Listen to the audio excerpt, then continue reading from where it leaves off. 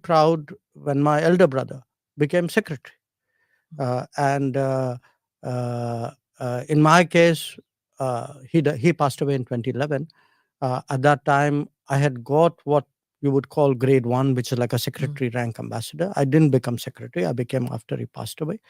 But for us, at that time, the goal, you could say, was, okay, we must become secretary. Now, as I said, I had achieved that goal. So in 2018, I was very happy to kind of walk away into the sunset. I ended up finally walking not into the sunset, but into Tata Sons.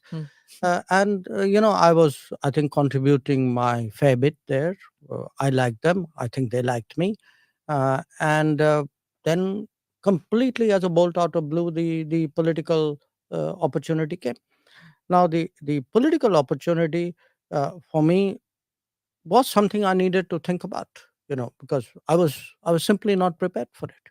So I did reflect on it briefly due to the pressures of time at that time.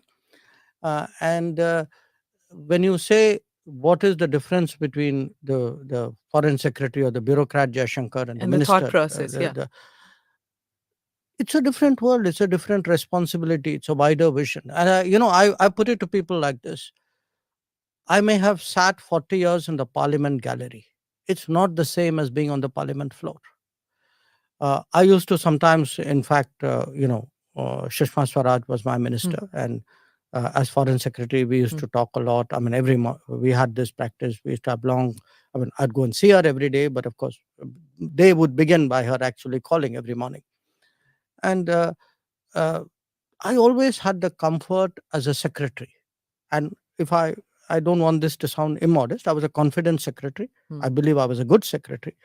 But I had the confidence that I have a minister and a prime minister above me who, at the end of the day, shoulder that political responsibility. Now, come May 2019, that political responsibility is mine. It's a completely different feeling. As a minister, you have to look at it not departmentally. There may be something, let us say, which is, I'm giving you an example. Say wheat export to some country. As a secretary, I would say, that country's relationship is very important. But as a minister, I'll have to say, okay, what's my own wheat prices looking like? What are the domestic concerns out there? Who else do we need to talk to? Every issue, every major issue has some political angle, which a minister will tend to see much faster than a bureaucrat, however good that bureaucrat may be. So it's kind of challenging. Yes, absolutely. It is. Okay. So I don't know whether you'll answer this question, but I will ask you that who asked you? Was it the Prime Minister? And two, what was the first time that you met Mr. Modi, and what were your first takeaway of that meeting? Who asked me, meaning who asked me to join the cabinet? Government. Yes, Yeah. the Prime Minister The asked Prime me. Minister. Okay. When did I meet Mr. Modi first? I met him in 2011 in November in Beijing.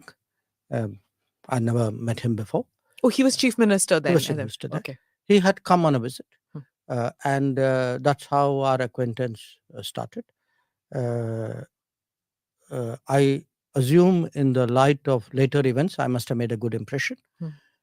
I can tell you, frankly, he made a very big impression on me, because by 2011, I had already done. I had done what? Two ambassadorial postings already. No, right? this was my third. Third one. Yeah. And I'd seen. So Singapore and Czech. So I'd seen, people come and go, achievements. I had never met someone better prepared, better, more serious, and also more. I found him very interesting. I give you and this is a person, by the way, we are meeting here for the first time. So we go through this business briefing, what he should say, who he's meeting, etc. Then he said that मैं आपसे अलग बात करना चाहता हूँ, कुछ राजनीतिक विषय हैं, उन पे भी मैं briefing लेना चाहता हूँ. It was a bit of a surprise. No chief minister had done that. And of course, he told me, I mentioned it in one piece I've written, saying, look, it's very important for me that I'm abroad. I may be from a different party, but I shouldn't say or do anything which is different. That too in a country like China. So it's very, I want you to brief me Hmm. on key issues. And we were having our problems at that time. Even at that time, there was a listing problem. There was staple visas problem. They were not dealing with our northern command. There were, all these There was Arunachal. some Gujarati diamond, Yes, that uh, there was a bunch of Gujarati Surat diamond diamonds guys, traders who huh? had also been detained. He Hmm. brought that up as well. Yeah. The After I did, was Hmm. done with him, and we went for the meetings, and then we were riding in the same car. So he said, I have this habit. He said, मैं हर meeting के बाद मैं debrief लेता हूँ, Hmm. और अगर आपको कहीं कुछ लगता है कि things are not okay, आप इशारा करिए. Hmm. Okay. So I remember this because, for me, there is a certain manner of working which he has. He's all the time like gauging, Hmm. sensing, very, very sensitive to this, very keen that he should not make a mistake, that he should convey things accurately, that the policy, that the nuances are captured. This was my first experience of Hmm. him. After that, I didn't see him till he became prime minister. Okay. Is it the same now? Before he travels, after he travels, when you travel, is it the same kind of thing? Foreign policy matters. You talk to each other where he asks questions, you answer, you ask questions, he answers. Is that how it works? It's no, it is and it isn't. I mean, uh, sort of intrinsically, it is the same, but it's now on a totally different scale and league. Sure. So uh, now what happens is usually, we would strategize before. We spend. I mean, usually I'd say even not at the beginning of the year, but even in the previous year, we start thinking, what should we be doing? Where are we going? Who should we engage? That kind of strategy session. When it comes to something specific, Hmm. you know, it would be like we would go through the details of where we are going. Hmm. What are the objectives, who are we meeting, what are their objectives. So Hmm. there's a kind of I would say strategizing and a game planning which goes well ahead, and then it's repeatedly visited, reviewed. Uh, so uh, so sometimes even in the midst of meetings you would see us, one of us lean across and say something to him, or him doing the same. Or if there's a break in a meeting, we would Hmm. have a quick confabulation. I mean, you could, I mean, since ANI Hmm. films a lot of Yeah. this, you would often see, there's a quick huddle Yeah. where you're quickly saying something, we are updating, or he's sharing. Hmm. uh, he's, you know, um, uh, We can't hear though because there's no no, no, microphone. fortunate. Thank God you can't hear, because, Yeah. that would kind of destroy our strategizing. We Uh, should get somebody to see the lip syncing and see yeah. what's happening there.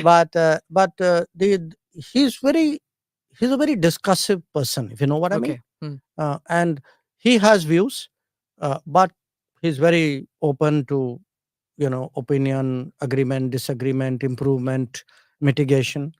It's very sort of, Yeah. how do I say, Yeah, there's a interactive. lots of people say that he's a very ideas kind of a man. In fact, some of the questions were on YouTube with that, and my team has made a video which I'm going to show it to you. I'm part of the East, I'm part of the South, I'm part of the West, I'm universal. I'm India. Someone to say, I'm doing this because it is for counter-terrorism. You're not fooling anybody by saying these things. Mr. Soros is a old, rich, opinionated person. If I could only stop at old, rich, and opinionated, I would put it away. But he's old, rich, opinionated, and dangerous. Somewhere Europe has to grow out of the mindset that Europe's problems are the world's problems, but the world's problems are not Europe's problems. Our total purchases for the month would be less than what Europe does in an afternoon. I don't think we're sitting on the fence. Just because I don't agree with you doesn't make me sitting on the fence. It means I'm sitting on my ground. I'm entitled to have my own side. I'm entitled to weigh my own interests, make my own choices. You're asking the wrong minister when you say, how long will we do this? Because it is the ministers of Pakistan who will tell you how long Pakistan intends to practice terrorism. If you have snakes in your backyard, you can't expect them to bite only your neighbors. Eventually, they will bite the people who keep them in the backyard. If I were to take Europe collectively, which has been singularly silent on many things which were happening, for example, in Asia, you could ask, why would anybody in Asia trust Europe on anything at all? If you are asking me, I would say yes, 2014 was a watershed moment. Yes, things have changed better after 2014. Yes, our foreign policy has become more dynamic, more effective, more prominent after 2014. Mr. Modi was very famous and very demanding. So how do you deal with that? I'm so glad you chose that understated word, demanding. Yes, I think the Prime Minister is demanding. I think he's rightly demanding, because it's time that India had a demanding person as Prime Minister. It's tough to work for a demanding boss, but at the end of the day, you actually, if you feel that's the kind of person the country needs, I think you're willing to do whatever you have to do at that time. Two democracies will end it differently. And if you can prove that concept here, then I think it's probably the best way to sell democracy. Don't worry, Senator, one democracy will settle it. And you know which one. Okay. Lindsey Graham. So this, All right. so this is what we, my team got this together, Okay. and the same thing about being a demanding prime minister. One is heard about how you have 11 p.m. meetings and 11:30 midnight, post midnight meetings happen in this cabinet, and it's like working, especially during COVID times when these crises happen. Mhm, The Ukraine situation where Indian students had to be evacuated. Those are like very tense times, right? And he's on the job all the time. Well, look, I don't want you to get it wrong. It's not like you particularly want to meet or the meetings happen at 11 o'clock or late at night kind of thing. I think it's a situation, it's partly the Prime Minister's schedule. But you mentioned, for example, the Ukraine conflict, Operation Ganga. Now, what was happening at that time was that the Prime Minister was busy campaigning in UP, if you remember at that Yeah. time. Now, Last year, same time, yeah. Now, 24th of February. I yeah, think. a little bit later. Yeah, 20. Okay. Uh-huh. Now, it could have been, I don't know, maybe some other prime minister would have said, okay, guys, I'm busy with UP now, you go manage this. But I think it bothered him. He felt he needed to get a good sense. I mean, lives were at stake. So we would have situations where he would campaign the whole day, come back to Delhi. I mean, you could see sometimes, how exhausted he was. And then somewhere he would find that energy and the adrenaline. And we would meet late because he's come back late from campaigning. Sometimes the situation would call for it. Uh, I think I once mentioned this, maybe in one of those same occasions you showed me right now, where which was our consulate in Mazar-e-Sharif being attacked. And I remember I think it was past midnight, and I also have this habit of staying up late, and I like to clear my desk every day without fail. And in fact, he called up, and normally, some other guy comes up and sort of says the PM wants to talk to you. In this case, it was him. And so I think if there is something happens, he feels, he feels deeply about it. He sort of feels it's not like ask somebody to do something.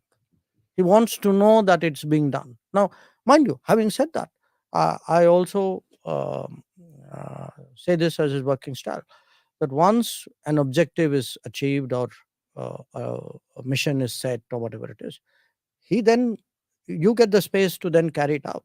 Okay. So say Operation Ganga, I mean, he would want to know what we were doing. He would sometimes give suggestions saying, अच्छा आप ये कभी इसके बारे में सोचा, कभी इसका भी देखिएगा, वहाँ भी ये करिए. But it was not like he Yeah. was wanting to, get down. He trusted you Okay. with the details, and that's why, I mean, for me, the sort of, I would say, the pleasure of working with him. I mean, what does anybody need from a boss? You need from a boss somebody who gives you a goal with clarity, who, whatever their thoughts, ideas, etc., share. Then, if you are the experienced operational person, you know, you leave them to to Yeah. figure out how it is done. You take your feedback. You might want to course correct, huh? But he gives you a lot of the space, and which is why I think if you look at the last 7-8 years of Indian foreign policy, we are able to move. I mean, I give you why Operation Ganga. I'll give you Operation Dost right now. Yeah, Turkey. Yes. Turkey. The earthquake happened. I mean, I think literally in a very very short time. He wanted to know what are our thoughts. I kind of sent in our thoughts. I very quickly consulted, my people in my own ministry, and literally within a few minutes we were told, okay, you got the go now. Go to, talk to NDRF, whatever. Yeah, Tell in the 48 hours, if uh, I'm not mistaken, that they were already there. we And were less than less 48, than 48. less than Okay. 48 hours. Yeah. You were talking about delegation and about getting things in order quickly. Mhm. We've seen videos of the Cabinet Committee on Security, CCS meetings. It looks like this is the creme de la creme of the cabinet. Everybody getting together, very serious looking, very tough. Mhm. And you all look like, बहुत पहाड़ टूट पड़ा है, कुछ होने वाला है, कुछ बड़ा. What happens in these meetings? We saw that Uri, Balakot, Pulwama, Ganga, Operation Ganga. We saw this during COVID times. With how do these meetings take place? What happens? Does everybody input, output? What happens there? No, it would vary. See, if there's a larger meeting, usually there would be some kind of briefer Hmm. uh, in any meeting, because somebody has to put the proposition, and then obviously then the floor kind of gets opened up. Typically, the prime minister comes in sort of uh, late, I would say. I mean, he allows people Hmm. uh, to speak before he actually says anything. That would be a norm. We may look very serious because usually when CCS meets, it's a serious matter. Hmm. You know, the routine CCS meeting, we have, Yeah, true. if there is something which some agreement or purchase or something needs to be cleared, often you don't get the photo of it because Yeah, we you wouldn't. yourself Yeah. would not be Yeah. covering it. So you would not, most of the pictures you do have would be of occasions like Uri or post Galwan, where the situation is serious, and I think it's obviously reflected on Yeah. our on Because our there's no briefing after the CCS. We never get to know what happened. yes. But you look, I think governments at the end of the day are supposed to focus on governance, no? So if you have, I mean, if there are decisions you made which need to be executed, you're not going to come and tell the press, guys, we just made this decision and that is how it is Yeah. going to be executed. Okay. So now let me come to, when we were talking about how you do your briefings to the prime minister, you do your briefings to the cabinet. What happens when you're with parliamentary committees?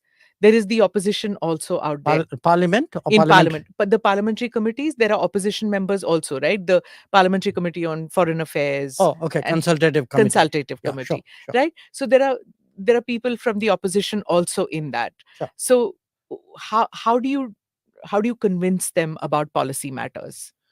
Well, I have only experience of my own committee because both as foreign secretary and as EM, I've dealt with them. Uh, the way I deal with them is we take a subject, we tell them this is the subject. Normally, we take something very topical, and then we would have again a presenter. Often it would be the foreign secretary, could be some other secretary, normally not. Then I open it and uh, encourage everybody to have their say. And then what would happen is, in some cases, the presenter may respond, but I would, as a minister, sort of uh, respond to every one of the comments which are made by every one of the members. Okay. So my intent of doing that is really, one, to underline to them that we take them seriously, to not them seriously but their concerns seriously. Mm. Two, it does help in kind of carrying them along, and sometimes in convincing them, though politics is politics, so sometimes whether they're convinced or not, they would not They admit it. Rahul Gandhi didn't get convinced by you. In fact, he said that I think you were. I don't know the exact words, but I think he said that you did not know much about foreign policy matters. You needed to learn a little more. Uh, well, let me put it to you more accurately. This wasn't at a parliamentary committee. Hmm. I mean, in parliamentary committees we have interacted, but usually what happens in parliamentary committee, I try to keep to myself, so I will not get into it with you either. This, I think, was something he said at some kind of public meeting Hmm. somewhere. That you don't know much about. I think he, look, I cannot vouch for the exact words either, but I think it was probably in the context of China, if I China. remember right. Yeah, he's not convinced about China. Yeah, That but I he mean, thinks look, that now you are what, opaque about it. I don't know whether it's opaque or whether there was a sort of a level of knowledge, understanding. I mean, all I can say in my defense is I have been the longest serving ambassador in China. I have been dealing with a lot of these border issues for a very, very long time. Mm. I would say, let me put it to you this way: I'm not suggesting I'm the necessarily the most knowledgeable person, but I would have a fairly good self opinion of my understanding of what is out there. Okay. But I mean, if he has superior knowledge, wisdom, I'm always, as I said, for me, life is a learning process. Superior knowledge, wisdom on China. If he has, I'm always willing to listen. Okay. And learn from Mr. Rahul Gandhi on China. If you think that that's a possibility, I have never closed my mind to anything, however improbable it is. Okay. All right. 4 years as foreign minister of India and 9th year of the Modi foreign policy. Mhm. What is the report card like? I think it's a very solid report card. Number one, if you look today at our global standing, which is a very intangible measure of success, but it's a very visible measure of success. You ask yourself, 2023, when a prime minister of India, in this case Narendra Modi, convenes a meeting, walks up on a global stage, or a conference, how do people react? What, compare it with even with him 5 years ago, uh, perhaps with his predecessors, many of them. I would say today our global standing is clearly very much higher, is quite good, quite strong. Number two, strategically, I think there is today much greater clarity in our own thinking and in our own operations. And I say that as an implementer of foreign policy, that, people know there's a neighborhood first. Neighborhood first means build your connectivity and your contacts, and this is your first priority. Then they know there's an extended neighborhood to the west towards the Gulf, to the east, ASEAN, to the south, Sagar, Central Asia. There's a set of policies which do that. Then they know there's a policy of engaging the major powers. They know there's a Africa focus. So there is today a lot of strategic clarity about our strategy, and that's necessary if you are serious about operationalizing it. Third, in terms of operationalizing it, we do today projects in almost 80 countries in the world. It's, most Indians don't realize how much we do abroad today, and those are often the test of our credibility. And there's been a huge improvement there, that projects which would often lie for years, unfinished, struggling for something, the efficiency of that has improved. On big global issues today, I think the expectation is that India would have a say. They would have a voice. They would have an opinion, and they would, if necessary, have more than that. And this could be climate change. It could be counterterrorism. It could be black money. I mean, you look at the big. It could be something like maritime security. Even today, trade, investment, that domain, technology. Then I would also, point to the fact that we have been able to uh, very clearly demonstrate to the world that we are a exceptional international power, meaning we are willing to do things for others, perhaps more than most other countries are at this point of time. One is this sort of first responder record we have built up. Turkey is the latest. That if something happens, if it is reasonable, if it is within the realm of possibility, India is there early. India is there. Operation Maitri also. And Maitri, yeah, Operation. I can give you so many. Yes. a whole list of these.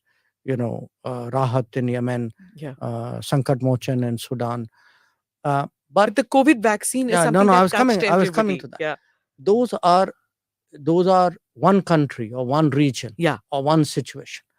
If you ask me, a single thing we have done in the last 10 years which has shaped global views about us, I think it is vaccine Maitri. Yeah. That it's almost I would say not. It's almost emotional to hear what people come and tell you about that. And yet there was criticism at that time, if you remember, Dr. Jaishankar, because people said you haven't managed to, or we haven't managed to vaccinate all of our population. And here we were sending vaccines abroad. There was a lot of criticism then. I don't know if there was a lot, because I think people Domestically, at least there no, was. I think there was loud criticism from the expected quarters. I would not consider it lot of criticism. It's very interesting in this country. You would have people who, when you do things, say, why are you doing it? When you're not doing it, say, why are you not doing it? If there's consistency, the consistency is in opposition to anything you do. Okay. The fact is, I think most people in this country understood that, it's the right thing to do. And let me tell you one thing. When Delta wave came, because it wasn't only the vaccines. Before that, there was a hydroxychloroquine, there was a paracetamol, etc. Think how many countries did their bit to help us. And some of them, like, say, President Biden, the Americans, they said very clearly, saying that, look, India helped us and we are going to help India. So, this very sort of short-sighted view. And sometimes, as I said, the people who claim to be internationalists suddenly become super nationalist. Beware of such people, because I am going to come to that, yes. whether we are hypersensitive as a country, to criticism, because you saw that little video that I played, in which George Soros' statement on democracy, which you took on, and you said that you said he was old, rich, opinionated, and I dangerous. know what I said. Right. Now, there's also the op-eds which come in foreign media, which say that that they blame India for crony capitalism and say Mr. Modi's image has got hurt.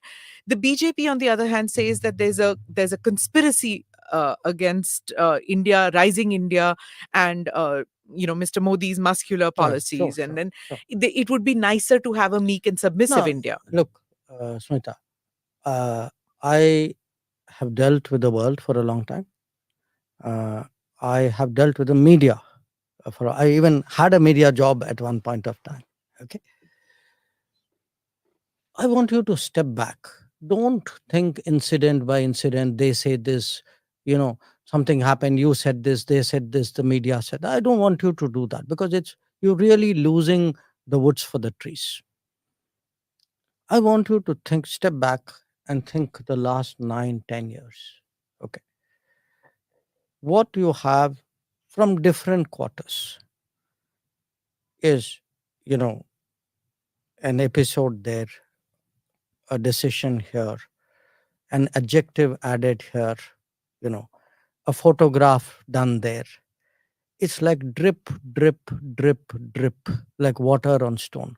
They, the whole idea is to shape your image, your collective image. Shape it in a way in which you're made to look extremist, you're made to look unreasonable, you are made to look as though, you're not part of this, what is otherwise a great, good, progressive world. Okay. Now, it happens in different ways. Every time we make a major decision, you talk about us being hypersensitive. I would put it to you.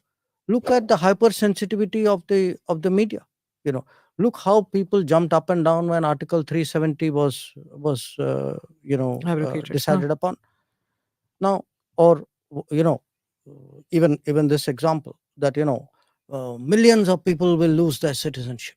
I mean, and then see sometimes the dishonesty of The it. CAA one that Yeah, you're see talking the about. dishonesty of it. You had reports, and I'm not personalizing it. I've got nothing against individual A or B or newspaper A or B, but each one of them has contributed their bit. Okay.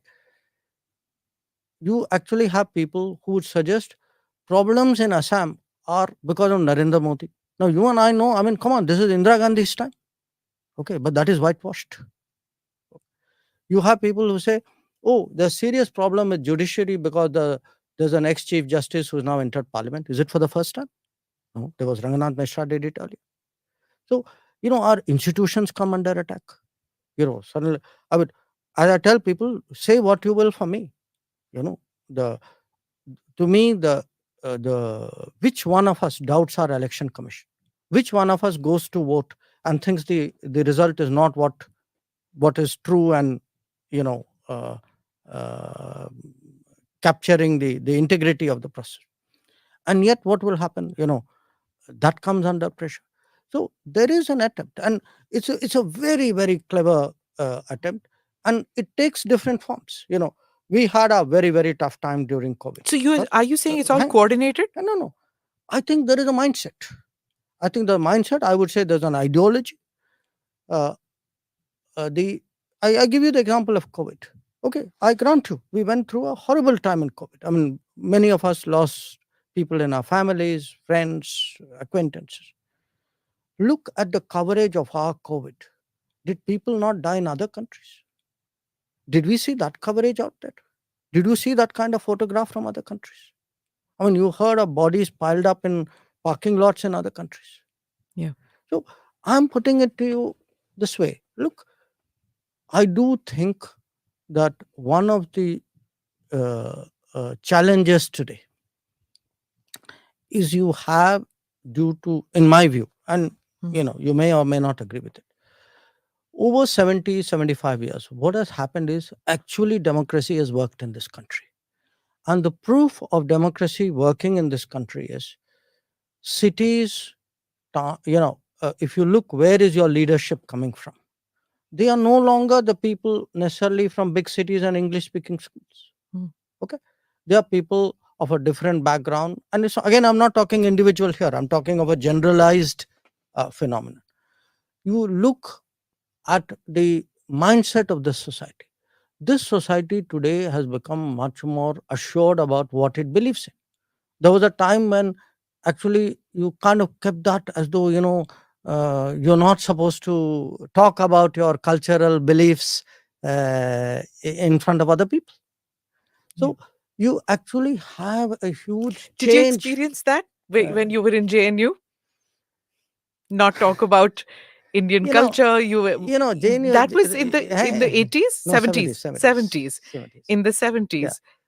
Look, You're diffident about your own culture. I mean, I saw this comment in which you said one of the greatest diplomats that India has was Lord Krishna, and there was Lord Hanuman. You mentioned him also, and it's not something that is spoken about in diplomatic circles, and even in the media, who the beat journalists would never think of diplomats, and not even you. And when you think about it, your background, your journalism, sorry, your Mm, education, well, yes and no, because I it's a also socialist no, no, hub. no. I also had a lot of home education.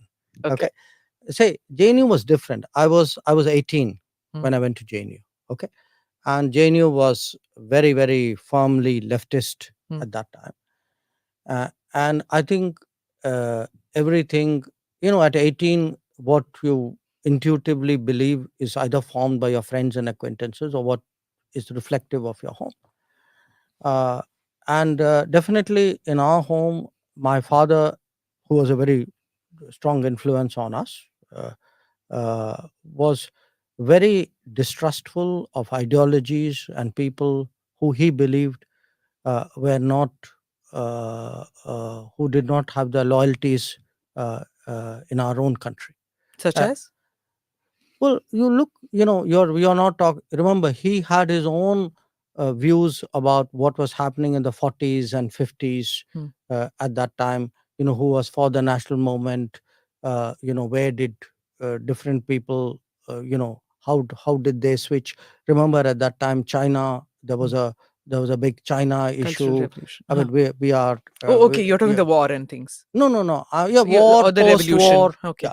So he particularly, I think, he was very, very distrustful of the left. Hmm. So of the communist left. Hmm. Huh? And I think some of it. So in a sense, we grew up very unspokenly, but very strongly as very patriotic children. Hmm. You might say. We kind of went to this military institutions. I went to Air Force School, to King George's Bangalore Military School. My siblings went to. Some of them went to Naval School, to Sardar Patel Hmm. Vidyalaya. So Hmm. I think that was the kind of mindset I took into JNU. So, in fact, in JNU, which was a dominantly leftist outlook, where the teachers, the students, the administration, everybody was very leftist.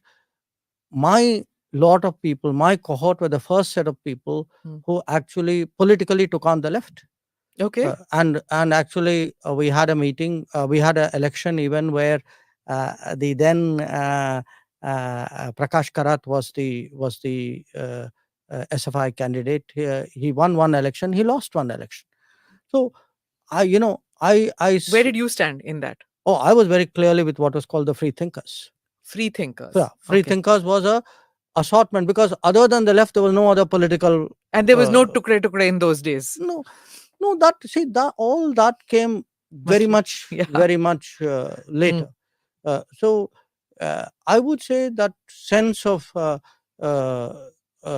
nationalism, uh, connection to country, this was kind of instilled in us. On the cultural question, it was very interesting. When I did my book, I have a chapter on the Mahabharat in the book. And one of the Delhi journalists asked me this question, said, I find that a very surprising. I said, yeah, partly because maybe you don't know me that well. But we learned, all of us, I'm talking my siblings as well, we read Mahabharat very early. In fact, very often it was the subject of discussion in our house and we approached, a lot of it was approached as strategy, as, in a sense, what our own epics. And by the way, we were a very, I would say, cosmopolitan household. It wasn't, the same father also gave us Iliad and Odyssey and other things as well. Okay. So you had Homer on one side and you had the Mahabharata on the other side. And a lot of things in between. And a lot of things. Yeah, sure. Okay, I'm sure you had Plato and Aristotle too. I'm a political science student. Yes. I actually studied those. Yes. Yeah. Yes. So I'm going to come to this whole thing about the sensitivity issue. Do you feel that, because many say that ban this and ban that. Do you believe that that is a solution to it? Banning a documentary here, banning a book there, asking a channel not to broadcast in No, no, India? no, no. Look, I, I, I, I, I don't think that you are asking the right question. I would, I'd ask you a counter question. What is it we are debating? We are not debating just a documentary or a speech that somebody gave in a European city or New York. a newspaper edit somewhere. We are debating Hmm. actually politics, which is being conducted ostensibly as media, as so. There is a phrase "war by other means." Hmm. There is also, think of it. This is politics by another means. I mean, you'll do a hatchet job, then you want to do a hatchet job and say, well, this is just another quest for truth which we decided after 20 years to put out at this time. So I mean, come on, you think the timing is accidental? I mean, let me tell you one thing. I don't know if election season has started in India and Delhi or not, but for sure it has started in London and New York. Hmm. Okay. So this is what it is, that, there's a lot that is being said, that the rise of Mr. Modi and consequently the rise of India, these two things are happening at the same time, which is not acceptable to people in these Western capitals that you're talking, and certain Indian quarters too. Do you agree with that point of view? I mean, do you doubt it? I'm asking you. No, look who Because welcomes it, Ashley who are Tellis, you know Ashley Tellis, who right? are He's cheerleaders. your No, friend. let me Yeah. let me answer your question. What is happening is, just like I told you, this drip, drip, drip. How do you shape a very extremist image of India, of the government, of the BJP, of the prime minister? Huh? I mean, this has been going on for a decade. Okay, let's not have illusions about it. How some of this has a different variant, which is you will say something, there's an echo chamber, it'll be picked up outside. Then you say, aha, see, they're saying it outside. That must be true. Then you will say it inside. So there's a ding dong going on. See, look, this is a globalized world. People take that politics abroad. Politics of India doesn't stop at its borders. Sometimes politics of India doesn't even originate in its borders. It comes from outside. Ideas come from outside, agendas come from outside. Otherwise, please tell me why suddenly there's a surge of reports and attention and views. I mean, were some of these things not happening earlier? I mean, I gave you the example of Assam. Yeah. I mean, people speak about, okay, you had to make a documentary. Many things happened in Delhi in 1984. Why didn't we see a documentary on that? If that was your concern, that you felt suddenly one day, okay, I'm very humanistic and I must get justice for people who have been done wrong. So look, don't kid yourself. This is politics at play. This is politics at play by people who do not have the courage to come into the political field. They want to have the Teflon cover saying that, I'm an NGO, I'm a media organization, etc. But they are playing politics. You know So that, I know that. how does BJP react to this? Is it, or your government for that matter, is it reaction? Is it a reactionary measure that you have to take? How do you No, counter this? I think we will put our point of view across, Hmm. and as should be rightfully done in a democracy, eventually the public will give its verdict. Which is the electorate.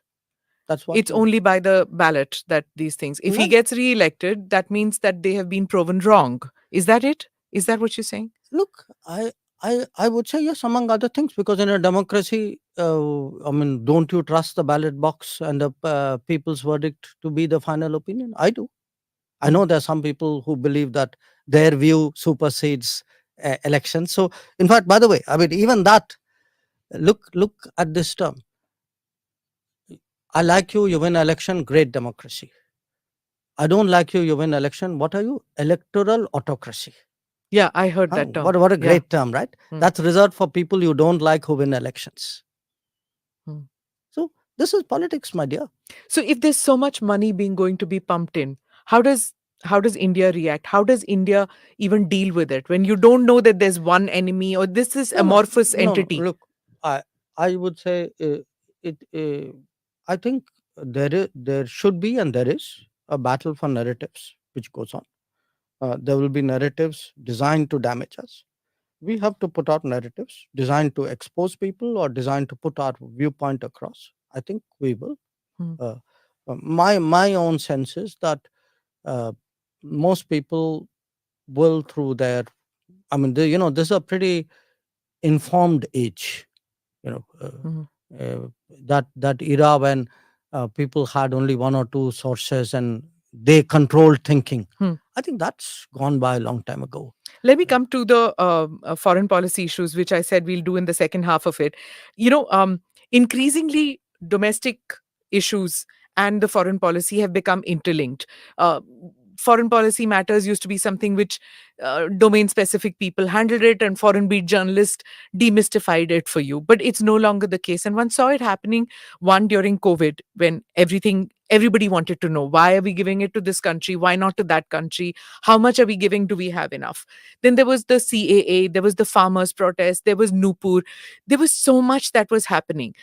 How do you deal with this? It's like literally, that game that children play where you go on beating things. It was like that in that 2 year period. Was really tough. No, no. Uh, the No, I was smiling at the imagery you invoked. Now, look, I in a globalized era, what happens is that everything from the world comes to India. Everything from India goes out. In many ways, it's a good thing. It has its own challenges. It has its own vulnerabilities. Mm. So, uh, so how does it impact us? That's really your question. Yeah. What it does is, uh, I have to often, as part of my narrative setting, explain things to foreign audiences. So I give you an example. Take this whole scaremongering that millions of people are going to lose citizenship.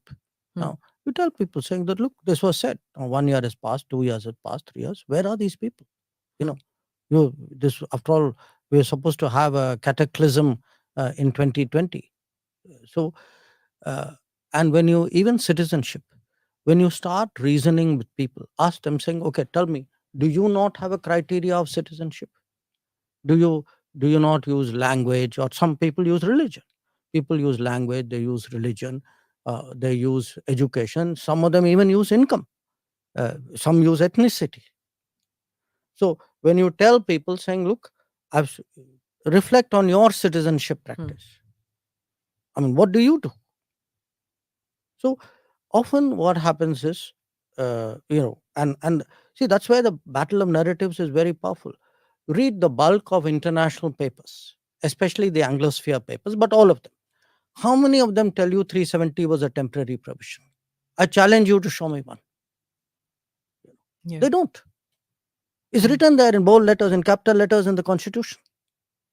But then that's because India itself didn't put across that point of view, No, right? no, It's like hello, the no, no, plebiscite. no, no. No, it is Sorry, true. sorry. We were, listen, I can put across something. If you have shut your ears to it, no amount of hammering away at it. It's not. See, when Kashmir was being discussed, Pakistan used to keep saying plebiscite, plebiscite, plebiscite. Till the 90s, that word plebiscite kept hammering. It was, that it is a disputed issue. Uh, Till uh-huh. India's narrative started being heard. Unless you are loud and you impose your narrative, you don't get heard in the world. No, I completely agree with you, Smita. So I try not to be loud. I try to get my narrative across in a elegant and effective way. Maybe at times sharper than people may want, but uh, I accept your point that we need to get our narrative across, and Mm. that is exactly what we are trying to do in foreign policy. But I also put it to you sometimes that I feel that I'm talking to an audience which is deliberately deaf, that they do not want to hear sometimes, they do not want to absorb sometimes. That and there is a very strong bias. I mean, let's be frank about it. You know, newspapers. There are newspapers. I don't want to go into names who will publish something absolutely ridiculous on one side, and you say, okay, I want to counter it. They say, no, no, no, hang on a moment. I'm busy doing a fact check on what you are saying. So we saw this bias very, very clearly over the last 4 years. I think it, in fact, I expect it to, if anything, grow as the election comes closer, because I don't think, this is without a political direction and purpose. So domestic politics playing a part. Domestic politics, Hmm. it could be domestic politics, it could be COVID, it could be, Okay. it could be Big different. business playing its part also. It could, it could be. Look, I'm not a conspiracy theorist. Okay, Hmm. I'm what I'm explaining to you is actually politics at work. Okay. It doesn't have to be conspiracy at work. Okay. But there are. But why is it difficult to understand that there are ideologies and political forces outside India very similar to those in India, and the two are working hand in glove? I mean, I'm putting a perfectly common sense proposition before you. And part of the problem is when political forces in India are not doing so well electorally, they tend to kind of summon up this this support system, if you would, or the echo chamber, or call it what you would. They are the Congress party is saying that that the Indian government is the Modi government is defensive, reactive when it comes to China. That neither Mr. Modi nor you even mention China. You just say eastern neighbor. Hello, please. Then they must have some problem understanding words beginning with a C. Please look at everything I've said. Hmm. That's not true. And what about this thing that they say that almost 1,000 square kilometers has gone, and the foreign minister is not facing facts, not telling us the truth in Parliament? No. Look, I think they are deliberately misrepresenting the situation. I give you two very specific examples of that. You remember that ho halla which happened on a bridge? They were building a bridge in Pangong. Yeah. When did that area actually come under Chinese control? Yeah, I've seen that. You said that it is long back. I'll tell you when it came. The Chinese first came there in 1958, and Chinese captured it in October 1962. Now you're going to blame Modi government in 2023 for constructing a bridge with the Chinese captured in 1962? And you don't have the honesty to say that is where it happened. Or let me give you another example. These border villages. Now, there were border villages which have come up in areas which the Chinese actually, in Longju, there was a clash, and it's not a secret, at that time it was hotly debated in India, in the parliament, in the media. So, what happens? You do the smoke and mirrors, say, oh, there's something happening here. It's almost like 1962 never happened. It is like, we should be. Let me give you a very, very a different example. Everybody say, we should be having our troops up there. We should be building border infrastructure. Hello, why didn't you build that border infrastructure? I just look at the budget of the border infrastructure. During the Modi period, the budget has gone up 5 times. Till 2014, roughly it was 3,000, 4,000 crores was the budget. Today it is 14,000 crores.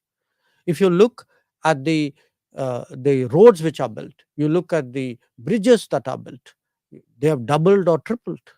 You look at the tunnels which are taking place. I mean, this government is serious about border infrastructure. Whereas we know the underlying thinking earlier was, let's leave it like that, then the Chinese can't come inside, which meant you had no intention of contesting them when they came. So, I find it very thick that, look, I don't think personally I would get into a blame game. What happened in 62 happened. But if you now want to whitewash all that and say everything happened only in 2020, I have to call you out, no? So you're fortifying the border, the boundary, India-China. So does that make China now the biggest threat to India? Are we in a state of a quasi war-like situation, conflict-like situation? No, look, where are we? No. I first of all, I'm not using the word we are fortifying it. I think we are legitimately building our border infrastructure because they have built their border infrastructure. In my view, we should have done it 25 years ago. Again, we are reactive, that means. I mean, Your look, words, no, no, Dr. Jaishankar. no, not at all. Look, they are the bigger economy. Hmm. I mean, what am I going to do? As a smaller economy, I'm going to go pick a fight with a bigger economy. Hmm. It's not a question of reactive, it's a question of having common sense. So, secondly, please bear in mind one thing. We had an agreement that you're not supposed to bring military to the border in large numbers. So, by that logic of yours, I should be the first to break the agreement. Why not? No, Why- why should I? Because it doesn't make. Look, please understand. Why are one we thing. always No, the hello. ones not breaking an agreement, and it's always the other side breaking the agreement? Sweta, I think you need to sort of take a very Okay, non-aggressive. considered considered view of this. Okay. We don't why do we reach agreements? We reach agreements because it is in our interest to stabilize a border or a situation. Okay, it's not out of love and affection and sentiment that you do. It's cold calculation and common sense. Okay, our agreements with China were reached in 1993, 96. I'm not even getting into which government, etc. I think I try to avoid this whole debate. Okay, I don't like in foreign policy. Maybe it is because I've been myself so long in this field.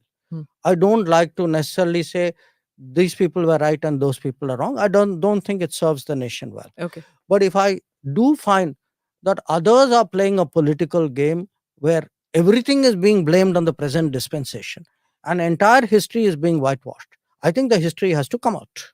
Okay. Now, on the question of breaking the agreement or not breaking the agreement, generally countries, as a rule, sensible countries do not, because what do you need most in international? If you have a reputation as a country which breaks agreement, what do you think is the worth of your agreement? That is China. Where have they kept the agreement with any country? Hello. Or Pakistan, for that matter. From 1993, 1996 Okay, not a to single 2020. bullet. Okay. No, forget bullet. From 93, 96 till 2020, was that agreement observed or not? So how can you say, the agreement is not worth a piece of paper and nothing, all agreements must be They broken? took Aksai Chin. They've 1962. 62. They took Aksai Chin between 1958 and 1962. Okay. So if you didn't need agreements, why did you sign them? I mean, you went in 1988. I mean, Rajiv Gandhi went to Beijing in 1988. 88, correct. Okay. December. You signed agreements in 93, 96. I don't think signing those agreements was wrong. I disagree with you. I mean, and this is not a political point I'm making. Okay. I think those agreements were signed because at that time we needed to stabilize the border. And they did stabilize the border. Please also note that. So this suggestion of yours that people sign and compulsorily break the next day, that's not true.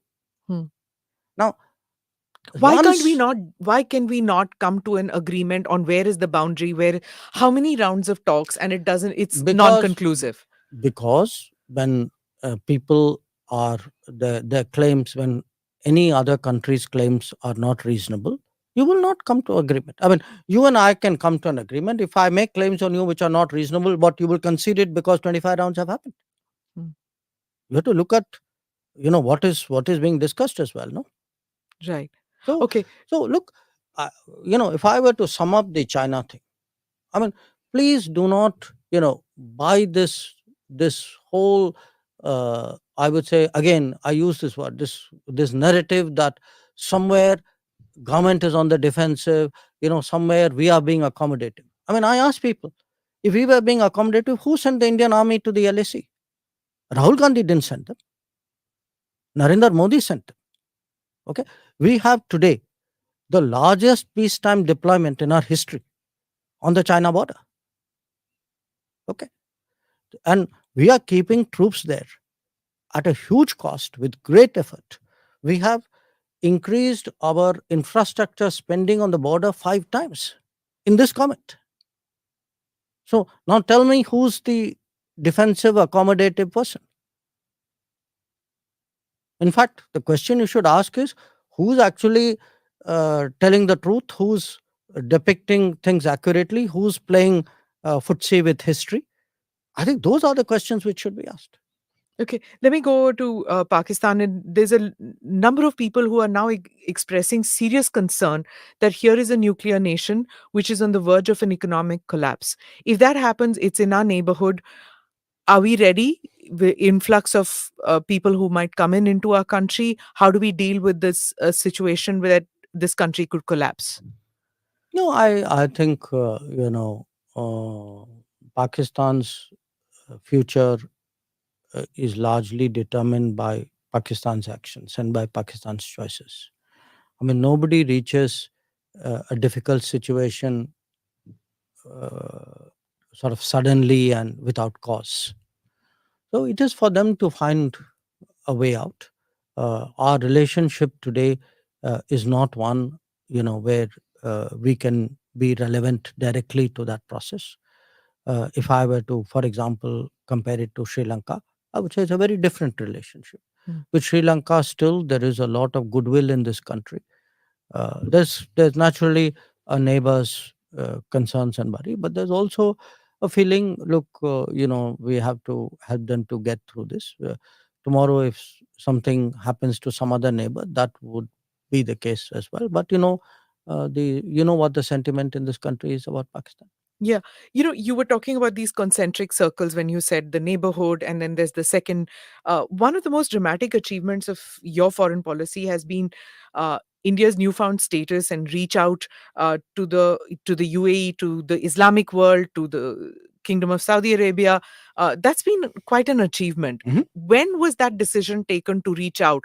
Because otherwise, all that one heard was that OIC has something to say on Kashmir. That was the maximum that one heard, even though there was this large Indian people of Indian origin living in the Middle East. I would say I started hearing it first soon after I became foreign secretary. So it would have been early 2015. It is possible that the Prime Minister may have had some thoughts and discussed it with other people before I came back to Delhi. I can't vouch for it. I'm glad you brought that up, because if you were to ask me in 10 years, give me 2, 3 examples of some big changes which have happened in our policy, I would certainly put our changed relationship with the Gulf very, very high up there on the list. Why didn't it happen earlier? My own sense, if we want a very, very honest answer, is I don't think people were strategic earlier. I think they, when you have a vote bank mentality, you actually you're not serious about foreign policy and I would say operationalizing it. For you, it's like a slogan that they are with us, or so we kind of treated it as that's a place. There's we get our petrol energy from there. There's a big community out there, and the rest of it was like a distant, a goodwill which you needed for your political vote bank calculations. I think when you got a different government which said we are, we actually want something deeper, more strategic, with full elements of full spectrum relationship, we have the ability today to deliver on a lot of issues of your concern as well. We are serious, part of it, one of the reasons why the Gulf looks at us. The Gulf sees today's India as much more credible than the India of 10 years ago. And, as they say, That's in spite of India having a right-wing government now. I would say, that's why you need to think of this kind of labels. You ask people in the Gulf, do you prefer Prime Minister Narendra Modi or any of his predecessors? I'm willing to take a bet with you. Every one of the Gulf countries would say, I prefer the Prime Minister Modi. Why? I think they think he's a more serious person. He's a person who's more credible, who's actually broad based that relationship. He's done more for the relationship than everybody else. And I must I tell you very honestly, I was once at a conference in the Gulf, and I had some friends from across the parliamentary aisle with me, and this issue came up, and the person from the Gulf actually, and this was like maybe 2018, 19, he said, these guys, he's looking at me, he said, they've done more in 4 years than you guys did in 40. That's the kind of image there is in that part of the world. Is Kashmir on the table now? It used to be, I know. Is Yes. Kashmir on the table when you deal with countries in West Asia now? No, what do you mean on the table? Do they speak about it? Do they ask you about it? No. No, why was, I mean, look, Kashmir is part of India. I mean, that's it. That's That far. it was always a part of India, but after the abrogation, there was a Pakistan had upped the ante. Does that matter at all to these No, countries it doesn't now? come up in any of my conversations. It doesn't come No. up. Okay, I'm going to go on to these new partnerships. Okay, the new partnerships that are happening. You know, the Quad, the I2, U2, India SEO, India ASEAN, all these which are happening. The opposition tends to say that though India is now partnering in all these groupings, where is it going? Is it just are It's these going just talk up. shop It's going well. It's going up. It's going good. So what's the problem? that these are just talk shops and these are places where nothing gets done actually, that India doesn't this whole thing about Vishwa Guru and things where India is just No, posturing. listen. The opposition has to say things. No, they are opposition. Hmm. Why would that be the basis for any serious question on your part? So where are we headed in as far as G20 is concerned? It's become a people's No, hang movement. on. Make up your mind. Are we talking G20? Are we All talking the Quad? No, they're very different. So I2, U2, BRICS, SCO. No. Look at the number of partnerships that we have now. Okay. All right. Very good. Let's stop there. Hmm. Why do we have so many partnerships? Answer: because we get along with so many people. How are we able to manage different kinds of partnerships? Maybe because we're good at it. Maybe because they see value in us. Are they delivering things? Well, it depends on them. Take Quad, for instance. Definitely, Quad has delivered on a number of issues and likely to deliver on many more. In the case of I2U2, it has just started, but already there are projects on food security and renewable energy which have come out of it. In some cases, like BRICS, which by the way was not started recently, it has an Yeah. old history. They are not meant to be necessarily translated into specific outcomes. Often they express a collective position on a set of issues. So I think it depends on the forum concerned. I think you can't club all of them. It's not a one size fits all. But if I mean, as I said, the opposition will say what it will. But you please go out there in the world. I've just come back today from Australia. Yeah. People regard Quad as probably the most important strategic foreign policy development in the last 20 years. Yesterday you were in Sydney. I mean, you just were in Australia. Today you met with Senator Chuck Schumer.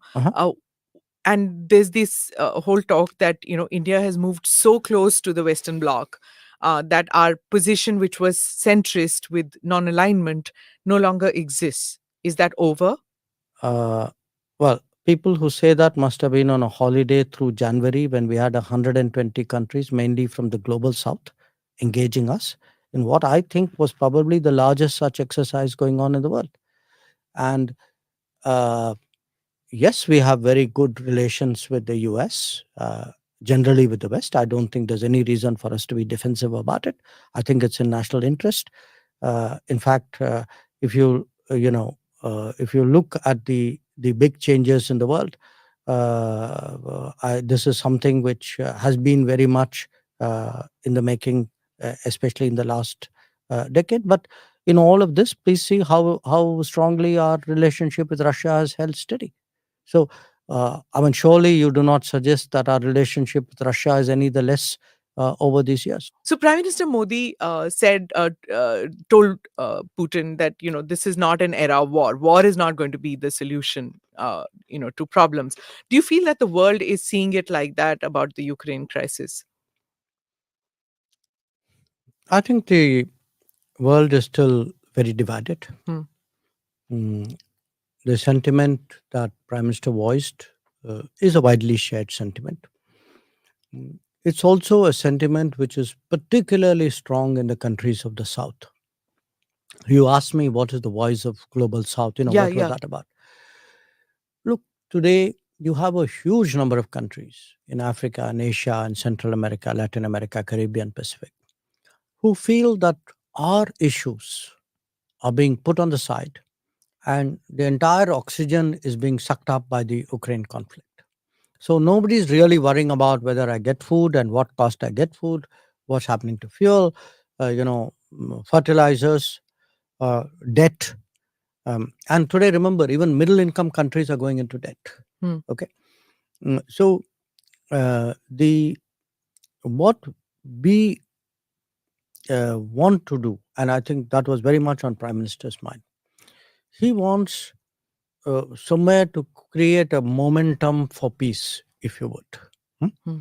And I think that was his first public expression. Remember, he'd been talking to Presidents Putin and Zelensky on the phone as well. And that was his first public expression. In practical ways, we've been helping out. When this Black Sea grain deal was done, we did a little bit there to help. When I was in New York, the Ukrainian Prime Minister actually had some concerns about the safety of the nuclear power plant. So I spoke to RPM and then got his approval to, to both engage the Russians and pass on some messages there, and the IAEA as well. We are working with the UN Secretary General on some issues, particularly fertilizer, because a lot of the countries of the global south, the developing countries, they are facing serious fertilizer securities because Russia is one of the biggest exporter of fertilizers. So I don't, I think it would not be fair today to reduce a very complex issue, the Ukraine conflict, to a binary of are you on this side or that side? Are you for peace or for war? I think it's much more intricate than that. And we are involved in some of the intricacies, but we have to wait and see where this goes.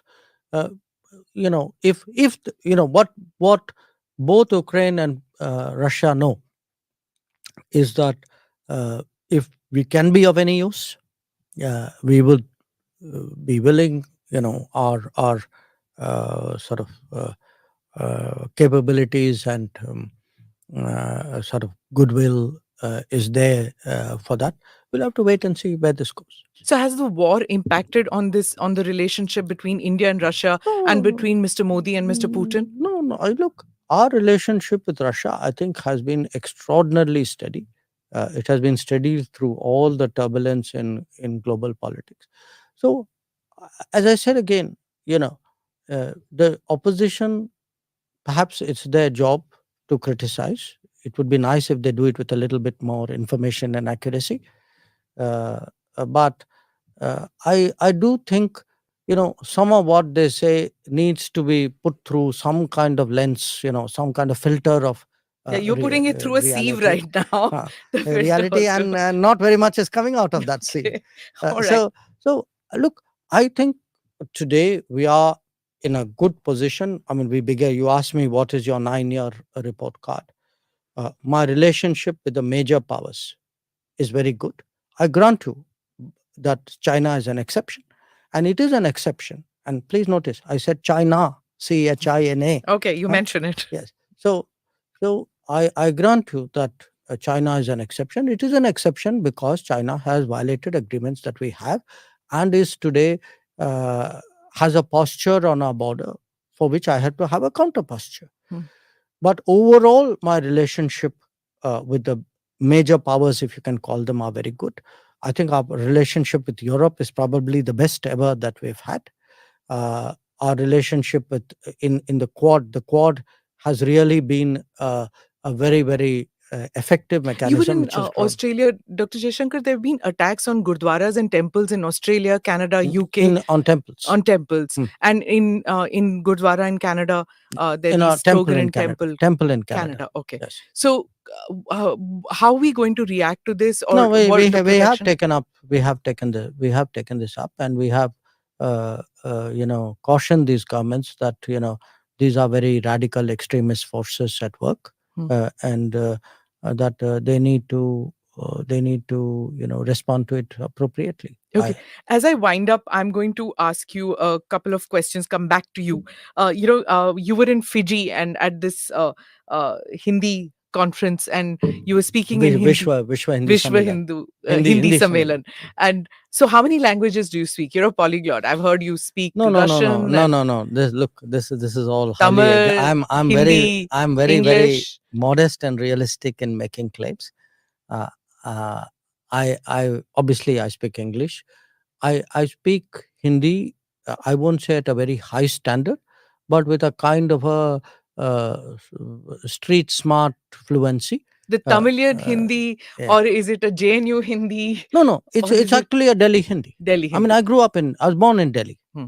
Okay. You were born in Delhi. Yes, I Okay. was born in Delhi. Hmm. I was born in Delhi. I grew up in Delhi. I spent, whatever time I've spent in India is largely Delhi. So it's a very Delhi person's, I would say, fluent, not always complex Hindi, but I think I'm. But you're breaking the stereotype of a Tamilian speaking Hindi, fluent Hindi. You do speak. But because I grew up in Hindi, I didn't have the advantage of ever studying Tamil. I spent very few years. You grew up in Delhi, so you speak. Yeah, Huh. in Delhi. Huh. I spent very, very few years in. But you can speak Tamil. I can speak Tamil, but not with with the kind of fluency and command of vocabulary that I would like. Which is Russian, it seems, I understandable. believe. Russian is different because I actually studied Russian when I was in the foreign service. Hmm. We are allotted a language, Huh. so I went there. So I actually properly studied it using books and so on. It's been many, many years, but what I have a certain vocabulary and a very, very there's that residual memory. So once you go in there, it takes just a few days. But the vocabulary of foreign policy. If I were to watch, let us say, news, I'd be able to get a lot of that. Okay. If I were to be on the street, it'll take me longer because there'll be accent, more colloquial stuff. I have a certain, I would say, working rudimentary sense of Japanese because I do need to talk to my wife from time to time. Okay. So this multicultural exchanges that you have at home, tell me about that. Japanese wife, Tamil husband. No, how does look, what has happened is we've kind of evolved something which is peculiar to us, and this happens, in this situation. I mean, it could be your food, it could be your slang language, what you say to each other. I mean, we use phrases which somebody else listening in would find very difficult because there could be Japanese slang put in an English sentence, sometimes with a Hindi twist, because my wife's linguistic ability is much better than mine. So we sort of end up with some kind of, I would say, she can speak Hindi too a little bit. She speaks Hindi, but she again picked it up without studying. Without studying. Without studying. Okay. So I learned Hungarian, but unfortunately it's very rusty because when you don't use a language, reading it ulta, no? No. Hungarian is Sida. Yes. Okay. But it's a very complex language. Okay. So it's a Finno-Greek group. So people make more claims about me than I do myself. I'm very, very. Everybody wants to know: are you going to contest Lok Sabha polls in 2024? I am a Rajya Sabha member. My term expires this year. After that, we'll have to see. No, don't give, see this, I don't know how many, 25 years maybe I've heard these diplomatic answers from you and tried to find answers. No, look, on. Would you want to? On these things, I tell you, I'm going back to your first question. I'm actually honestly in awe of people, of everybody, irrespective of party, who have spent their lives in politics, because you actually don't know how incredibly hard it is, how demanding it is, how much it takes up, not of your time, but of your life, the kind of effort that they put, there are no Saturday, Sunday, holiday, morning, night, nothing. And it's only when you are in politics that you can actually see what it is. And I would say those who particularly contest Lok Sabha, they are like at the cutting edge Hmm. of that, because it's an enormous demand But most on people would think this. that it's a life of privilege. Lal batti wali gadi, Lutyens, No, the no, bungalow. look, uh, I I I know that is the popular impression, and I say this. Please do not think I'm saying it because I joined politics.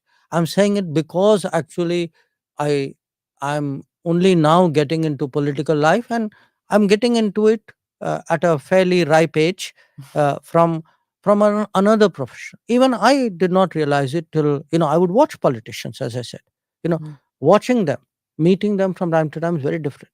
When you actually see the lives, live the life, you know, the kind of travel they do, the kind of openness of, with which you have to keep your activities going. It's a You're huge, doing huge. that in Rajya Uh, Sabha. You're doing that as a Rajya Sabha MP. You're traveling a lot. You're traveling within the country. You're no, no, traveling but outside the look, country. look. It's not a It's not patch the on same. what the others do. I mean, because I do spend as a minister, I have to spend a lot of time here. As a Delhi person, I have to spend a lot of time here. The Rajya Sabha demands are far less than the Lok Sabha demands. Hmm. So I look at honestly my colleagues, and again, this is a non-political, it's a non-partisan point. It's a political point. I actually marvel at really, how much of an effort people in politics have to make. It's a very tough life. Just in conclusion, when I talk about when you were saying non-partisan, I must comment on this that when you joined the government, there are many in my friend circle, in my colleague circle, who were like, why does Dr. Jaishankar want to join politics? Why? He's had such a sterling career in bureaucracy, and many felt very let down when you joined politics. That now you've chosen a party, you represented just India, but now you've chosen a political party. And in 2014, there was a kind of a watershed moment, and maybe even 2018 later, 2019 too, where even Mr. Modi brings that out in many people. That people adore him and they're like him a lot. And on the other side, they feel that no, not him. So when you chose to join the BJP, you made that choice. You moved away. Did you feel you lost friends at that stage, or many people who moved away from you? No, look, as I said, I gave it a lot of thought. Remember, I became minister at the end of May. I think I joined the party. I can't remember the exact date, but I must have thought about it roughly for about a month. You know, uh, I mean, thought about it means not like every day thinking about it, but I gave the matter thought. Uh, I joined because my sense is that they are the right party uh, at the right time for India's rise and progress. Because at the end of the day, when you ask, so what are you in it for? You know, uh, after all, which one of us would not like to say, I also made some difference somewhere? Mm. The country went up, and somewhere you Mm. can debate how much. Played a role, huh? You played a role. So, I had no active desire to join politics at all. I mean, to me, as I said, it came as a complete surprise that the prime minister could even consider me for such a job, and I became a minister before I kind of Join, entered a yes. political party. So I would be somewhat different from many other people, Mm. who may have also been in bureaucracy before they Mm. went down that route. I do feel sometimes that the argumentation, the debate, sometimes the relationships, the civility, uh, especially in Delhi, uh, is uh, is more polarized than it should be for the people concerned or for the good of the country. But sometimes that is the way it is. You're a Uh, pakka Delhi boy. You've uh, also lived in Washington, D.C. uh, I think it was Reagan, right, who said that if you want a friend in this Truman. Truman who said Go, it. he said, Get "Go a get a dog. dog." Yes. Go get a dog. Do you Yeah. feel that about Delhi too? No, no, no. Look, I still, I do not get the time to socialize anymore. I snatch, hello there and a cup of coffee here, sort of thing. But I wouldn't say that. Maybe some of this are arguments with people I've known for a long time. Hmm. So yeah, I know what you are saying. I know there are many people who you and I have both known for a long time, Yeah, decades.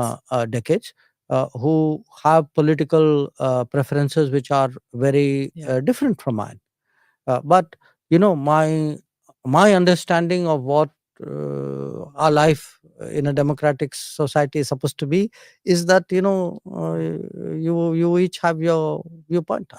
I don't necessarily build my friendships on party positions. Do the others do the same? Others meaning? The others, those same people who are unable to keep up with those friendships because of your political decision? I honestly don't know the answer. I think that's something you have to ask them.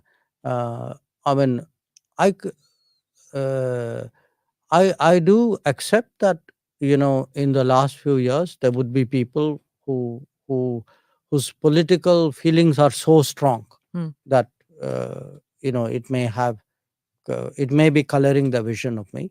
But I would say at least my closest friends, many of whom, by the way, are not BJP supporters or Modi supporters.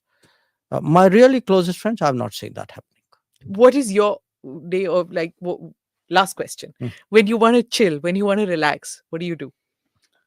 Um, Read a book, music, go for a meal. no, What do you do? look, I read a lot even otherwise. I don't need, Yeah, I've because seen that. I'm on a plane. Yeah. If you're in planes, And you fly commercial. You yeah, don't even take a special yeah, aircraft. I fly commercial as far as I can. Yeah. And And you're the old fashioned. You carry books. yes, I carry books. You're not a Kindle person as yet, or you're not all that. You I- still carry those old fashioned. Yes, because I can. Books, at least I'm old fashioned. I do watch movies. Hmm. I usually download it on my I've never seen you watching a movie in a flight or chilling with a movie. I've always seen you with books.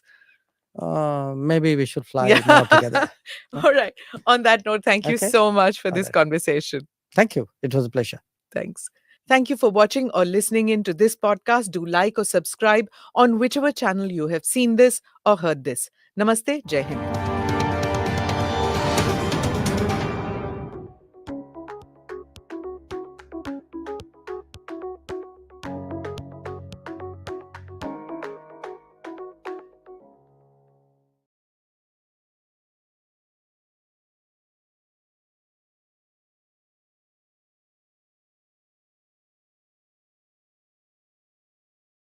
When we talk of Modi model or whatever governance model, I think you would appreciate this is a model which has sustained itself for the last 20, 22 years and promises to sustain in future. Those who have ruled the roost over the years will not like India to be on the ascent, and that too that fast. We are 24 into 7 into 365 party. We are ready for any election anytime. I don't think a national conference going with the Congress party for a yatra means that they have struck a chord. And if it is so, then the Congress party has to explain whether it is in favor of 370 or against it. So I think the Kashmiri Pandit community also believe that their fortunes are not more secure with any other dispensation other than one led by BJP. Of course, if they are sometimes feeling little aggrieved, they would obviously complain to us, and they complain to us because they have expectation from us. They don't complain to others because they have already tried them on the Pak-occupied Jammu Kashmir. And see the comparison there. They are actually vying, struggling, yearning, praying, wishing that they should be made a part of India. Once a doctor is always a doctor. I have been a teacher of medicine for almost 25 years. Yeah. Before I put in my papers, because the party asked me to take up an assignment, everybody thought I've gone off my head. I was practicing till 25th of May 2014. The day before I was sworn in. I'll go back any moment when I'm not needed here. Namaste, Jai Hind. Welcome to another edition of ANI Podcast with Smita Prakash. Today, I converse with Dr. Jitendra Singh, who's a medical doctor by training but decided to join politics. He fought an election from Udhampur in Jammu and Kashmir in 2014, won that election, defeating political stalwart Ghulam Nabi Azad, and then again in 2019 got re elected. He's held many portfolios in PM Modi's cabinet, and currently he's Minister of State Independent Charge for the Ministry of Science and Technology, and Minister of State Independent Charge, Ministry of Earth Science, and Minister of State for Prime Minister's Office, Personnel, Public Grievance and Pensions, Department of Atomic Energy, and Department of Space. Dr. Jitendra Singh, thank you so much for coming on the podcast. We need to tell our viewers that we are recording this on the 8th of February, and the Prime Minister is about to speak in a short while from now. So we have asked you to come when the Parliament session is on. And of course, the entire controversy over crony capitalism and about what Rahul Gandhi has said in Parliament yesterday, which is 7th of February.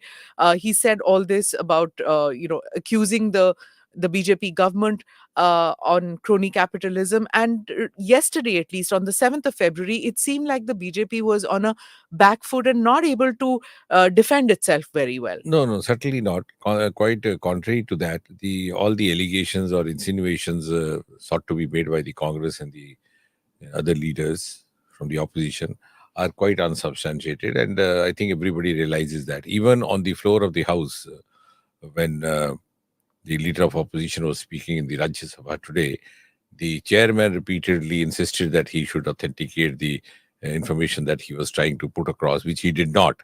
So they have got used to getting away by making unsubstantiated allegations, whereas on the other hand, BJP has very effectively put across quite a few points to prove that to prove that what they say doesn't carry substance, in the sense that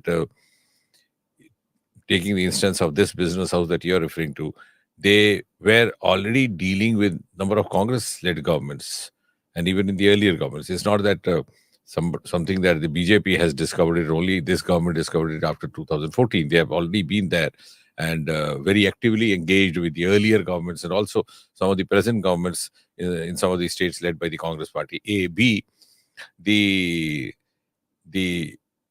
kind of charges that the Congress party is trying hard to make at the BJP led government are the ones which already stand proven against them during the 10 years of the UPA rule, whether it was 2G, 3G, Commonwealth, whatever.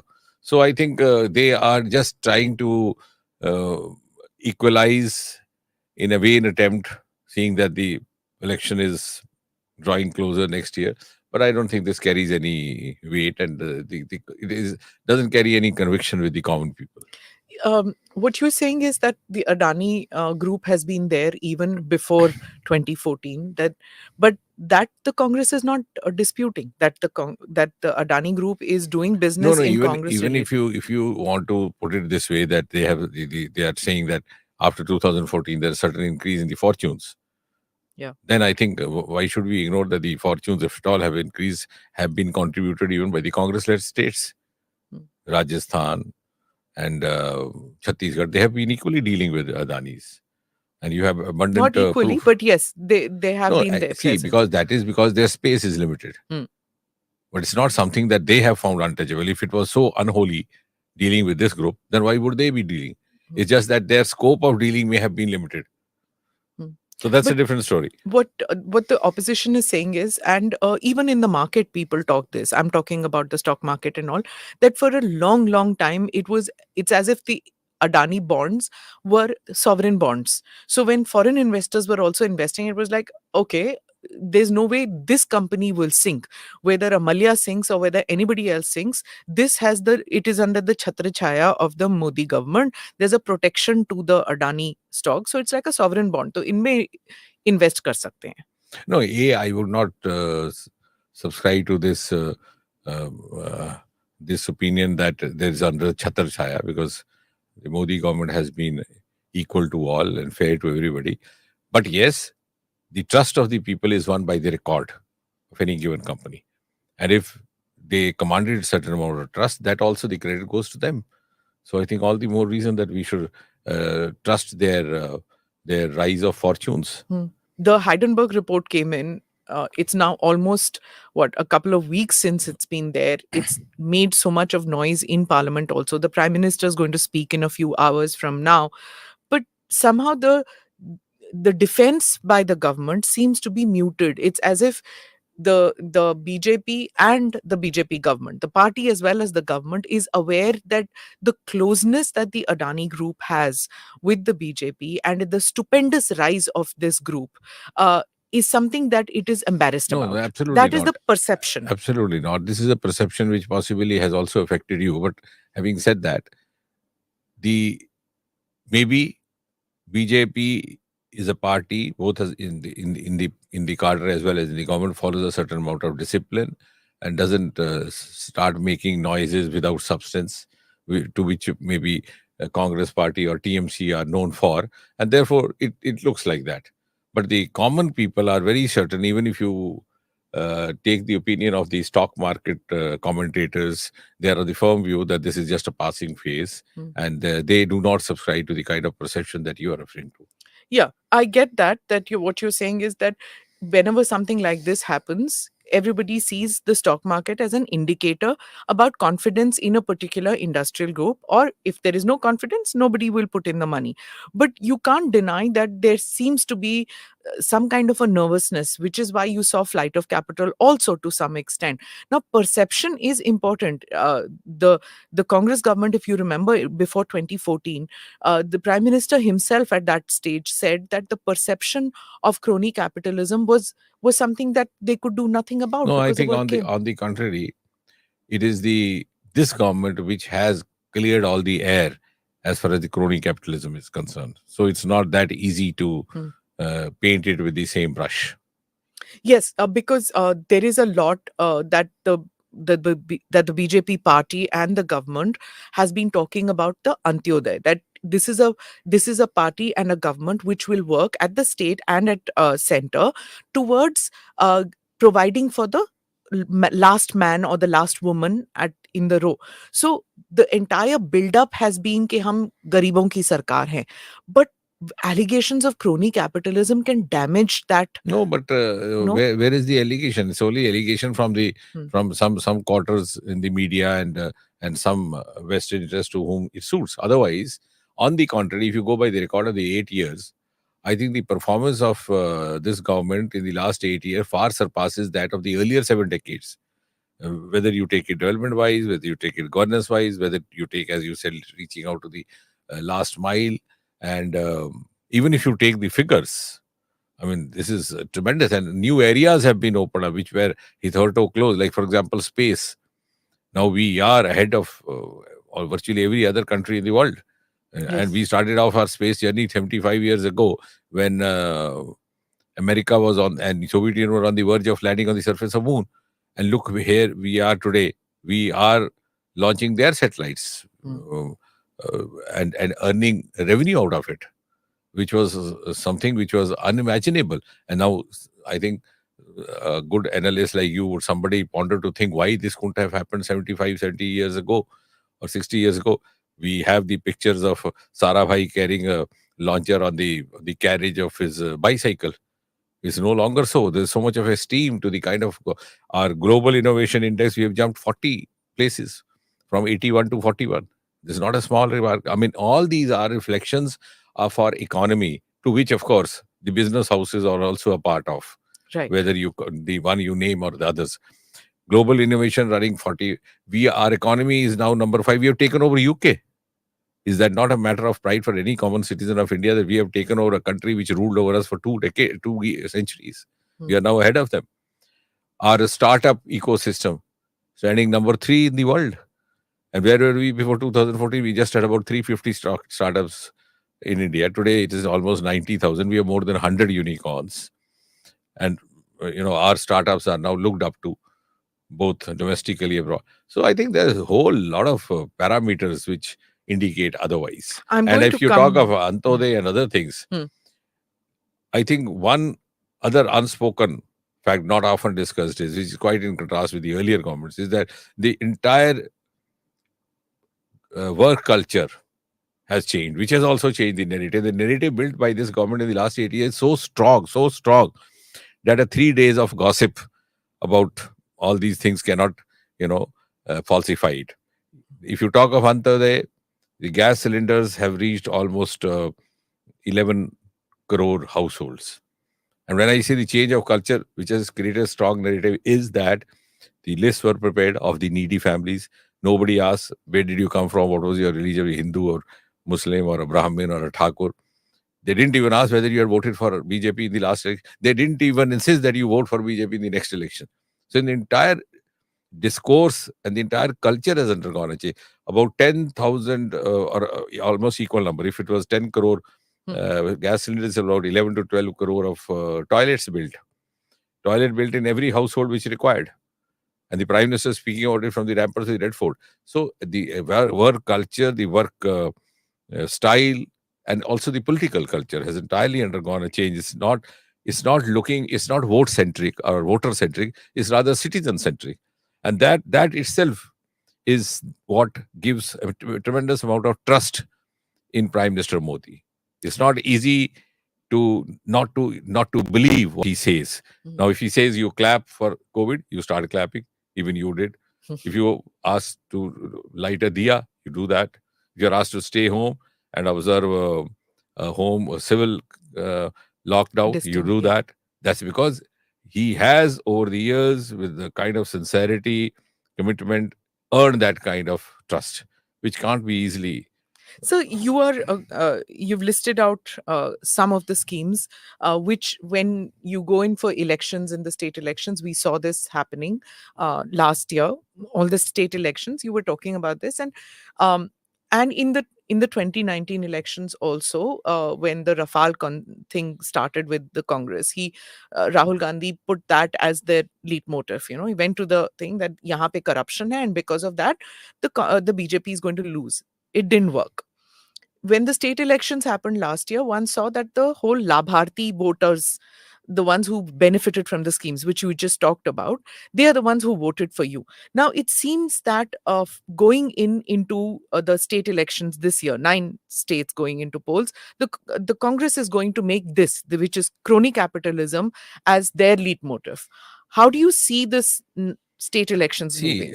You cannot. I have nobody to decide what will be the Congress manifesto.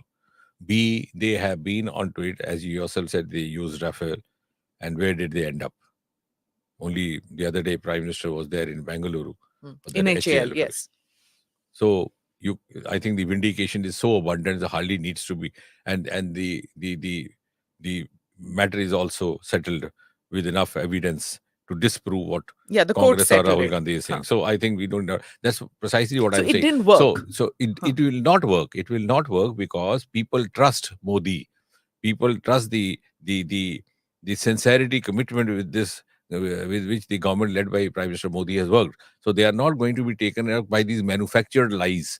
These are manufactured perceptions which don't work any longer. It might have worked 20 years ago, because sometimes I feel that the Congress party is still playing the tricks of the last election while the voter has moved on. Voter is no longer taken in by all this rhetoric which might have worked for them when Mrs. Gandhi said "Garibi hatao," and then at one time they said "Hum do, hamare do." So all these things don't work now. So you have to walk the talk. Saying. You have to walk the talk. And Prime Minister Modi has walked the talk, and he's walked the talk so evidently, abundantly, that people have seen it happening. And therefore, I think because the ultimate objective of Modi's work culture is to bring ease of living to every section of society and to raise them to the same level. So I think that is what gives him the kind of sustenance. Here is when we talk of Modi model, whatever governance model, I think you would appreciate this is a model which has sustained itself for the last 22 years and promises to sustain in future also. So this you're talking Gujarat and now the so this is a sustainable model.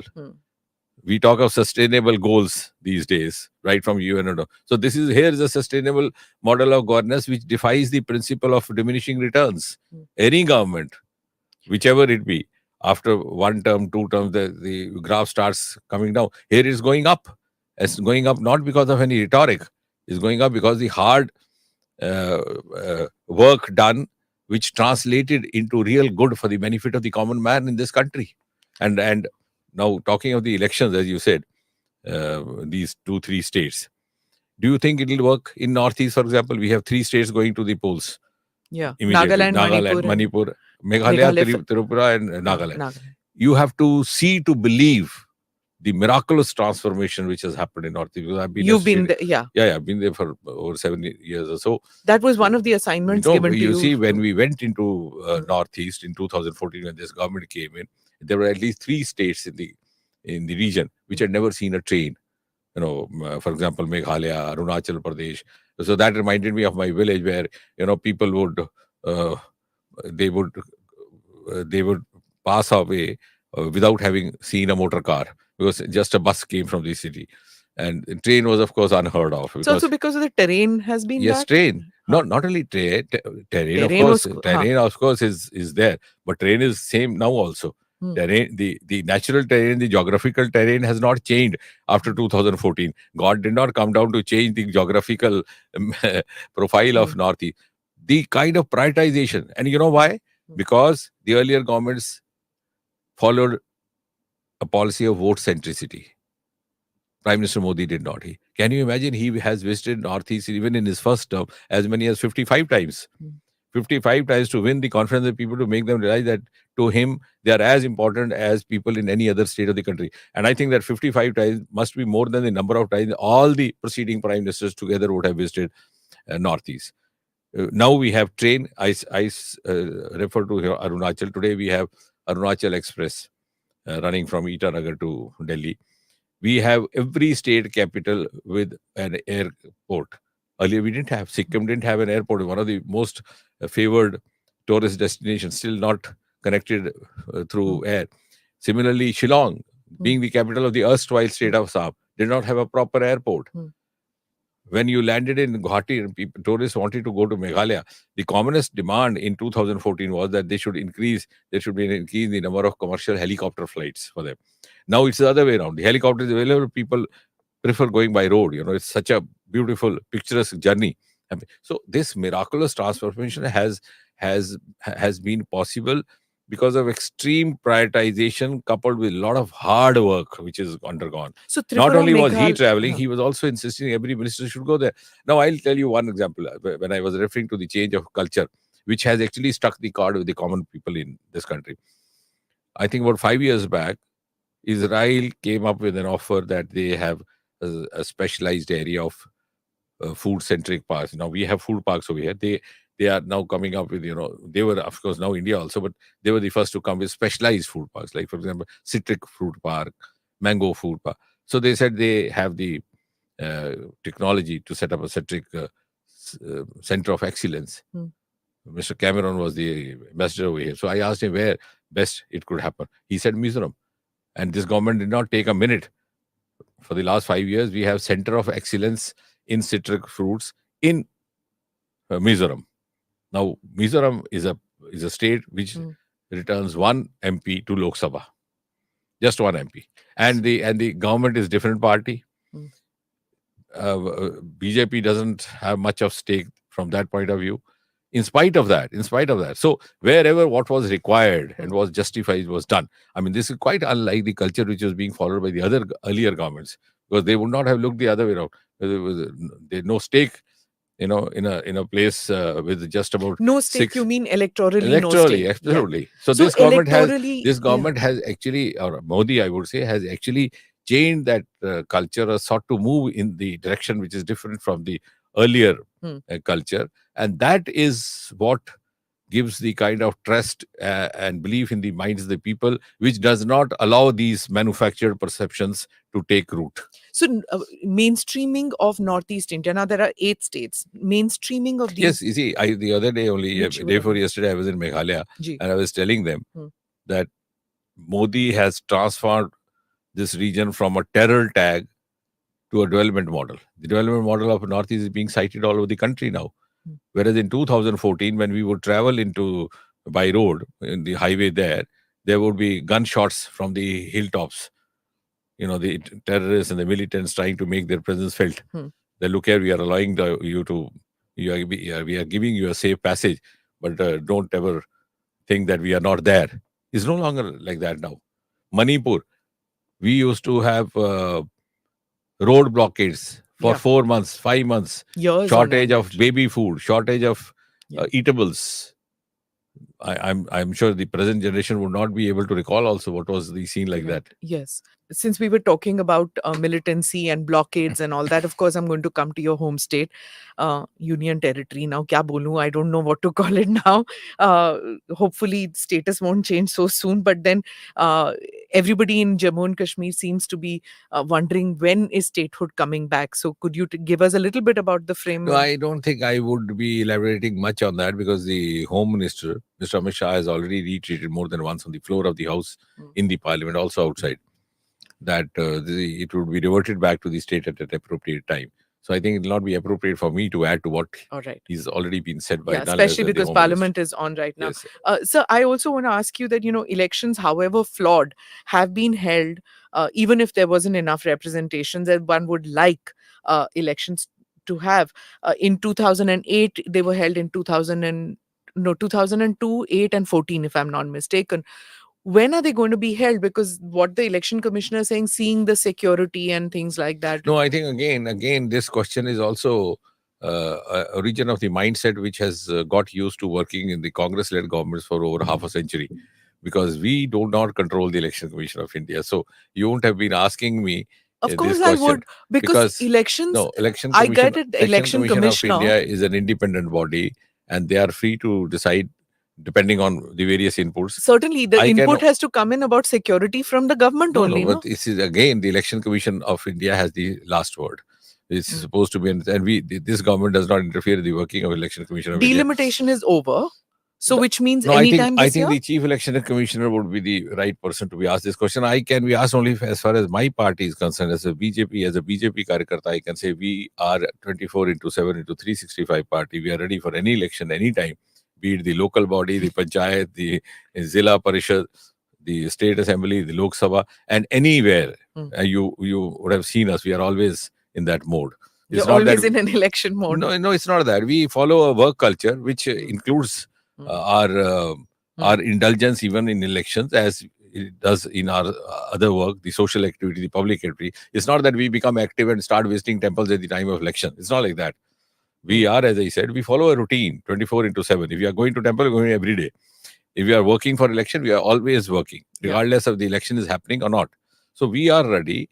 Now, of course, the last word has to come from the Election Commission of You India. won 2 elections, from Jammu Kashmir state. Now, what do you have to say to the huge crowds that were coming in for Rahul Gandhi in your state? In the good Jammu that region. you pointed out there were 2 elections, and I think just to at the risk of being boisterous, I would add the second election is the highest ever margin in JNK in any you Lok Sabha election. defeated Ghulam Nabi Azad, the That stalwart. was the first time. That was another big one. And the second time was Mr. Vikramaditya. Yeah. But the second election. So you have been dragon slayers in no, one way. not that.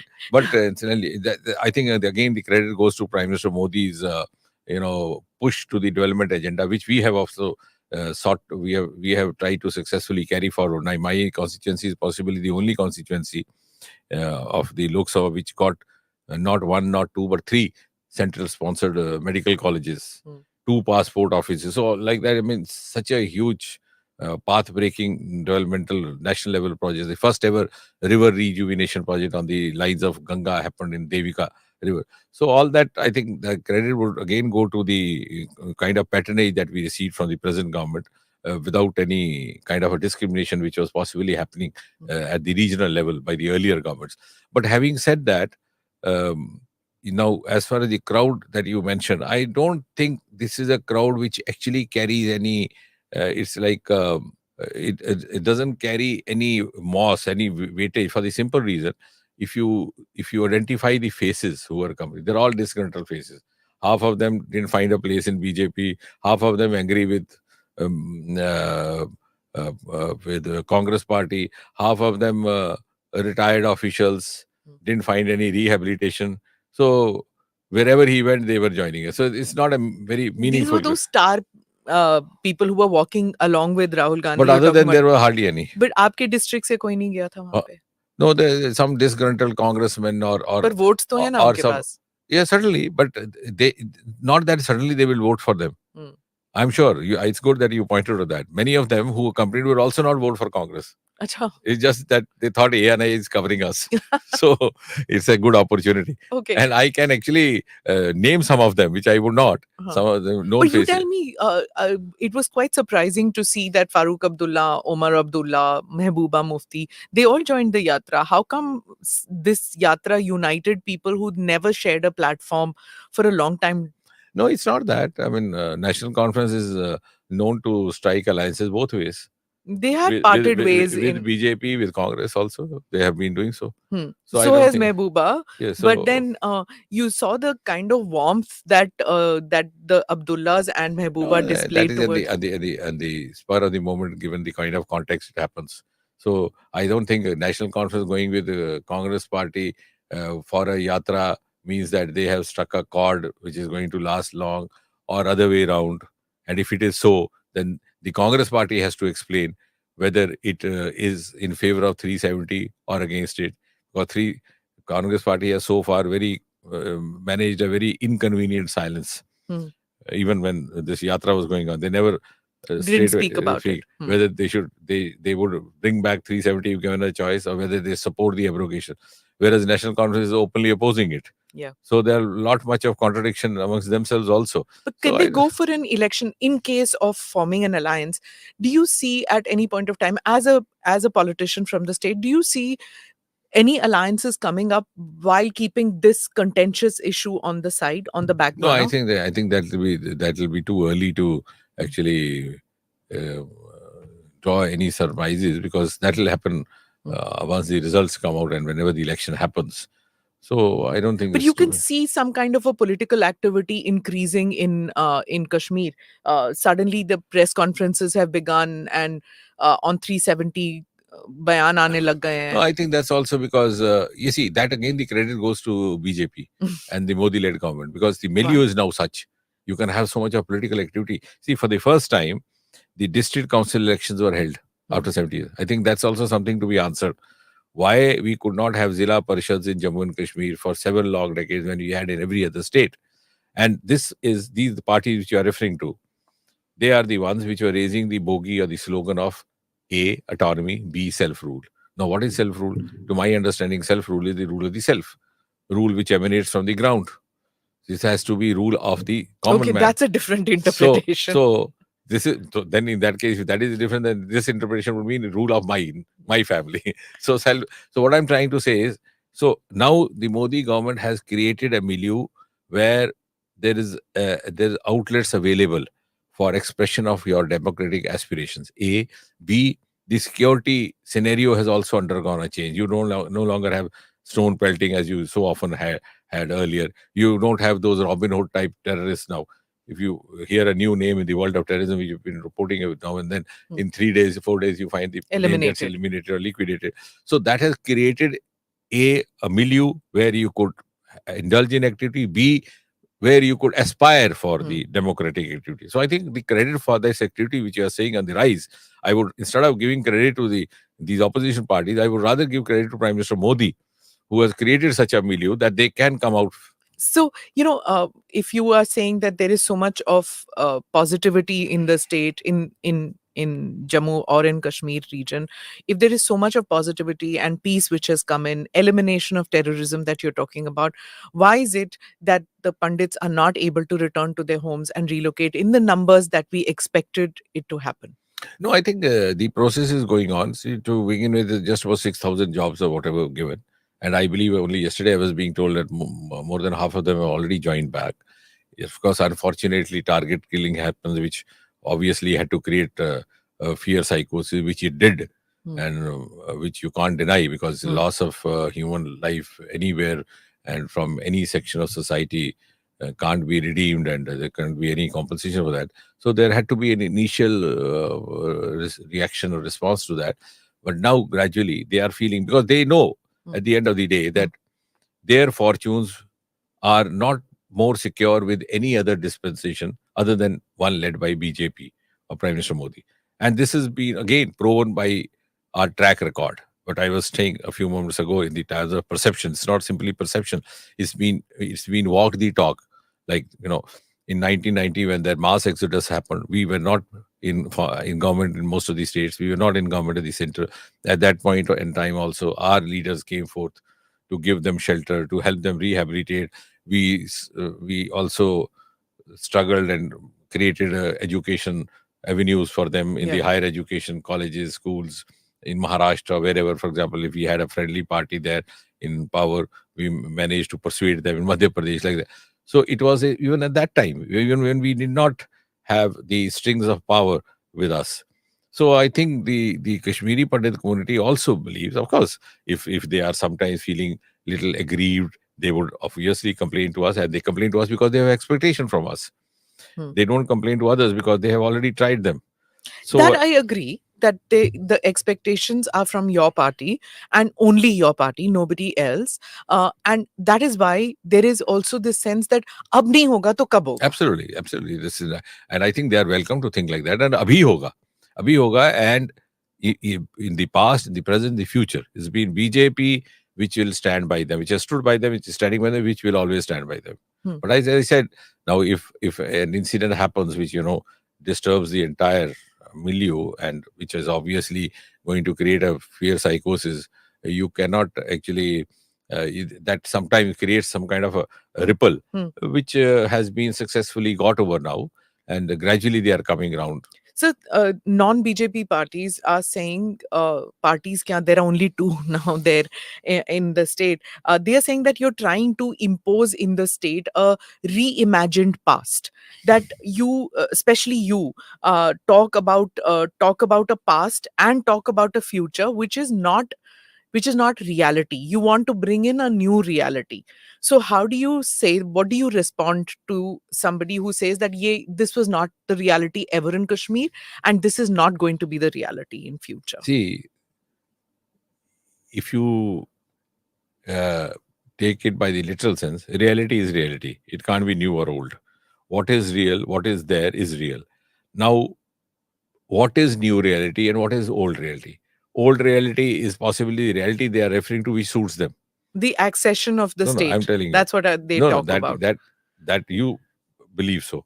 Maybe for them the reality is that for 30 years there was a wheel of fear, 10% voter turnout.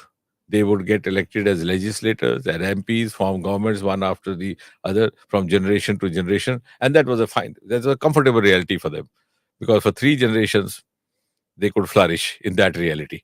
So the change of that reality doesn't suit them. The new reality is, of course, different. New reality is the reality which is prevailing in the rest of India. And why not? Why not? Jammu Kashmir as being a part of India. Even in those days, whenever somebody said Kashmir issue, I, for one, for almost 3 decades, have been saying that there was no issue as such as Kashmir issue. It was just manufactured because we kept debating about it. But Jammu Kashmir was even then as much a part of as state of India as any other state. So new reality is something which doesn't suit them. Secondly, now that we have a democratic grassroots set up over there, we have people coming out. I think there's nothing wrong if this is the reality, which should have happened. The third, now reality of Kashmir, as you mentioned, certainly. If that means what they refer to as Kashmiriyat, now can you ever justify Kashmiriyat in the absence of a Kashmiri Pandit?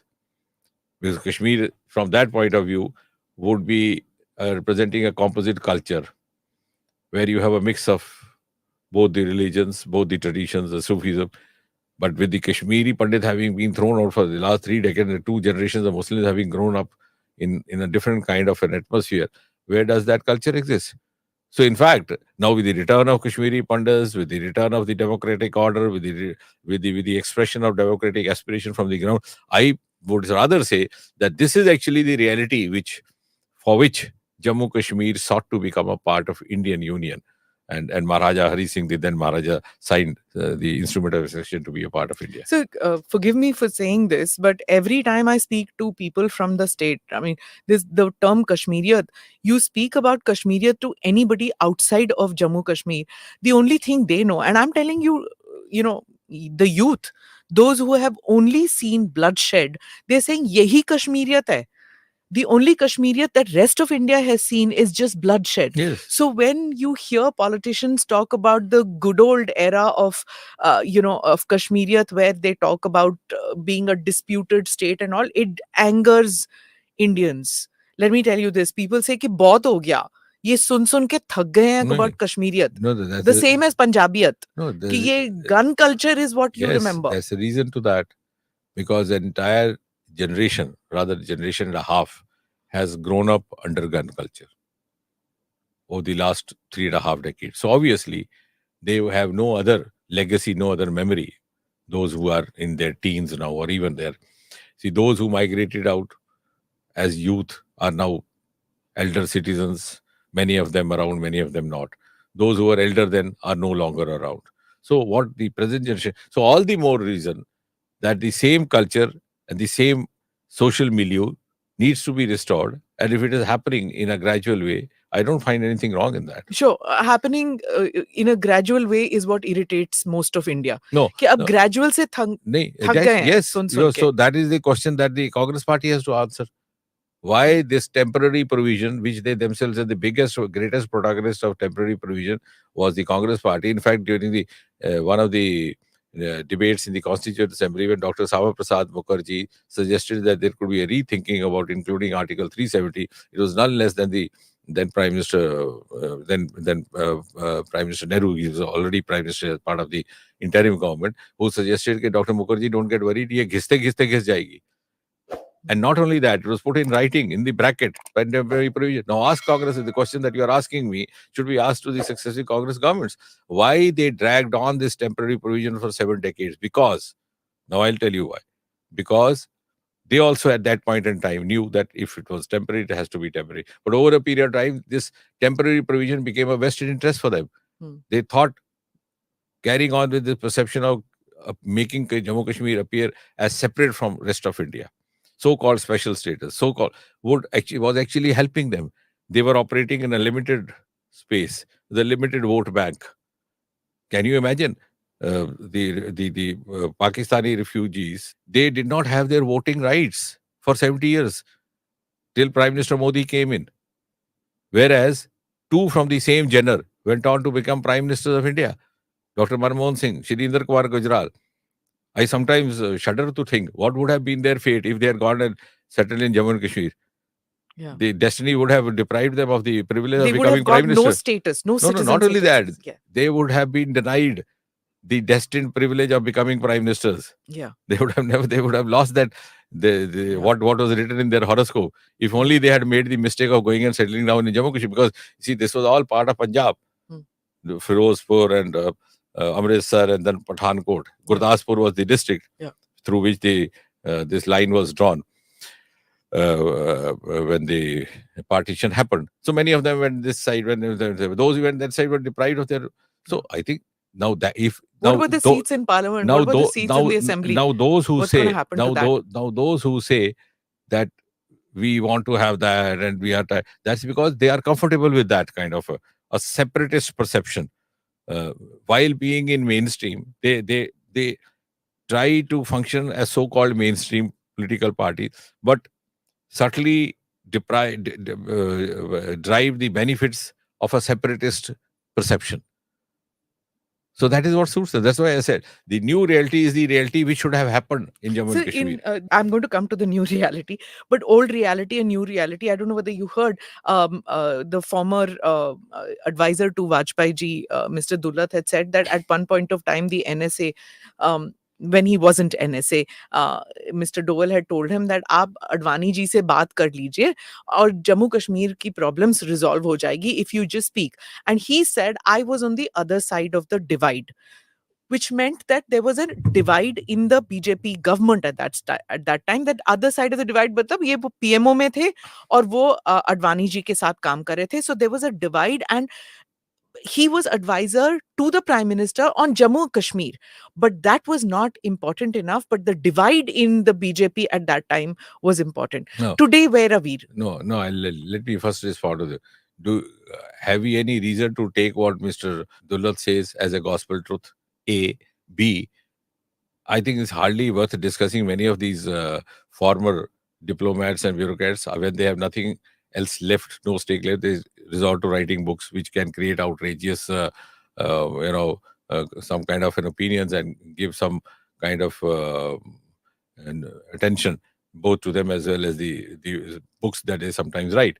And I, having been dealing with the civil services, I have also formed an opinion that till 60, there's a retirement age. 60 to 65 is a window when they look for getting membership in some commission, some board. After 65, when there's no stake left, then they become nationalists.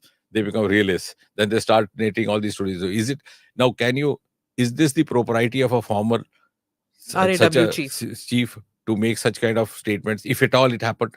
That itself means that he was not equal to the job that he was holding at that point in time. So I think it hardly needs to be discussed. We don't need to get into discussing what is being said by Mr. Dullat, and nor we have any reason to believe or disbelieve it. Okay.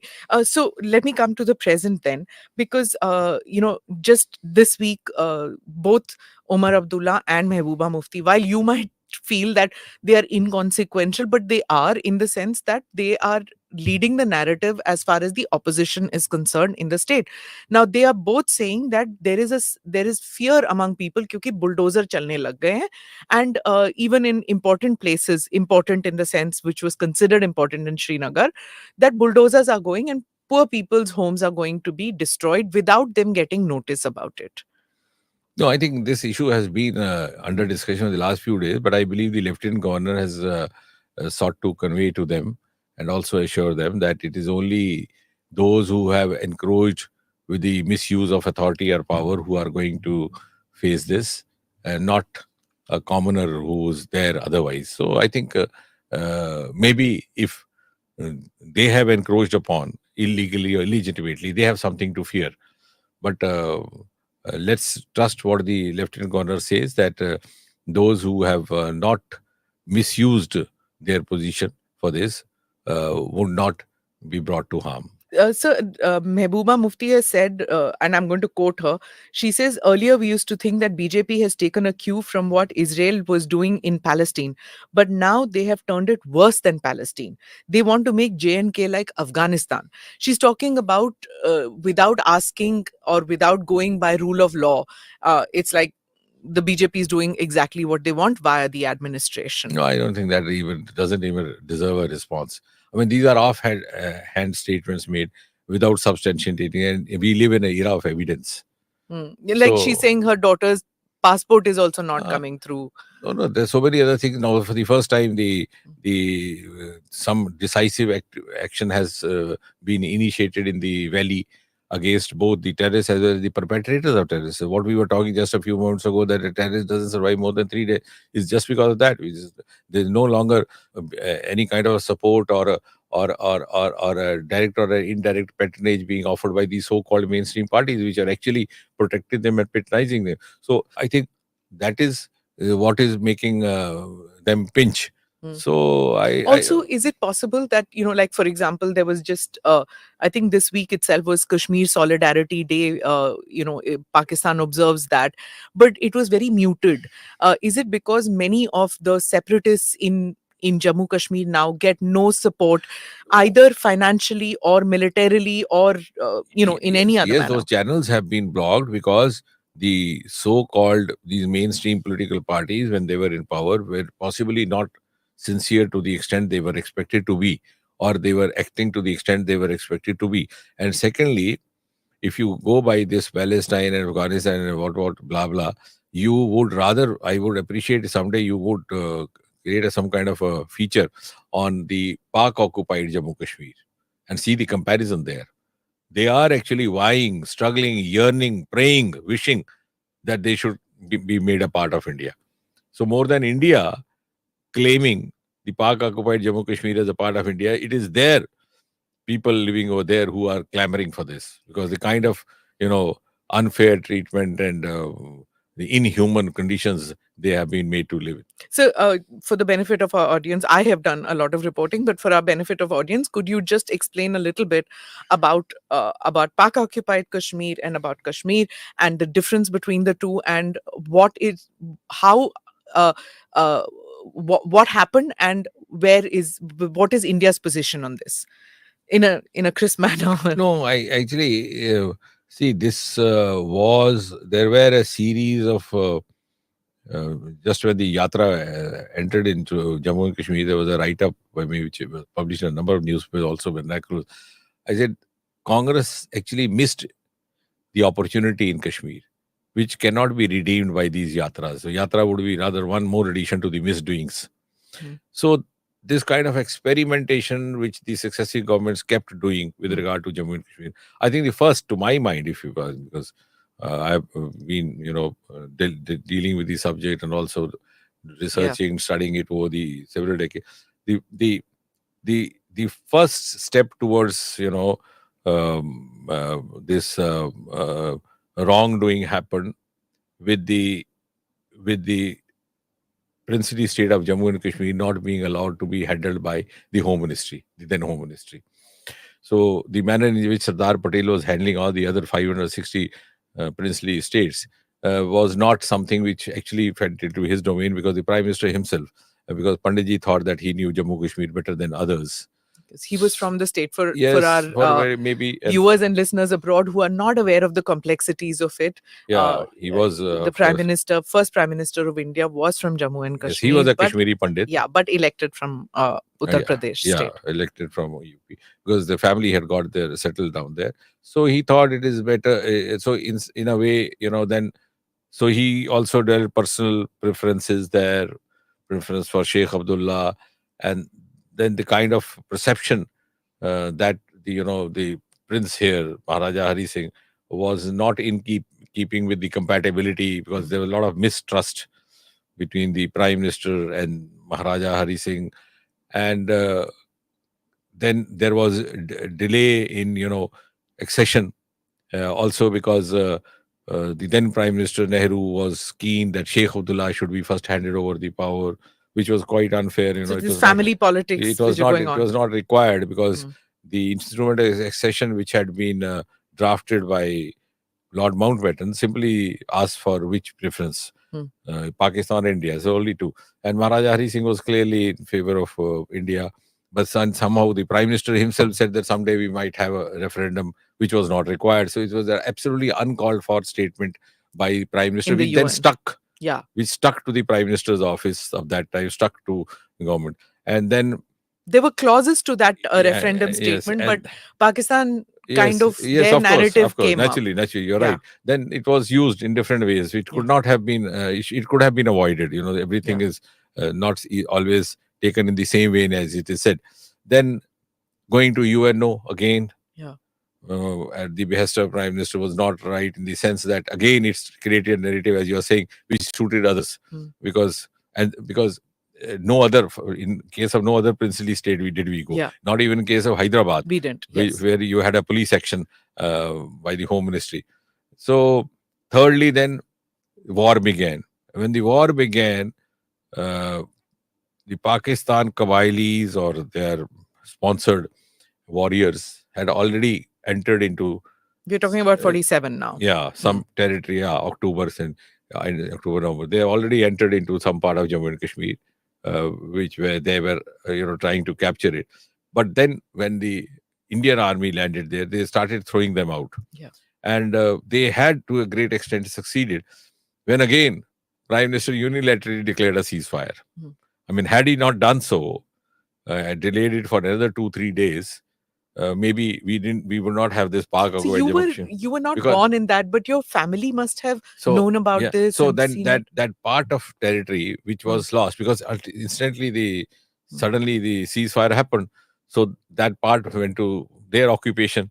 If it had not been announced, and ironically, Prime Minister Nehru did not consult many on that. I mean, he just made a radio broadcast, and so all these things happening, and then successive governments Mrs. Gandhi came in 1975, bringing back Sheikh Abdullah, Yeah. which was again had a very divided opinion across the country whether to have it or not. But then possibly Mrs. Gandhi thought that this regime would not last long, and she had the smartness to handle it. But um, uh, uh, uh, imponderables happen in history. Sheikh Abdullah died in 1983, and Mrs. Gandhi was assassinated in 1984, 84, just a yes. few months later, Yes. or hardly a year later. Yeah. So and then the subsequent regimes And botched up elections yes, after that. and subsequent regime, yes, and 1987 Yeah. rigged election. So then it became a vested interest to keep the pot boiling. So all these things happening in a manner, and then West Pakistan, which of course was then West Pakistan, now it's Pakistan, refugees, many of whom here, like I.K. Gujral, Manmohan Singh, Inder Kumar Malhotra, Gujral, and our Madan Lal Khurana, all these people who made a mark for themselves, even journalism, Mr. Kuldeep Nair and all these people. They went there and, they were deprived of their rights. So, and just because there was again a vested interest not to allow them to vote, because these parties were not confident whether they would be able to secure their. So all these what began mismanagement and mess over the years. I think right? what began as a mismanagement and a wrongful experimentation ended up in a vested interest to continue it in the manner it was going, because it's then began to serve the purpose of a handful of people, a handful of families. Okay, so now let me, before I know you have to go back to Parliament, so let me quickly bring two issues which before we wind up. One is your current assignments. You have like this plethora of portfolios. So give me a little background about that. What is it that are your goals, and how much have you achieved in the past since you got those portfolios? And by 2024, what are your goals? No, I think of the many departments that I'm associated with, one, of course, is the governance, the Department of Personnel. And that is the hallmark of Prime Minister Modi's work style. He had brought in a number of reforms while as Chief Minister and even now.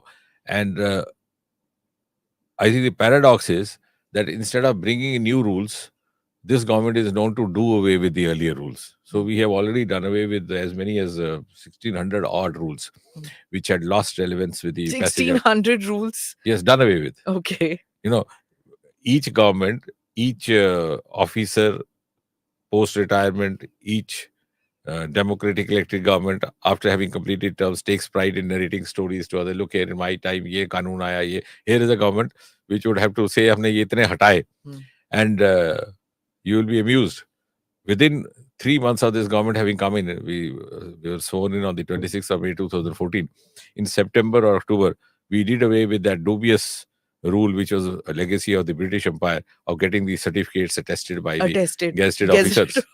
So, and I think we sent out a message that, look here, now this is a new government headed by Prime Minister Modi, which has the capacity to trust the youth of this country. And I sometimes wonder, this rule should have been done away right at the midnight of freedom.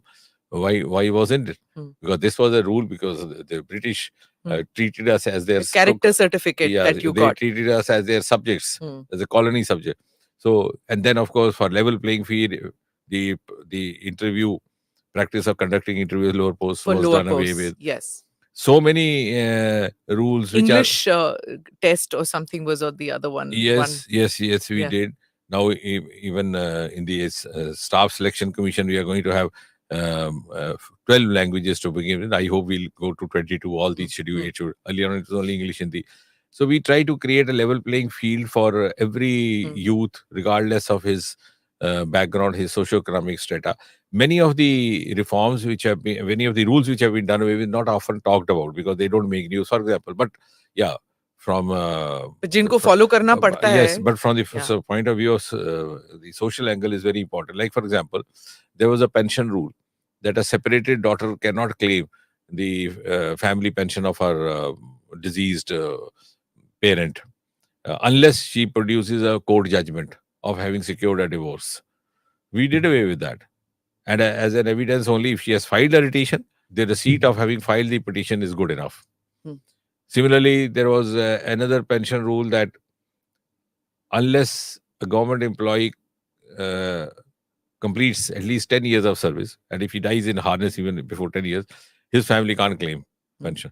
So I said, what is it? I mean, you didn't ask him that he should hold on for 10 years to allow his family. So if you didn't give him the choice of choosing the timing of his death, how can you deprive him? So we did away with that. There So- are still some rules like you have to provide proof of life. Yes, absolutely, which was very inhuman. And so what we did when we sought to undo it, to my mind was to do away with it altogether. But then some of the bankers came to me and they said there have been instances where it's been misused. Okay. Some characters use the signed checkbooks of their parents and got away. So you have all kinds of people in this society. So then I thought, okay, let's use technology. So we started digital certificate, which means you use biometry from home, even on your mobile. And now that the lifespan of an average Indian is on the increase, we have more number of pensioners in India today than the number of working employees, which was the other way around at the time of it. So, and the people are living beyond 80, beyond 90. There's a sizable population of pensioners who are above 90. So after 70 or 80, even the finger marks start undergoing change. Yes. So I think we were the first in the government to have introduced a face recognition technology. Okay, iris, through iris, sir. Face. You just, the gentleman or the gentle lady just looks into the mobile camera and the photograph is taken. It gets connected with the Aadhaar number for verification, and then gets immediately transmitted to the concerned bank. And all this happens just in 60 seconds. Okay. So this is like the Digi Yatra. So and all I think that. one of the hallmarks of Prime Minister Modi's rule has been that technology has been used very optimally, which for was not ease of living. Ease of living, ease of governance. And I think one of the good outcomes of that was that when pandemic struck all of a sudden, nobody was prepared at it. The working in the Government of India offices did not get interrupted at all. In fact, sometimes we were working more. So one of the junior officers told me the new mantra should be minimum attendance, maximum output, because many people were working from home and working even on Saturdays and Sundays. So ये earth sciences क्या चीज है which is come under these new fangled names which confuse people. No, I'm glad you asked it, because this is something very close to my heart, and I think we must thank Prime Minister Modi. He spoke about it twice in his Independence Day address about the deep sea mission, which is being spearheaded by this ministry in 2021 Independence Day and 2022. Whereas I was the other way, in a lighter way, in telling my officers in that ministry, I said there was a time if you did a survey and asked people in Delhi where on earth is the office of the Ministry of Earth Sciences, nobody would be able to tell. But suddenly this is gained currency. Because I believe that when Prime Minister talks of Amrit Kal, the next 25 years, which are going to raise India to a different level, I think the entire value addition is going to come from the sources which have remained unexplored. And one of them is the ocean resources. We never realized, and the earlier governments didn't pay any heed to this fact, that we have the longest possible coastal area. Coastline. We have about 7,500 kilometers. And I was telling the friends from Australia the other day, I said, you come from a country which is Australia, an island which is Australia, continent which is Australia, but your ocean is not Australian ocean. We have an Indian ocean. We have an Indian ocean. And then I said, because my ancestors were smart enough to realize there's a huge amount of wealth lying inside.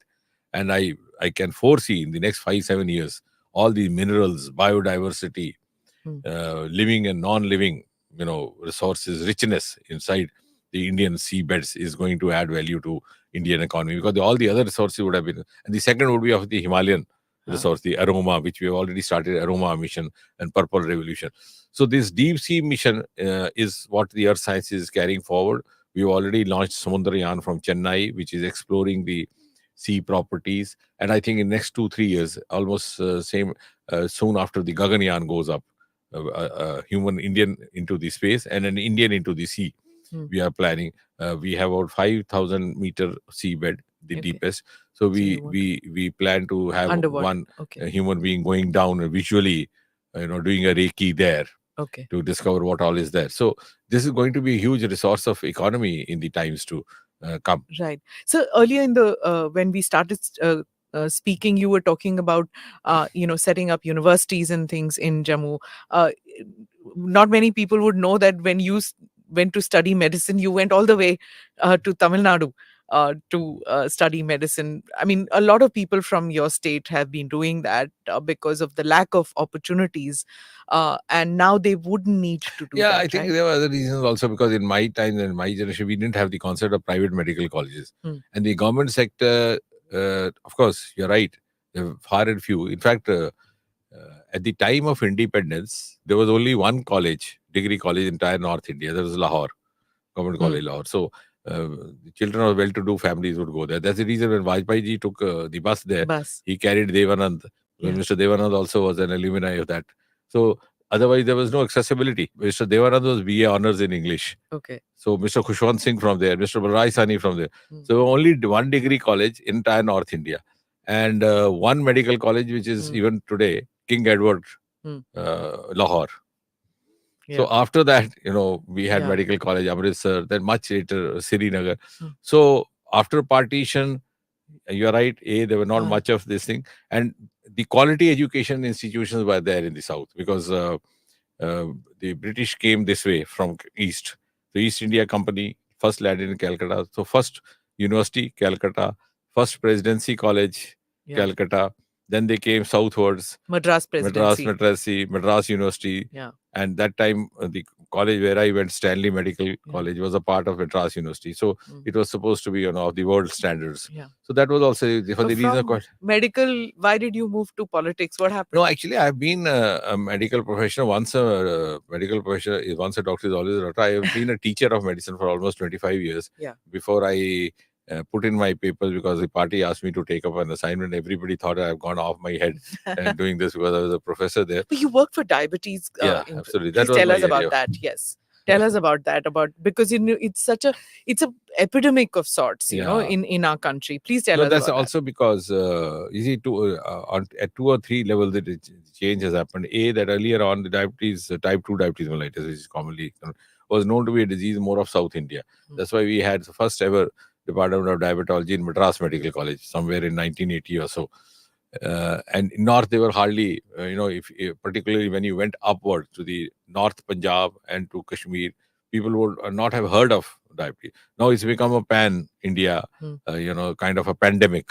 And we are virtually the world capital of diabetes. Also because the common lifestyles and the sedentary, sedentary habits also. No the stress exercise, levels have gone stress. up tremendously. Now you were talking of Kashmiri Pandits. I did a paper long back, about 20 years back, which was hailed by the WHO. They published the stress diabetes, because earlier we came across families which PTSD. which didn't have a family history otherwise. And there was no consanguinity among the couple, which sometimes happens in South India. The husband and wife were not related also by any blood connection, but still simultaneously almost they were developing type 2. So there's some stress factors and the environment factors are weighing very heavily. It wasn't the diet, Yes, of Doctor? course, diet also. Rice and red meat? No, I think also because we are having a diet which is not. We are still evolving as an evolving society. Even our diet is evolving. We are neither here nor there. We are having pizza also and bhatura also. We are having samosa also and noodle also. So, and then in diet also there are 3 components: the quality, quantity, and distribution. Often the dietitians and counselors, they stress on the quality, quantity, not on the distribution point of it. And the common dictum in our society is कि सुबह खाली भर के पेट निकलो और रात के पेट दिन में मिले ना मिले. It's the best. So it's the other way around. Yeah. Because the morning meal is breakfast. But everybody says breakfast is the most important meal. Yes, absolutely. Whereas Choose ke khao. Absolutely, you're right. So it is break the fast. So break the fast with just about 20 to 25% of the total calorie intake of 24 hours. Yeah. And then heavier meal is your lunch with a mid-morning snack. And the dinner is a little early, which is corresponds to your supper. And a bedtime snack. So we don't follow all these patterns. We don't, yes. So that coupled with stress. So now you did all this in your study. Yeah, I've done all this. I was practicing actually. But क्यों छोड़ा फिर? Why did you leave that for politics? No. I'll go back any moment when I'm not needed here. When did you decide that not medicine and public service? No, it's not that. I didn't decide. Oh. You would not believe, I was practicing till 25th of May 2014, the Oh. day before I was sworn in. Okay. So I came to, I called up the BJP Karyalaya and I said that uh, Modi ji is to be sworn in as Prime Minister. And usually the program used to happen in the Rashtrapati Bhavan with a limited VVIPs. Hmm. So I said we may not be expected. So हमें आना भी है because you see, once you are in a practice, no, like lawyers also, Hmm. you don't like to leave your chamber Yeah. for too long period of time or interval. So then I was told नहीं नहीं आप आ जाइए, सभी MPs को अपेक्षित हैं क्योंकि लगता है कि मोदी जी को लेके इतना उत्साह है, राइटली सो, तो शायद खुले आंगन में करेंगे. Huh. And you would recall the first I time was there. it Yes. happened, Yes. outside in the open lawns. Yeah. And because that was the most watched oath ceremony of any head Yeah. of state. Yeah. So then the same morning, I wasn't even carrying my clothes. I just came with a briefcase. I thought I'll attend the oath ceremony And go back. and take the earliest train or flight back home to Huh. catch up with my work. And I had about 3 weeks of consultation in waiting Oh. in my chair. So, but suddenly in the morning, I received a call, the 26th, that I had to go to Gujarat Bhavan. So I thought this was my mistake, was maybe my namesake, some other person was be. No, it was you only who had been called. So then I stayed back, Decided. and I think it's a great privilege because to be figured out for a cause. Do you think medical profession का ही extension है public service? And Absolutely, because if you are a good practitioner, you are by temperament bound to, you can't succeed as a good practitioner. We have seen the best of the brains in medical profession. I've dealt with 3 generations of them, both as a practitioner, as a teacher, as a student. We have some of the very learned medical professionals who could not be successful as practitioners because that dealing with the patient requires a different kind of connect, communication But you're a skills. real politician in and the a sense of compassion. fighting election and moving among I the people. think that and- also helped me because this Okay. was when I came in, this seat had been lost to the party twice consecutively. And I think I had the added advantage of being a practitioner because virtually every household I had one or the other patient, the kind of disease I deal with. Okay. In conclusion, I have to ask you this question. Everybody that we've had out here talk about how polarized it's got since Modi ji came to power, because everybody is either very pro Modi ji or very anti Modi ji. There's no mid path. Everybody, and this one sees even in families. Tell me, your brother was in the NC. Now, of course, he's left the NC, he's joined you. But आपकी family में भी ऐसे ही हुआ ना? One brother in BJP and one brother in the NC. I think How did that work? That itself is an answer to what you said, because if he has joined BJP, that means he has realized the folly of being where he was. And rightly so. There's nobody against Modi. I tell you, I just give you an example. When we were campaigning in UP, in Lucknow University, there was kind of a stir among some women students that they were not comfortable because of all these reasons which you are saying, because these are reasons which are discussed in so-called intellectual circles. So they take fancy in discussing among students. So some of the students had this position, this will be, some kind of a saffron so-called regime and all those things. So then one day we used to sit with them in groups. So I asked we asked them, okay, we leave it to you. We are not here to, you just think with a cool mind or take your time and then come back to us to tell us, not to please us, so that we can carry your opinion to others also. What would you think in the given scenario would be the preferred choice? And we sat with them for a couple of days.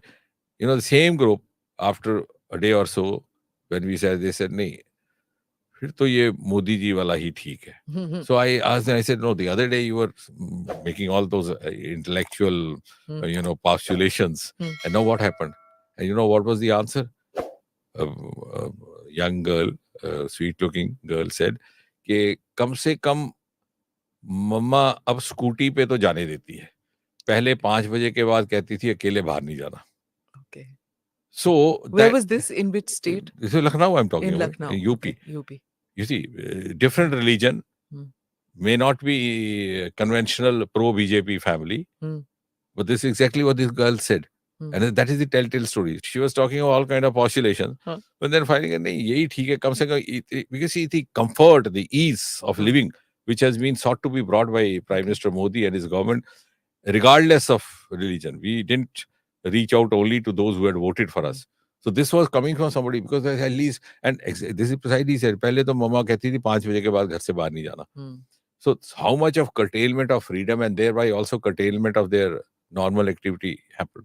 So when you meet with your constituents, is this the feedback that you get even in your constituency, where people are saying that, after 2 terms of a government, to go in for an election where you're asking for the third term, it's not an easy task. It's Absolutely, going it's to not be, easy. maybe they believe you, but then out of sheer boredom ki chalo kisi aur ko try kar lete hain. That also happens, for a third No, term. I think, yes, I agree with you. Of course, instead of anti-incumbency, there is pro-incumbency. And it's not easy, not easy at all, not easy at all. I think, you see, you would realize, of course, we talk of Prime Minister Modi, Modi at 20, that means Chief Minister, and this is about 22 years. At the same time, he's also one of the longest serving heads of government across the world. Yeah. You've seen so many presidents changing in White House, so many prime ministers changing in 10 Downing. So that is because even for himself, his own performance, he's been raising the bar. He's put in too much of hard work, consistent hard work with consistent focus, always, dwelling on new ideas, having seen him work so closely over the last so many years being in his office.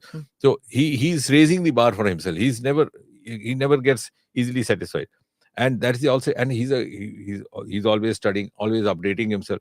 So if you go to him with a presentation, with the best of preparation you would have made, I'm sure he'll give you 2 more suggestions. So that's because he raises the bar for himself. That's why the people also, instead of that anti-incumbency, they feel, no, there's something more to look up to him. Okay. If in the last 5 years term, Modi ji gave us this, in the next 5 years, he's bound to give us something more, and which we've seen happening. If the earlier 5 years were Shauchalayas, other things, the next 5 years was 370 other things. So he's always moving beyond. Which is what, when you talk to Kashmiri Pandits, this is what they say, that they are frustrated that certain things, some of them are frustrated that some things are just taking too much time, but they also feel that if it is not done by these guys, then nobody else will do it. Absolutely. So the expectation from you is tremendous, and to be delivered now. That is what the thing is. Absolutely. Now, those who have gone through this nightmare would always be, impatient to get out of it. So one can't grudge them. The BJP is talking about this whole conspiracy, which involves international media also. It began before every election it happens. They cite Pegasus, and they say that this whole Adani thing is also exactly that, aimed at the 9 elections, state elections, and at 2024. Do you think there is an international conspiracy against the BJP and against Modi ji? No, I think the manner in which India is on the rise would not be easily taken by many other countries of the world.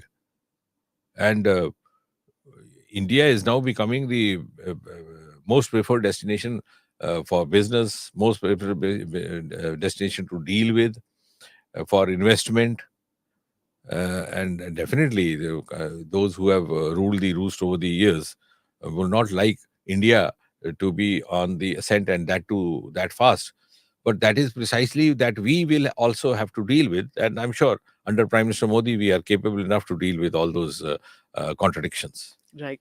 Thank you so much for coming on the Thank you very podcast. Thank you very much. much. I enjoyed it. Thanks. Thank you for watching or listening in to ANI Podcast with Smita Prakash. Do write in to tell us who you would like me to speak to in the next episode. Please like and subscribe on whichever channel you have seen this or heard this. Namaste. Jai Hind.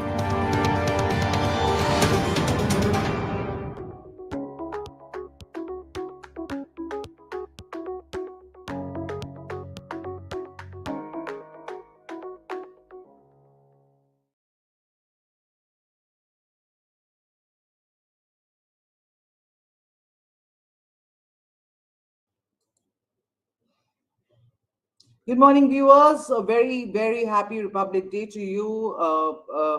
Artists, congratulations. India is celebrating its 74th Republic Day.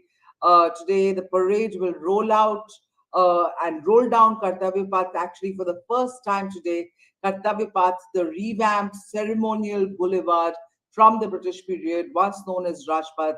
You remember, viewers, was inaugurated in September last year. And today, the 74th Republic Day Parade will roll down for the first time this Kartavya Path, the revamped Kartavya Path. President Draupadi Murmu will lead the nation in celebrating the 74th Republic Day in the national capital. The celebrations this year will build on or are set to build on last year's celebrations, which is the 75th year of independence, celebrated as Azadi Ka Amrit Mahotsav. So be ready to witness the same zeal, the same enthusiasm, the same patriotic fervor as that have marked the Azadi Ka Amrit Mahotsav celebrations. And while we will be bringing you all the live visuals from Kartavya Path, including the marching contingent of the Egyptian Armed Forces for the first time. There will, of course, be the tableaus from the 16 states and union territories, and of course, the breathtaking display of India's military strength. All of that in just a short while from now, but for now, let me bring in our guest, Lieutenant General Anil Kumar Bhatt, retired. He's the former DGMO of the Indian Army, and Group Captain Dr. R.K. Narang, the former Indian Air Force officer and Director Strategic Initiatives in the Drone Federation of India, joins us. Joining us shortly will also be Rahul Singh, Hindustan Times celebrated defense editor. And of course, we are expecting to witness many, many firsts in this Republic Day celebration today. And, if you would like to sort of start, sir, I'll start with Dr. R.K. Narang, Group Captain Dr. R.K. Narang. What all are we expecting in terms of the firsts this Republic Day, sir?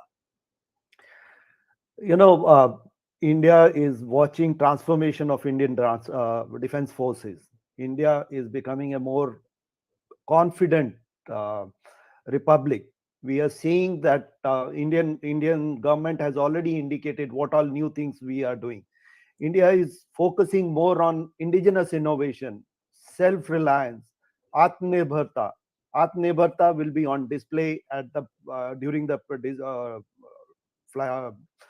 marching during this Republic Day parade.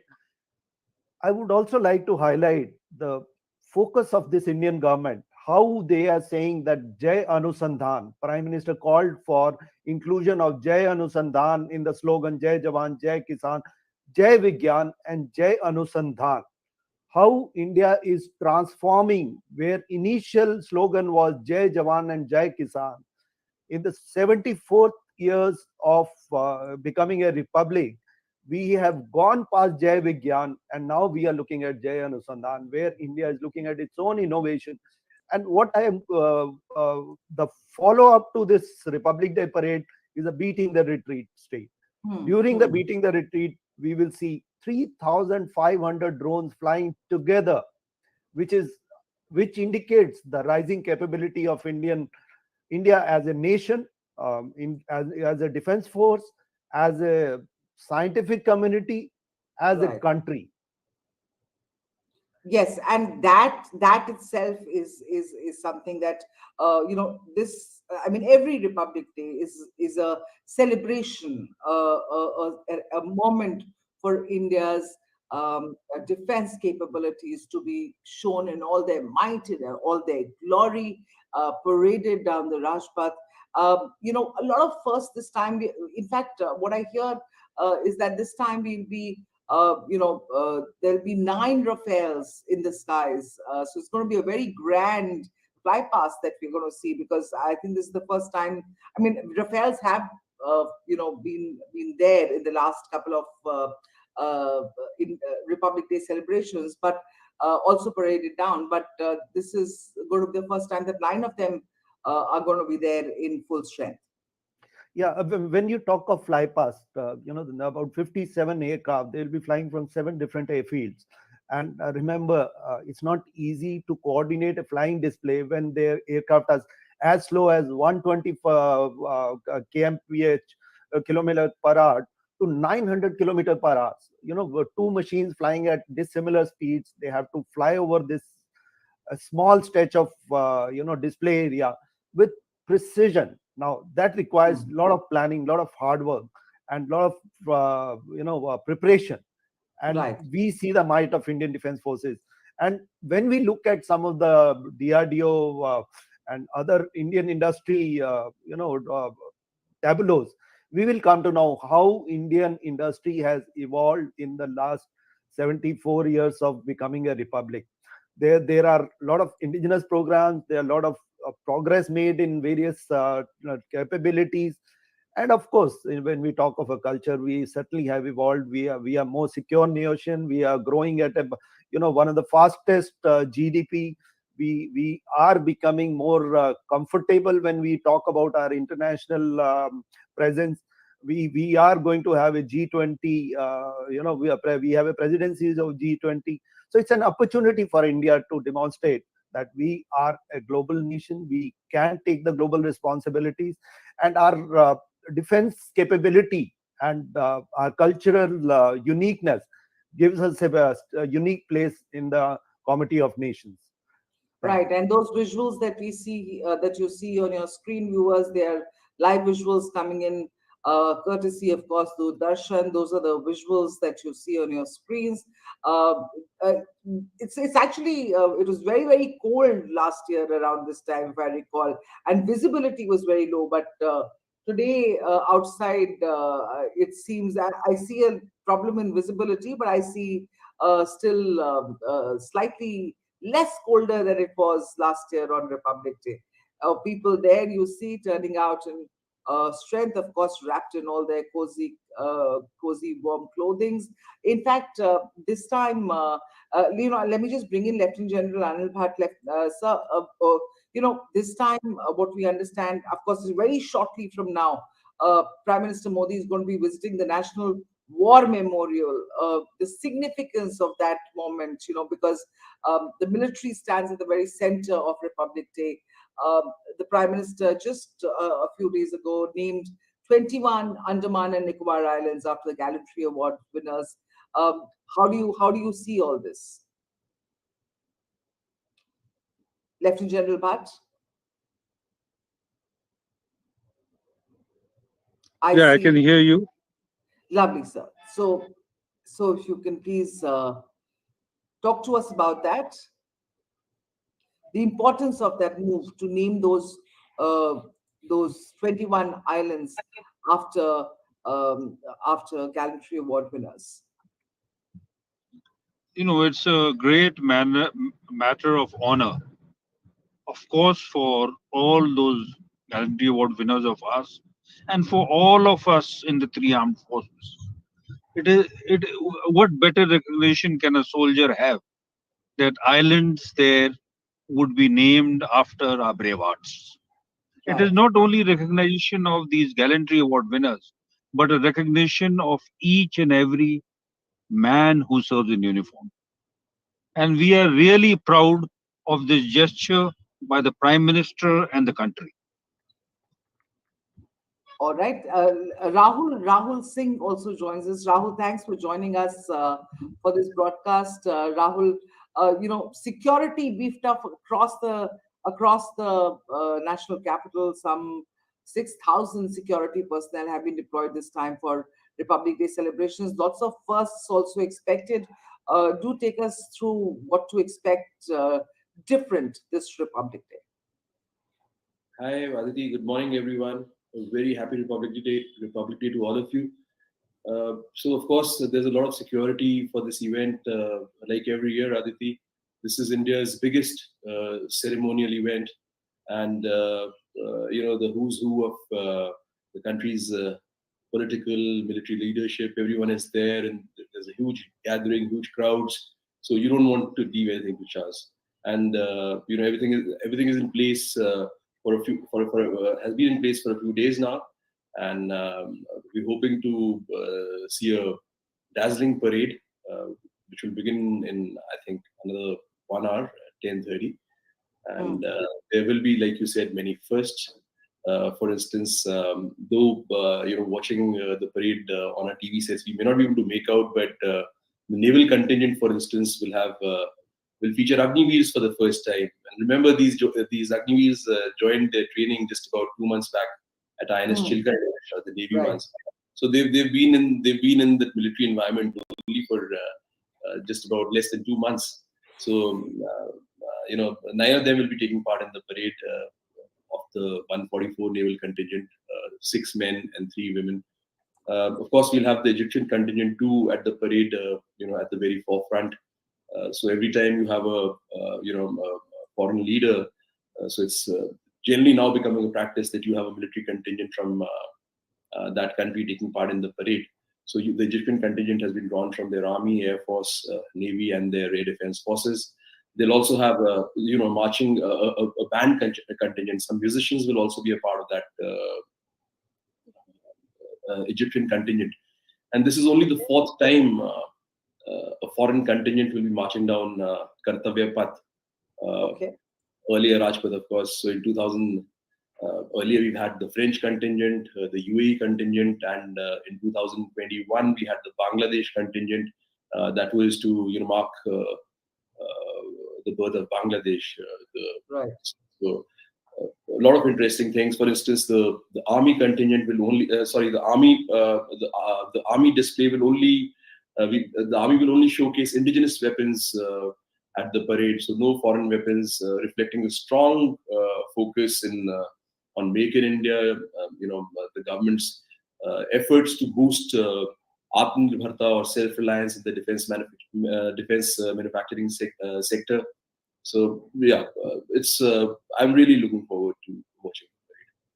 I was just, while you were talking, I was just going to ask the producers of the show to put out the visuals, the live visuals of what's happening at Kartavya Path, the turnout, the number of people who are there braving the cold weather. And I was just telling our guest before you arrived, Rahul, I feel that it's the visibility is definitely better. Remember last year during the Republic Day celebrations, there was a lot of problem with visibility as far as Republic Day celebrations were concerned. It was even from 10, it was pushed to 10:30 the timing, so that people could sort of come and witness that air power, the fly past, and the visibility would have been good. Do you think the visibility is good today? All is better than at least last year's?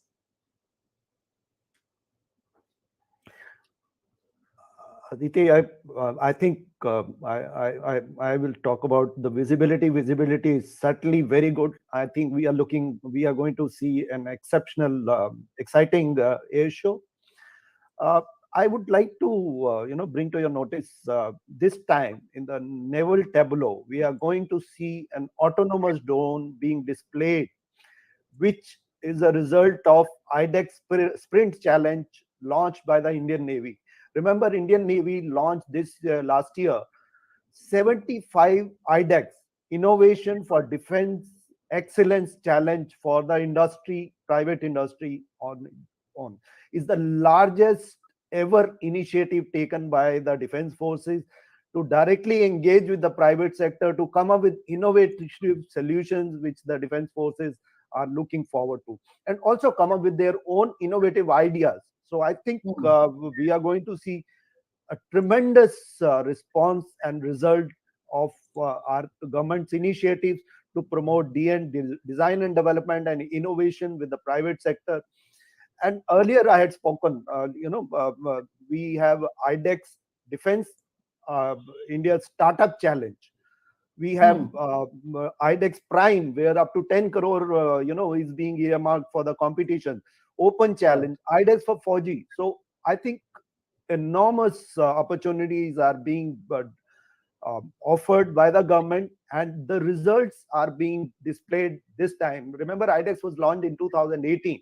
And within a matter of 4 years, we are seeing the results. We will have some of those systems being displayed.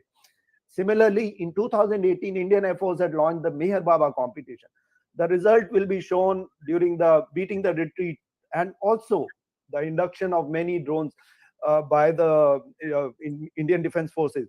Here, I would like to highlight some of the drones developed by Indian companies, Indian companies have competed with the global OEM. So we had never reached a situation where Indian industry is competing for the niche technologies. Indian defense industry was in a catch-up mode. Here we are trying to, match in some domain, of course, but we are making some progress, and we will certainly look forward to this parade to showcase that whatever Atmanirbharta missions are there, but we have to understand that all our innovators in the colleges, the young blood which is there in the India, I'm sure it will inspire those people to work for Indian innovation ecosystem and create those technologies which India is dependent. Remember, India imports almost 70% of the defense equipment. So 70% of the money is dedicated to the import, and government has taken proactive initiatives. I'm sure we will be able to harness our innovation potential of our number of young blood we have, which used to go to the Western world.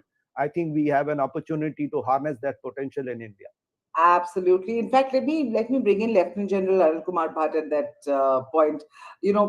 Sir, what we are hearing, that in fact, indigenous, made in India weapons.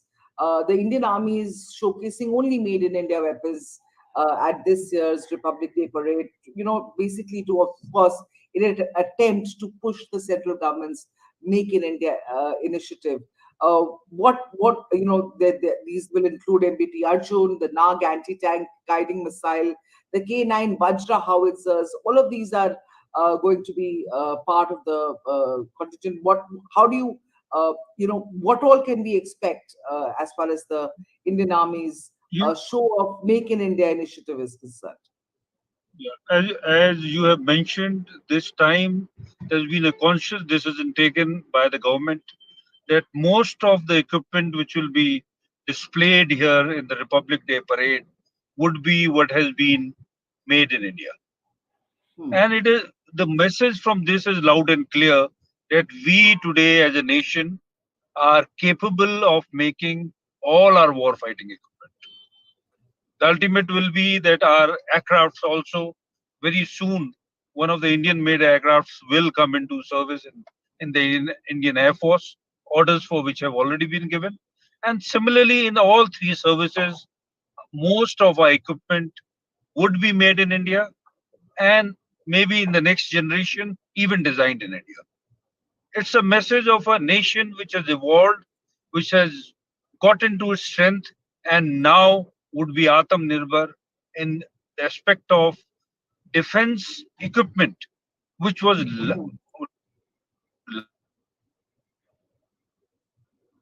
Okay, we seem to have lost him now. imported before. In fact, opened up opportunities for exporting weapons and equipment from India.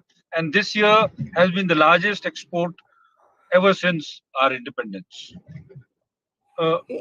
Even like IDEX was being mentioned by the previous speaker, I would like to mention here that even in the defense space domain, the Ministry of Defense this time has had 75 IDEX challenges for the Indian industry in various space verticals, launch vehicles, satellites, communication equipment, and sensors, and many other things.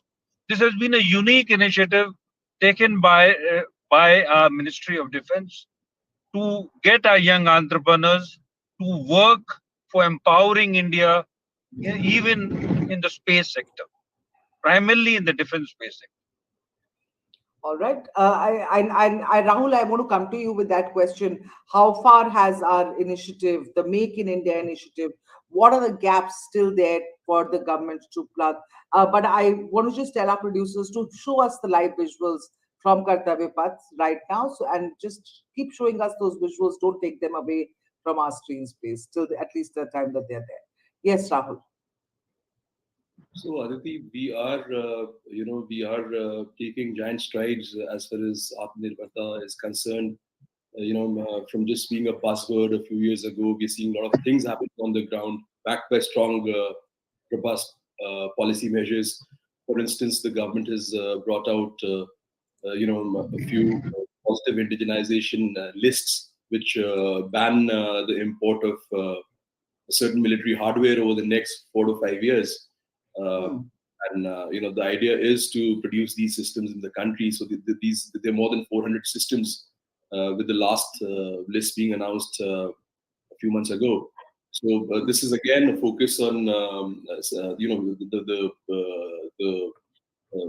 the central objective is boosting self-reliance in defense, because the private industry is being given a lot of incentive to produce these systems. If you remember, a large chunk of the budget is for the last 3 years has been earmarked for procuring locally produced equipment. So these are many steps which are being taken to boost Atmanirbharta. And while it serves a dual purpose, while you're boosting Atmanirbharta, you're also building capabilities to produce these weapons, these systems in India, and then looking at exporting them to other countries. So not only are you becoming Atmanirbhar in defense, but you're also getting a toehold in foreign markets for different systems. So certainly, and as the equipment being displayed at the parade, the taboos, etc., will show us that we have done a lot of work. Of course, a lot of ground still needs to be covered.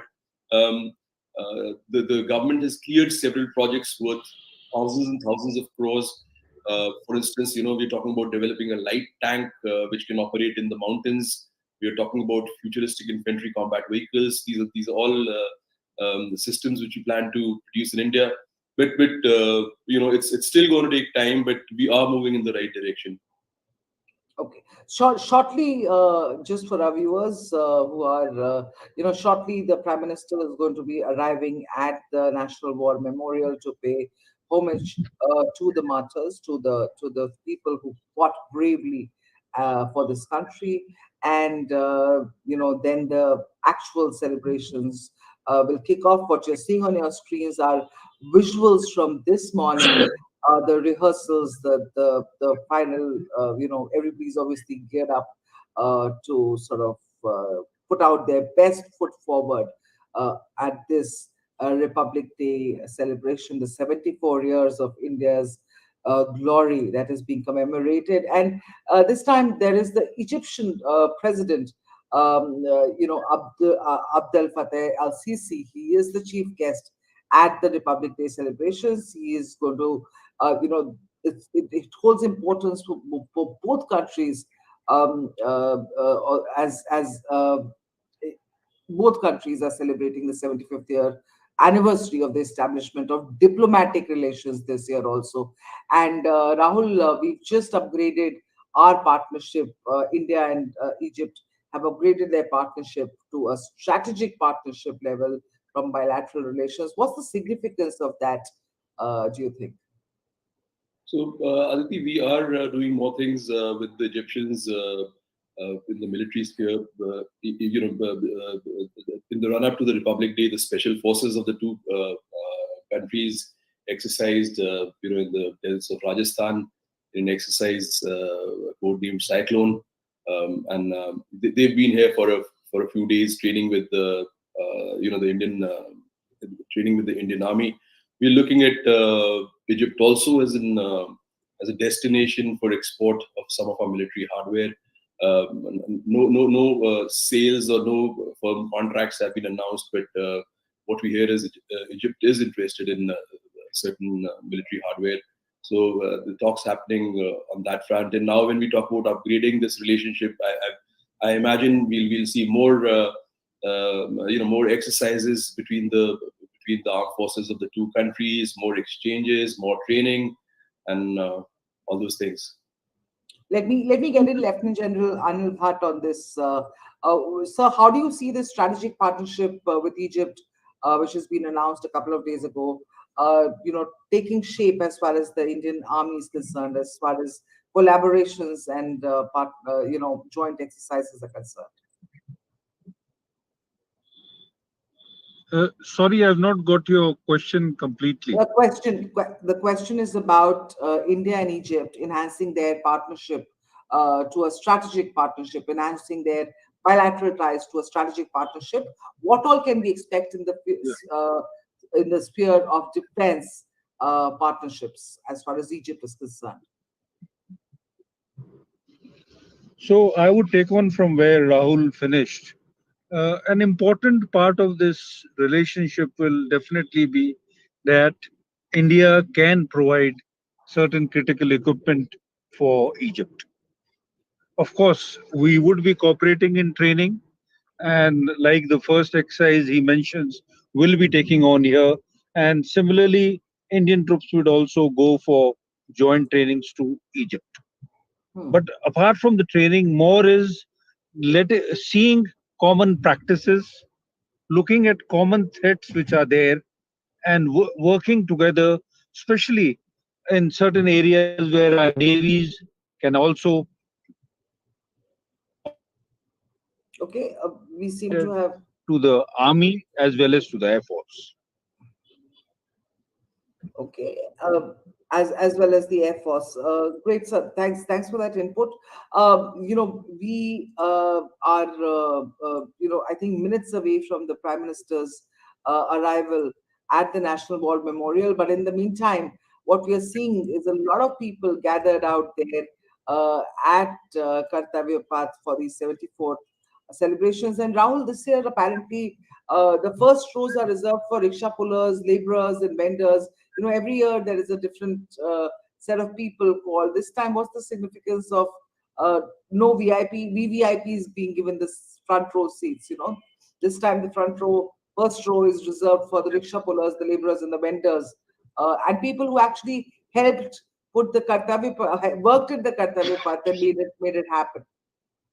I think that's really a wonderful gesture. Last year also, special invites had been sent out to these people and who are in equally important part of society. And it's really heartening to see their work, what they do goes unnoticed. But I think it's a beautiful gesture. Aditi, I don't know if you're aware, but the overall, the number of people who are invited to the parade has gone down significantly this year. Earlier there used to be seating arrangements for almost close to 80,000-90,000 people, but this time I think there's just about 42,000. So the reason for that is earlier, they used to, when the seating arrangement was made, they used to dig up the place and all those things had to be done. But now there's a very modern modular kind of seating arrangement. So you just lift it up, put it over there, and lift it back, because of which the seating capacity has gone down. But yes, apart from, imagine the sense of pride. Everybody who's attending this event, especially people who have been part of construction of the redevelopment of Central Vista, Parliament, and coming there with their families. I think it's going to be a wonderful, unique experience for them, like it'll be for all of us. Like it'll be for all of us. Lots of firsts, again, as I said, for the viewers who are joining us late, expect a lot of firsts this Republic Day. In fact, the 105 mm Indian field guns are going to be used for the 21 gun salute this time, Rahul. We hear. Would you like to tell us the history behind that and how these Indian field guns and why they are important?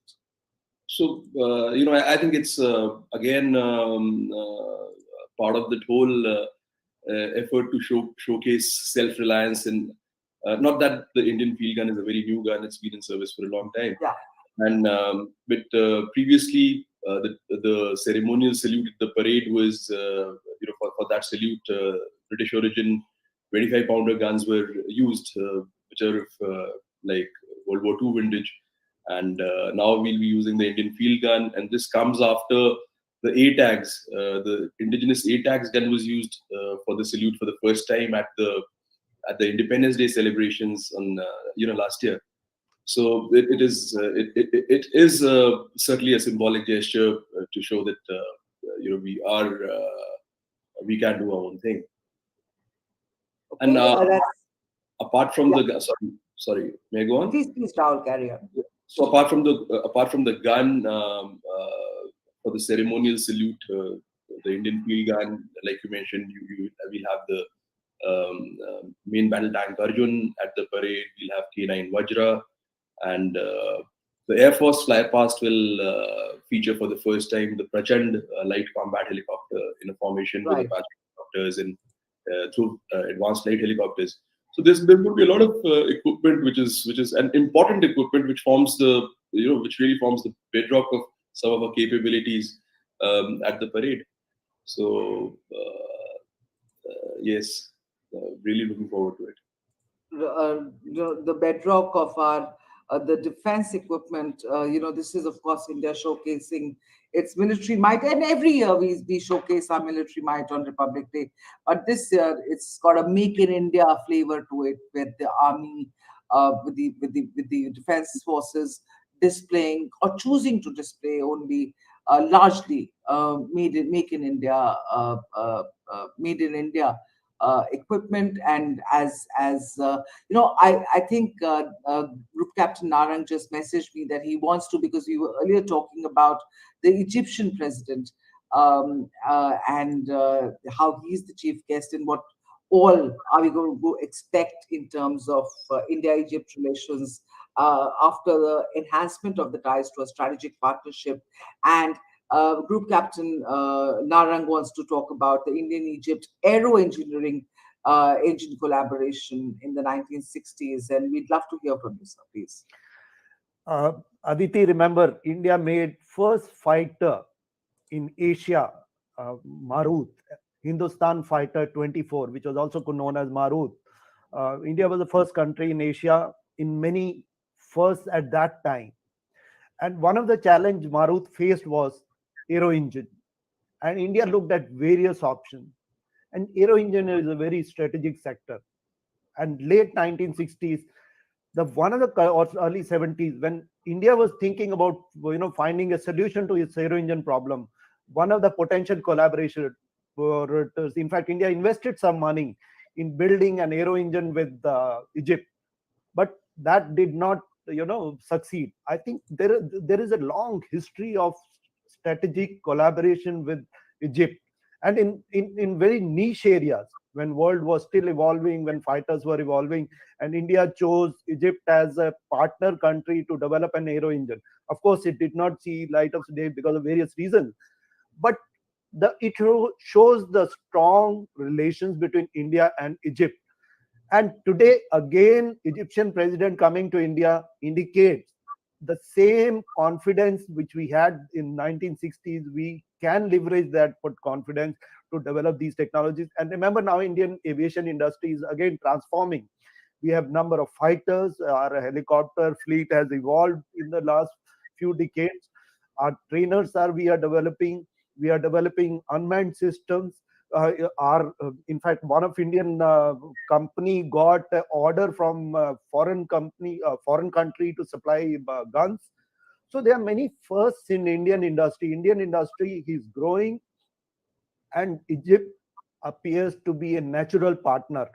Aero engine, at that time when we were looking, had we succeeded, India would have become a much big power in aviation industry, not only in military, because once you develop a technology, it is utilization is yours. Probably we would have gained many benefits in the civil industry, and of course our many other industries would have benefited out of it. Okay. Yeah, I hear you, sir, and that is one of the things which I think the government is now trying to do, is to bring that rigor back into the defense services and make it about not being dependent on countries, on other countries, but become self-reliant in the manufacturing.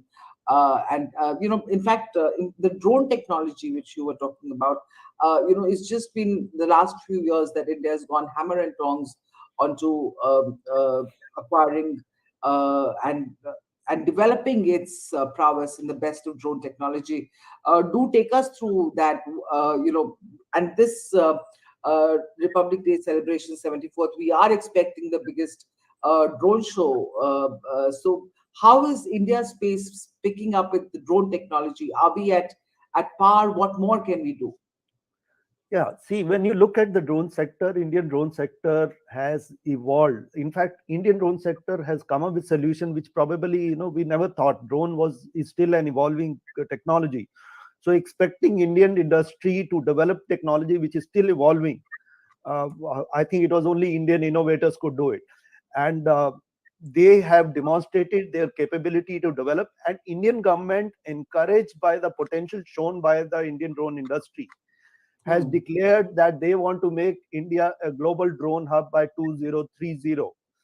And remember, in the 8 years of the present government of 8 or 9 years they have been in power, there was only one rule which was almost as quasi, permanent in nature.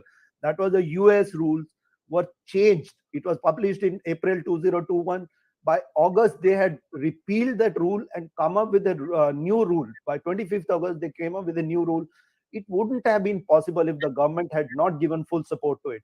And the new rules are much more industry friendly. They are much more operations friendly. And that indicates the really resolve and the support of the government to this emerging drone sector. Now, remember, it is not only the government, it is the defense forces. When you look at the Indian Air Force, they launched Meher Baba competition, and Meher Baba competition has given us a swarm, or, today the thousand last beating the retreat, we had demonstrated 1,000 drone show. That team basically is a Botlack Dynamics, which is an IIT Delhi startup. Those people have been able to develop a 1,000 drone show, and this year they are going to demonstrate 3,500 drone show. So the commitment of the government, and remember the industry response, and the startups being encouraged by the Indian government, and startups responding to the requirement of the Indian Defense Forces as well as the commercial requirement. So there's a enormous potential which is lying hidden behind it, but there are some areas we need to do. I have, in my recent article, Anusandhan led Atmanirbhar US industry, I raised some of the issues where we have to work on, and I think we can work in those domains. Now, I also would like to tell you that Indian company, remember, if you see the Ukraine-Russia war happening, these drones are playing major role in that war. An Indian company supplied the loitering munition, which is developed in India, tested in India, and supplied to the Indian Defense Forces. So we are developing these niche technologies by using the indigenous capabilities. And 2021 Army Day Parade, there was a swarm armed drone display. Now that company was also supported by the Indian Army, where they and developed by the Indian company all by themselves. And this company was also a beneficiary of Meher Baba competition launched by the Indian Air Force. So I see armed forces are also contributing to the capability building of this country. And the drone sector is a potential which now today, if you see, Indian government also launched the Kisan drone scheme. And Kisan drone scheme is helping farmers. They are in improving the yield. They are reducing the threat, or rather harmful effect of those chemicals which people were spraying manually. So the surveys are being carried out. Your town planning is being done. Your road infrastructure building, they are playing a major role. Humanitarian assistance roles, they are doing wonderful job. You look at the surveys of power lines. In fact, some of the hazardous manual surveys being conducted by the human beings. Today, the drone get into intoxic or toxic areas, carry out a survey where human had to be done, and protect the lives of people and contribute to the growth of the nation. I Aditi? get you. I hear you. And, in just a few minutes, we are expecting the Prime Minister to be at the National War Memorial to pay homage to the fallen soldiers. Anything that, Rahul, in terms of the Gallantry Award winners this time, because those awards were given out, would you like to take us through the the prowess of the soldiers who won the Gallantry Awards this year? So, Aditi, it's traditionally the president announces gallantry awards and other decorations for soldiers, members of the armed forces on the eve of Republic Day. They also do it on the eve of Independence Day. So, yesterday, President Murmu approved awards and decorations for around 440 armed forces personnel, including 6 Kirti Chakras and 15 Shaurya Chakras and several other awards and decorations. Now, Kirti Chakras are equivalent to, the Kirti Chakra is the second highest peacetime gallantry award, equivalent to a wartime Mahavir Chakra. Likewise, Shaurya Chakra is equivalent to Veer Chakra. So, there was no Ashok Chakra this year, which is equivalent to the Paramveer Chakra. Ashok Chakra awardees are honored by the president at the parade itself. So we have no awardees this year. So that ritual won't be there. And all the Kirti Chakras, again, if you look at the list and the Shaurya Chakras, most of those awards are for counterinsurgency operations in Kashmir, a lot of action in Northeast also, and a good mix of fighter pilots, naval personnel, army personnel getting these awards. And when you read their citations, you get to know what brave acts they have performed in the line of duty. So, but of course, there'll be no award presentation at the parade today because there is no Ashok Chakra. One of the key highlights of the parade is also the participation of gallantry award winners. So we'll have 3 living Paramveer Chakra awardees and 3 living Ashok Chakra awardees as part of the parade. And it again, throws light on how ordinary men perform extraordinary acts to guard borders and heroes in the process. Right, and before the parade every year, the Prime Minister, of course, visits the National War Memorial to pay his respect to martyrs. He's going to be arriving there shortly. Defense Minister Rajnath Singh, the MOS Defense, the Defense Secretary, the Chief of Defense Staff, Chief of the Army Staff, Air Staff, Naval Staff will also be present there. Meanwhile, today 901 police personnel are going to be awarded the police medal also on the occasion of Republic Day. All of these 668 people will be felicitated for meritorious services. And of course, there'll be 140 of them who are going to be awarded the police medal for gallantry. And 93 will be felicitated with President's Police Medal for distinguished services. So really, it's all about celebrating the brave hearts, this thing. Rahul, every Republic Day. Rahul, what time is the Prime Minister expected to arrive at the National War Memorial? How do the events flow from there? So I think the Prime Minister should be arriving at the War Memorial anytime now, and that, like you said, the Defense Minister, the CDS, and the 3 service chiefs will all be there when the Prime Minister leads the country in paying homage to our fallen heroes. And the National War Memorial, as you know, was constructed 3 or 4 years back as a tribute to all Indian soldiers who were killed in action in post-independence wars and other operations. So names of almost 27,000 soldiers are inscribed on the walls of that memorial, which is it's quite a moving experience if you visit the National War Memorial. And I think more and more people should visit that place if they haven't. I'm speaking to our viewers over here. So, and then the Prime Minister will, of course, come down to Kartavya Path, and before the parade begins, salute to the President, and then the parade commander this time is traditionally the parade commander is the General Officer commanding of Delhi area. So Lieutenant General Dheeraj Seth will lead that parade. It starts at 10:30, gets over at about 12 o'clock. And so 90 minutes earlier, the duration of the parade was longer, but in recent years, they've made it more crisp, slightly shorter, so that it doesn't appear to be a drag. And so that's the lineup of events for the day. We'll see with the armies, mounted contingent of 61 cavalry with lovely horses, and those men on those horses, and smartly turned out.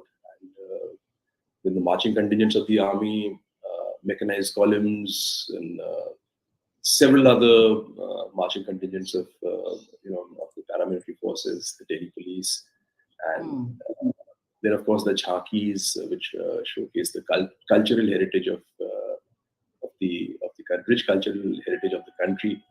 And you will have stunt motorcycle riders from the Army's Corps of Signals.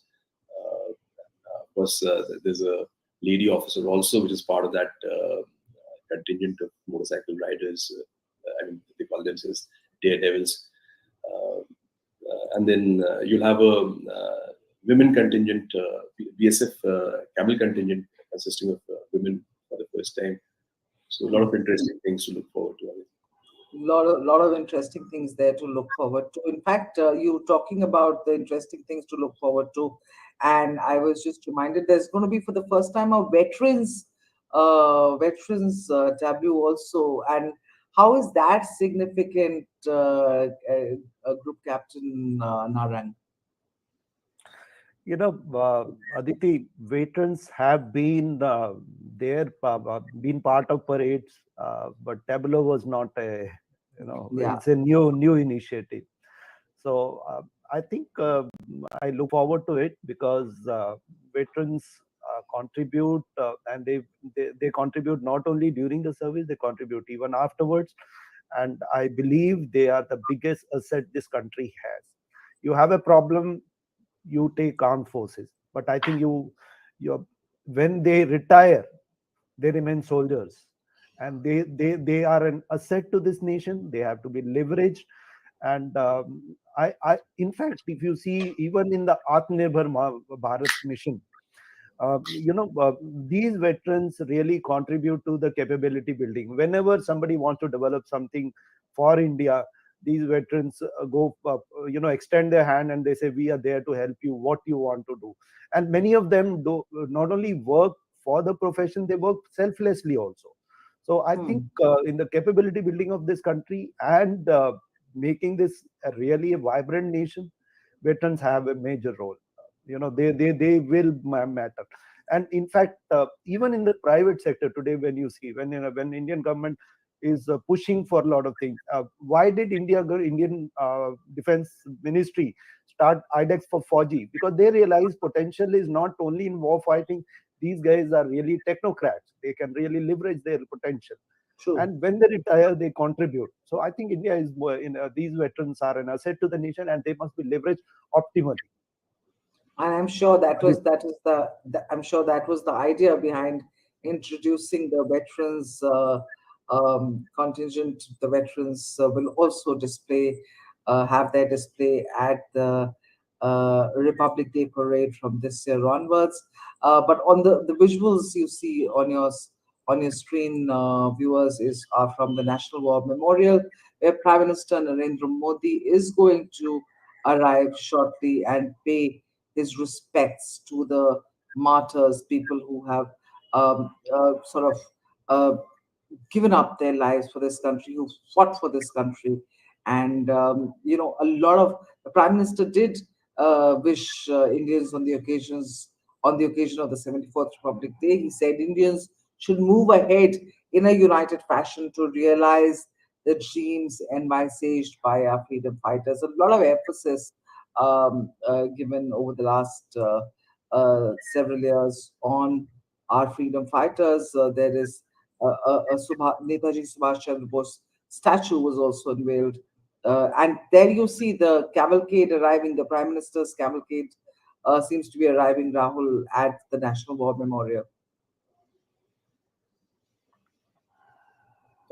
Yes, Aditi, and the Defense Minister and the chiefs, they're already there to receive the Prime Minister so that the drill can be carried out and the whole cavalcade and all of them can move to Kartavya Path after this. So we can see those visuals in front of us. That's the Chief of Defence Staff, General Anil Chauhan. Next to him is Army Chief General Manoj Pandey, Navy Chief Admiral R. Hari Kumar, Air Chief Marshal V.R. Chaudhary, plus Defence Minister Rajnath Singh. Right, and that's the Prime Minister arriving. And I'm going to ask my producers to sort of increase the volume on the visuals there, so we can hear the live commentary coming in from Doordarshan for a little while.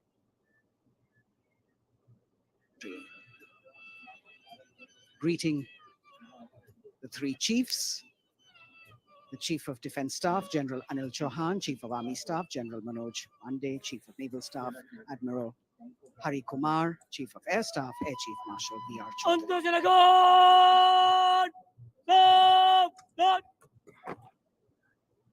The sacrifices of our soldiers did not go in vain, as a grateful country stands now to honor and respect the supreme sacrifice made by thousands of soldiers.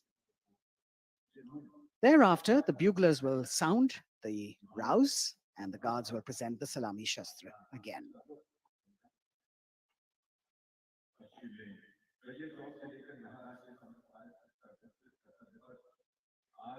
The Inter-Services Guard, formed by 7 soldiers representing the armed forces, this year commanded by an Air Force officer, Squadron Leader Akash Gangas.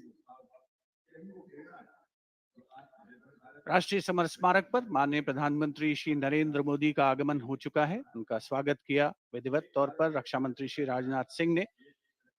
Chief of defence staff general Anil Chauhan, रक्षा राज्य मंत्री श्री अजय भट्ट, तीनों सेनाओं के प्रमुख थल सेना प्रमुख जनरल मनोज पांडे, नौसेना प्रमुख एडमिरल आर हरि कुमार और वायुसेना प्रमुख air chief marshal V R. Chaudhari के द्वारा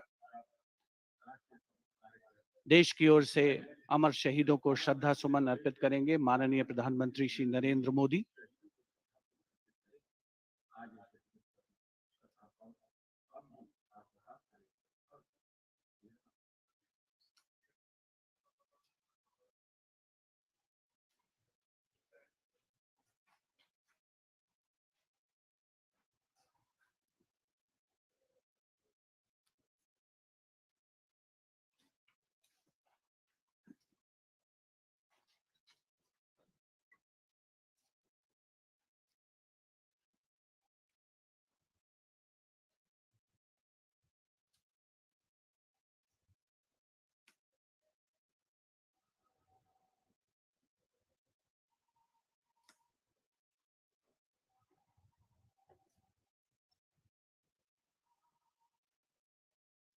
Antashanagan!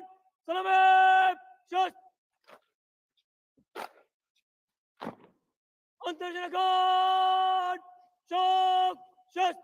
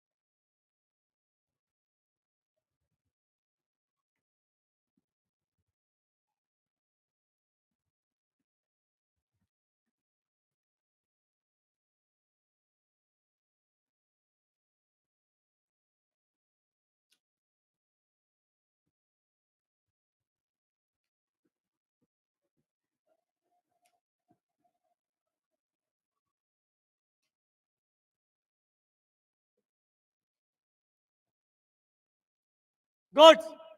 Antarjana God. Salame. Just.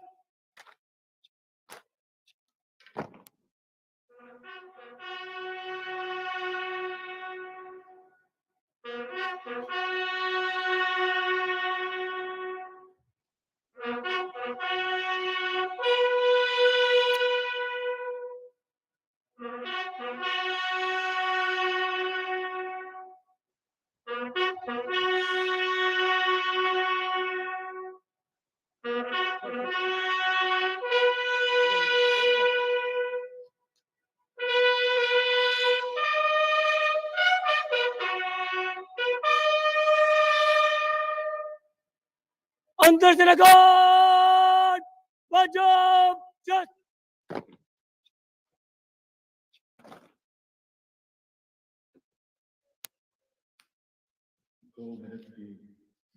The buglers sounding the rouse, and the guard commander, squadron leader Akash Ganghas, ordering Salami Shastra or salute with arms, marking the completion of 2 minutes of silence.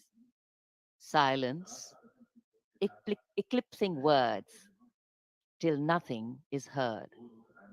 Peaceful, tranquil, some hearts beating, but some now still.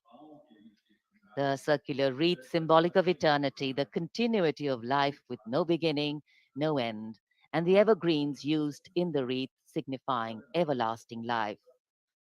In the words of Adlai Stevenson, patriotism is not short, frenzied bursts of emotion, but the tranquil dedication of a lifetime. And that's what it is for our men and women in uniform. The Prime Minister now moving towards where the digital ceremonial book is there to inscribe his feelings.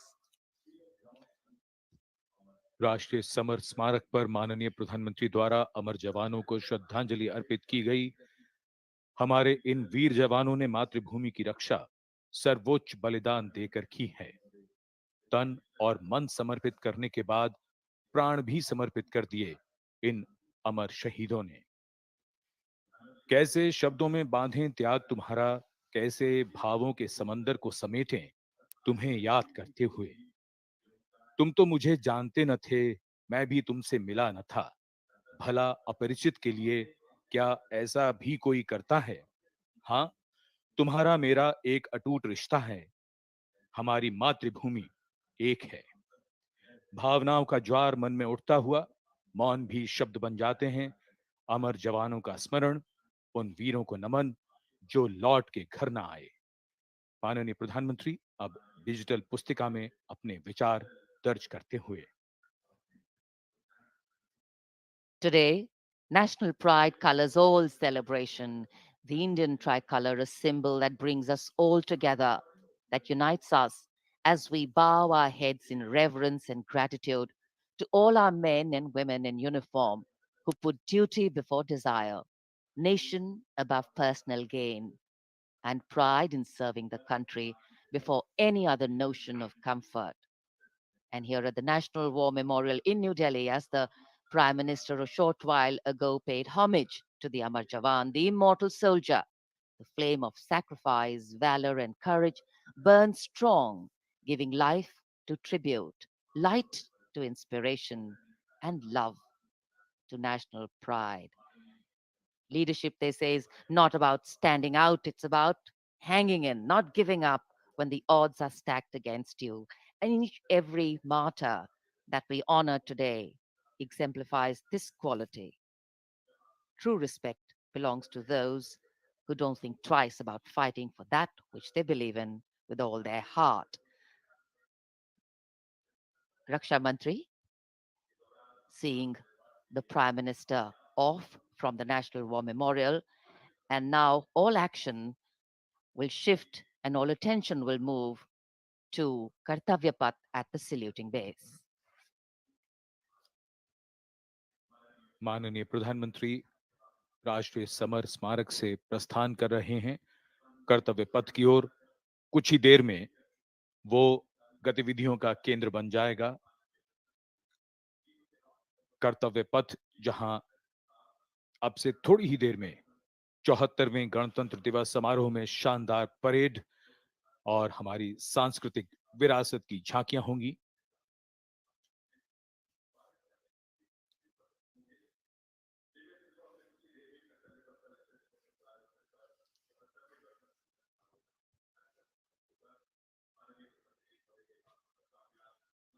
आज सुबह धुंध छाई हुई है, लेकिन माहौल और वातावरण जोश से भरा हुआ।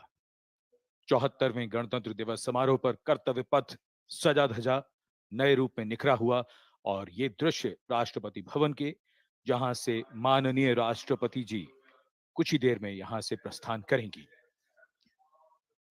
And here we can see the first glimpse of our president, Srimati Draupadi Murmu, along with our honored chief guest, His Excellency Abdel Fattah el-Sisi, the President of the Arab Republic of Egypt, leaving Rashtrapati Bhavan.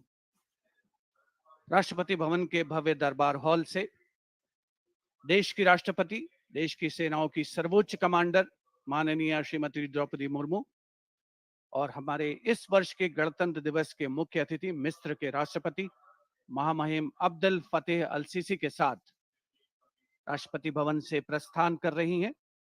राष्ट्रपति महोदय और आज के समारोह के मुख्य अतिथि को समारोह पूर्वक एस्कॉर्ट कर रहे हैं राष्ट्रपति के सैन्य सचिव मेजर जनरल रंजीत सिंह मनराल और उप सैन्य सचिव ग्रुप कैप्टन अभय फंसलकर और एडीसी मेजर रोहन सुधाकर चौहान और ADC squadron leader Saurabh Sharma. Rashtrapati Bhavan के फोर्ट कोर्ट का भव्य प्रांगण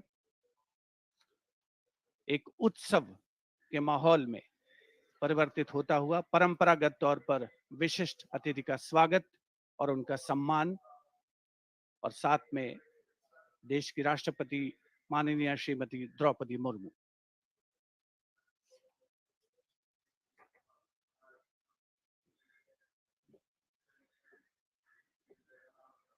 The President's bodyguard ready to salute their Supreme Commander.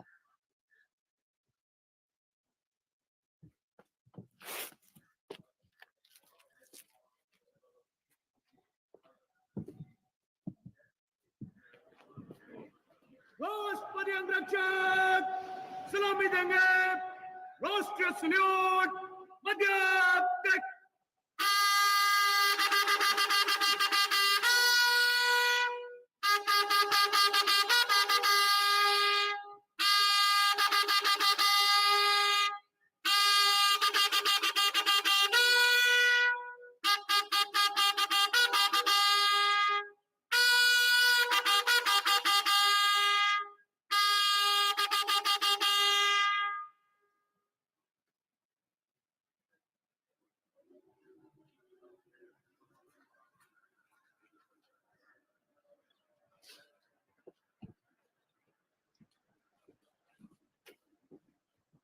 The President and our chief guest for today's parade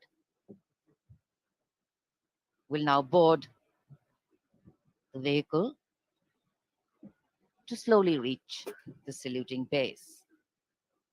The Commandant of the President's bodyguard, Colonel Anup Tiwari, will be riding to the right of the President's car, leading this elite body of horsemen mounted on his charger Glorious. And to the left of the President's car will be the second in command of the regiment, Lieutenant Colonel Ramakant Yadav, mounted on his charger Sultan. Specially placed cameras over here at the majestic forecourt of Rashtrapati Bhavan, where ceremonial welcomes are given to visiting heads of state. And today, all dressed up as India celebrates its 74th Republic Day, the official residence of the President of India. The President's bodyguard, the senior-most cavalry regiment, carries out mounted ceremonial duties for the President, and its officers and men are excellent horsemen, trained tankmen, and paratroopers. On either side, tinkling fountains, adding to the air of festivity, ceremony, and grandeur. And there, right in front, we can see the central dome. And here we come back to Kartavya Path, where the Prime Minister has arrived at the saluting base. कर्तव्य पथ पर सलामी मंच के सामने आगमन हो रहा है दुनिया के सबसे बड़े लोकतंत्र के प्रधानमंत्री श्री नरेंद्र मोदी का 74वें गणतंत्र दिवस समारोह के अवसर पर देश के माननीय प्रधानमंत्री का आगमन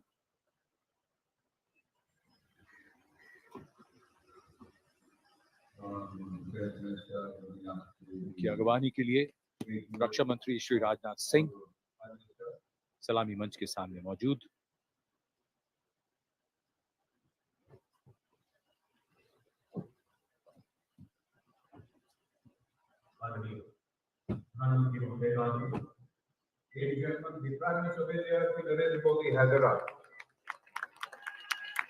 प्रधानमंत्री का आगमन और जाहिर सी बात है बहुत उत्साह करतल ध्वनि यहाँ जन समूह में बहुत उत्साह The Prime Minister being introduced to the Chief of Defence Staff, the 3 service chiefs, and all the other dignitaries here.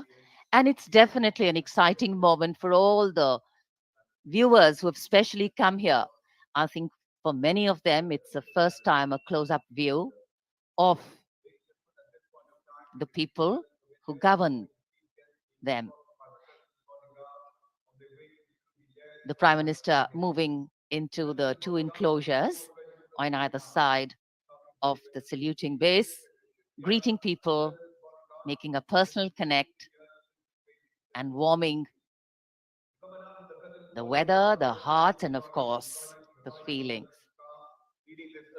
माननीय प्रधानमंत्री श्री नरेंद्र मोदी विशिष्ट अतिथि दीर्घा में केंद्रीय मंत्रिमंडल के सदस्यों, वरिष्ठ अधिकारियों, राजनयिकों से मिलते हुए उनका अभिवादन स्वीकार करते हुए गृह मंत्री श्री अमित शाह मौजूद, साथ में राज्यों के मुख्यमंत्री, राज्यपाल, विशिष्ट अतिथिगण आज के इस 74वें गणतंत्र दिवस समारोह में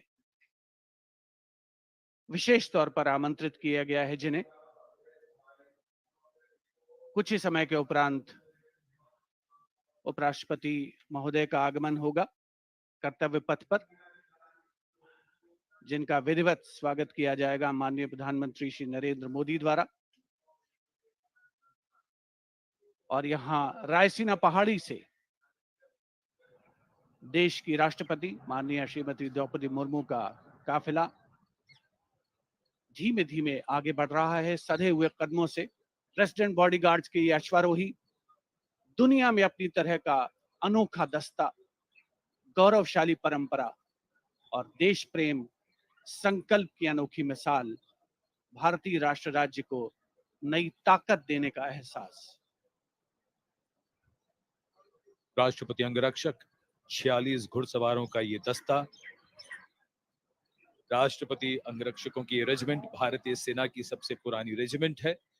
इस रेजिमेंट की स्थापना सन 1773 में वॉरेन हेस्टिंग्स ने की थी और ये उनकी स्थापना का 250वां वर्ष है।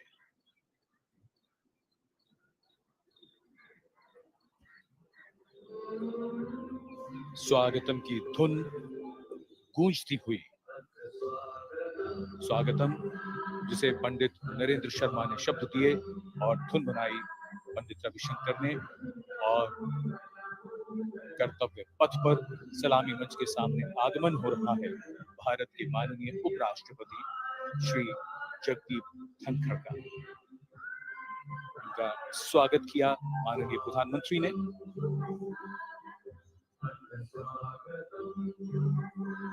माननीय उपराष्ट्रपति के साथ उनकी पत्नी Shrimati Sudesh Dhankhar,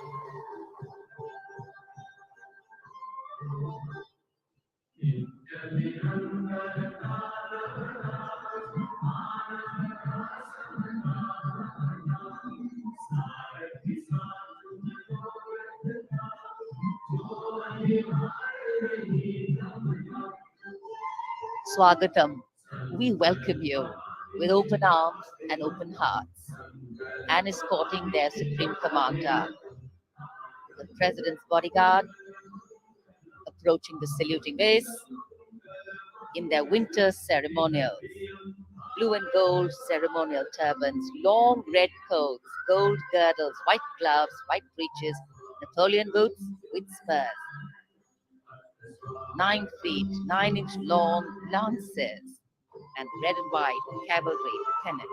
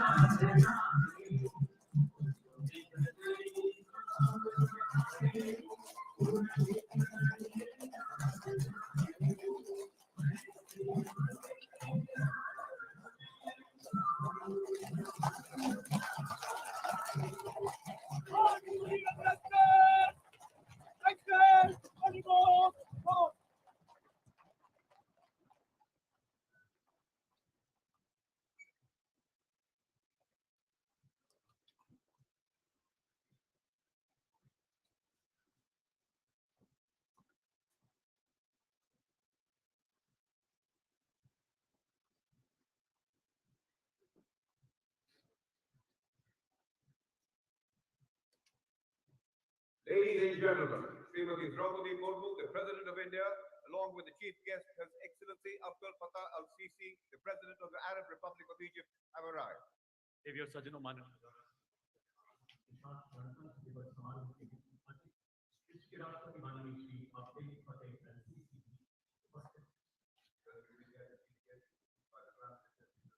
An arrival at the saluting base of the President of India, Srimati Draupadi Murmu, and along with her, the honored guest for today's Republic Day celebrations, His Excellency Abdel Fattah el-Sisi, the President of the Arab Republic of Egypt, and we warmly welcome them.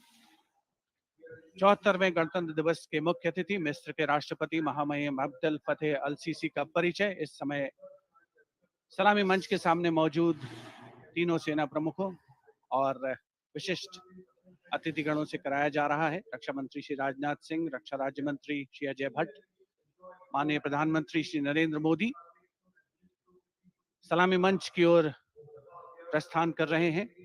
देश की सेनाओं की सर्वोच्च commander, देश की राष्ट्रपति माननीय श्रीमती द्रौपदी मुर्मू और आज के गणतंत्र दिवस समारोह के मुख्य अतिथि मिस्र के राष्ट्रपति महामहिम अब्दुल फतेह अल सीसी मुख्य मंच पर पहुंचते हुए In a short while from now, a 21-gun salute will be given, presented by the ceremonial battery of 871 Field Regiment. As Rajpath will resonate to the 21-gun salute, the national anthem will echo.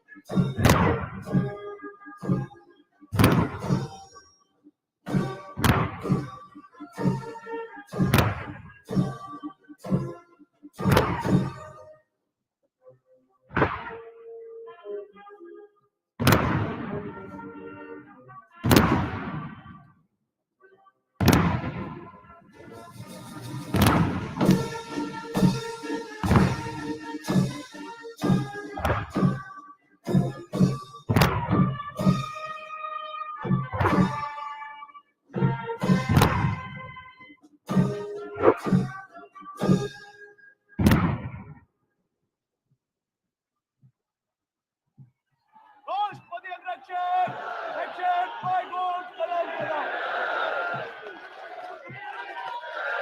president's bodyguard now move away from the saluting base, and of course, they will be back for the closing part of the ceremony to escort the Supreme Commander, the President of India, to her official residence, Rashtrapati Bhavan. And it's time now for the parade to begin. From the crisp sounds of marching boots, set to uplifting martial music, to strong, powerful words of command, set to impeccable timing, from the soft sway of our unique camel contingents to the rumbling of our mechanized forces, from the rich tapestry of brilliantly composed tableaus to the rising roar of fighter aircraft, our senses are in for a spectacular lineup, waiting in the wings, literally.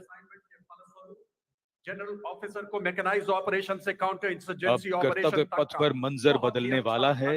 जमीन और आकाश दोनों तैयार, दुनिया के सबसे बड़े लोकतंत्र के भव्य गणतंत्र उत्सव के लिए भारत के गौरव को उमंग के रंगों में चमकते हुए देखिए। 74वें गणतंत्र दिवस समारोह में आज की परेड के परेड कमांडर लेफ्टिनेंट जनरल धीरज सेठ, AVSM, general officer commanding Delhi क्षेत्र, दूसरी पीढ़ी के सेनाधिकारी हैं। दिसंबर 1986 में इन्हें कमीशन प्राप्त हुआ। इन्होंने अगस्त 2022 में जीओसी दिल्ली एरिया का कार्यभार ग्रहण किया। आज की परेड के परेड कमांडर लेफ्टिनेंट जनरल धीरज सेठ।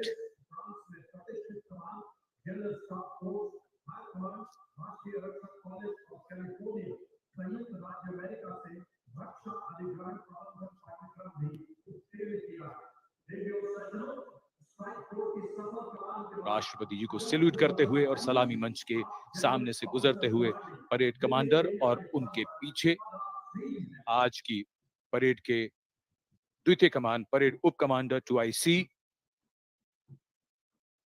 Major general Bhavnish Kumar. इन्हें दिसंबर 1989 में कमीशन दिया गया था।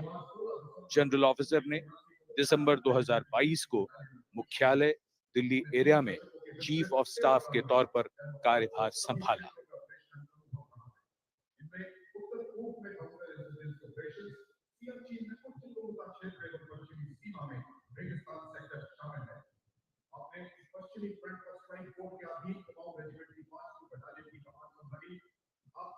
सलामी मंच के सामने आज की परेड के 2IC major general Bhavnish Kumar. माननीय राष्ट्रपति को सैल्यूट करते हुए।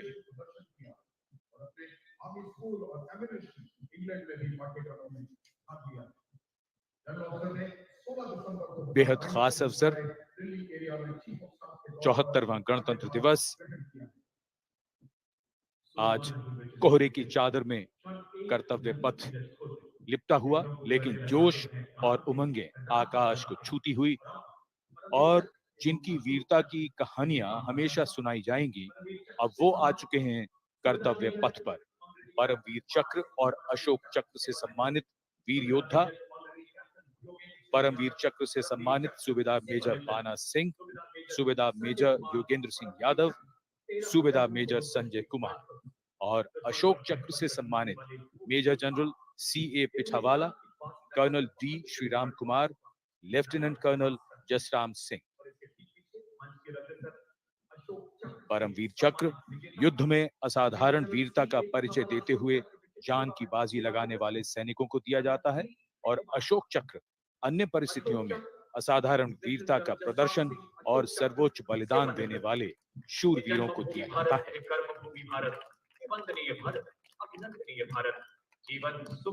इनका जीवन प्रेरणा है।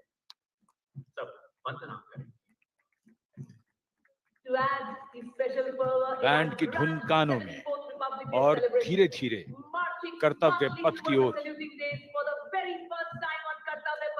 Ladies and gentlemen, is the combined band and marching contingent of the oldest regular army known to humanity from the land of Versailles, हमारे वीर सैनिक, वीर योद्धा परमवीर चक्र और अशोक चक्र से सम्मानित सलामी मंच के सामने से गुजरते हुए led by Colonel Mahmood Mohammad Abdel Fateh Al Kran. पहली बार कर्तव्य पथ पर दुनिया की प्राचीनतम नियमित सेना मिस्र की सेना का मार्चिंग और बैंड दस्ता। हमारा मेहमान देश मिस्र और इस दस्ते की कमान संभाली है कर्नल महमूद अल करासवी। इस दस्ते में कुल 144 सैनिक हैं जो वहां के सशस्त्र बलों की मुख्य शाखाओं से लिए गए हैं। मिस्र राष्ट्र की महानता और प्राचीन इतिहास में इसके गौरव को दर्शाते ये सैनिक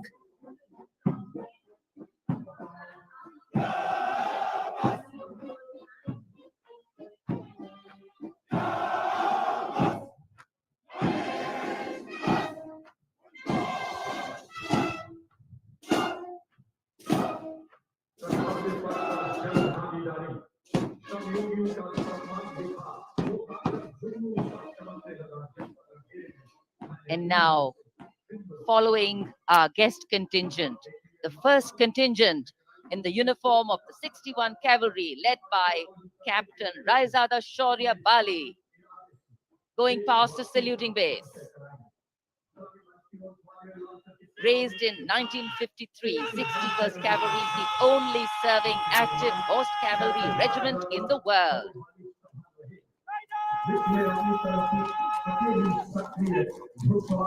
It has the unique distinction of leading the last recorded cavalry charge in history when it took on the Turks at the Battle of Haifa in 1918.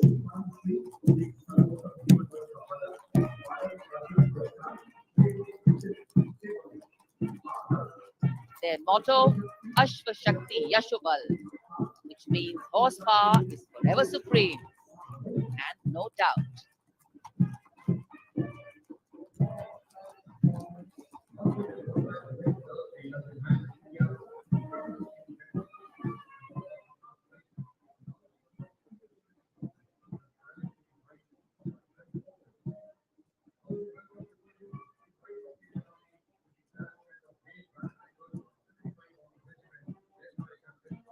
And after the clip-clop of the horse hooves on the tarmac, we hear the rumble and the thunder of our mechanized columns. First detachment is of the main battle tank Arjun of 75 Armored Regiment, led by Captain Amanjeet Singh. State-of-the-art MBT Arjun, an indigenous development by the DRDO.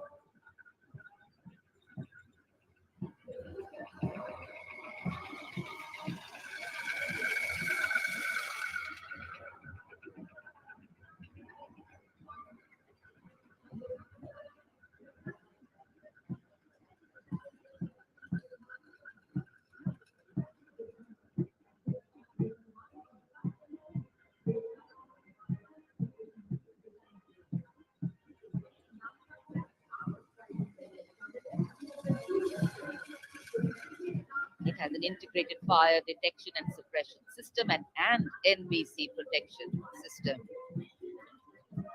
And following them, we have the Nag missile system of the 17th Mechanized Infantry Regiment, led by Lieutenant Siddharth Tyagi.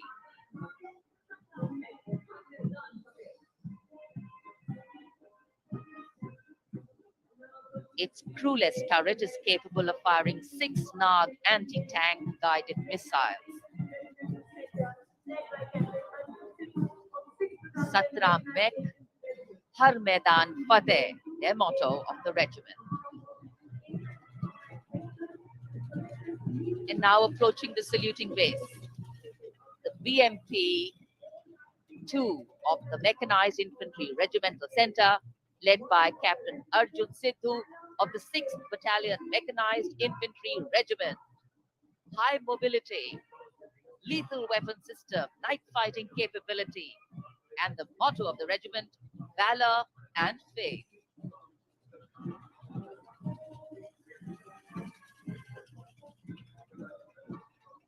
कर्तव्य पथ पर भारत की सामरिक शक्ति का प्रदर्शन, जिसमें make in India का तत्व हर जगह मौजूद।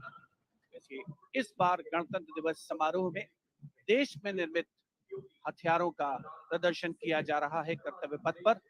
अगला दस्ता सलामी मंच के सामने पहुंचता हुआ क्विक रिएक्शन लड़ाकू वाहन 3 लद्दाख स्काउट रेजिमेंट के कैप्टन नवीन दत्तरबाल के नेतृत्व में।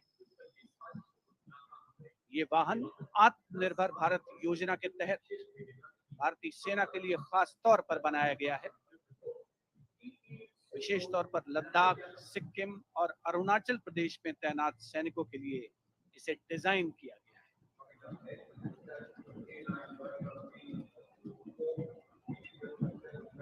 अगला दस्ता सलामी मंच के सामने K9 वज्र टी का है।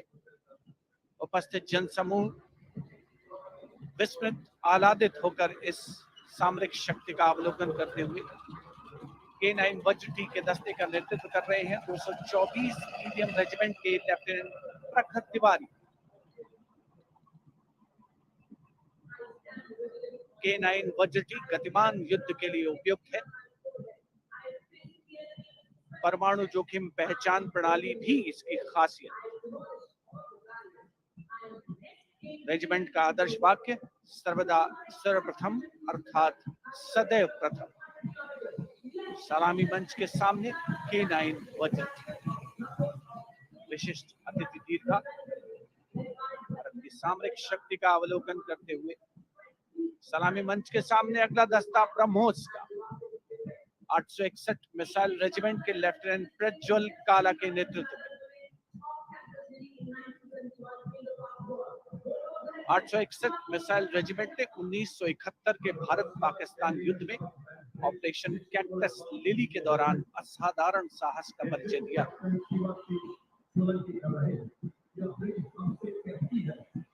दुनिया की पहली प्रचालन युक्त ब्रह्मोस मिसाइल रेजिमेंट होने का गौरव भी 861 मिसाइल रेजिमेंट को हासिल है। आदर्श वाक्य स्वामी शरणम अय्यप्पा। विशिष्ट दर्शक दीर्घा केंद्रीय मंत्रिमंडल के सदस्य 74वें गणतंत्र दिवस में भारत की सामरिक शक्ति के साक्षी बनते हुए अगला दस्ता 10 मीटर शॉर्ट स्पैन ब्रिज का है।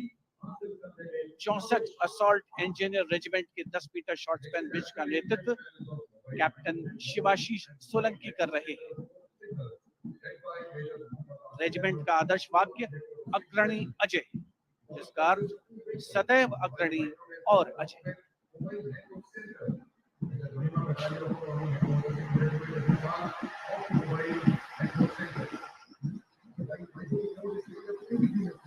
Following the short span bridge, we have the mobile microwave node and mobile network center of the Corps of Signals, led by Major Muhammad Asif Ahmed of 2 Army Headquarter Signal Regiment.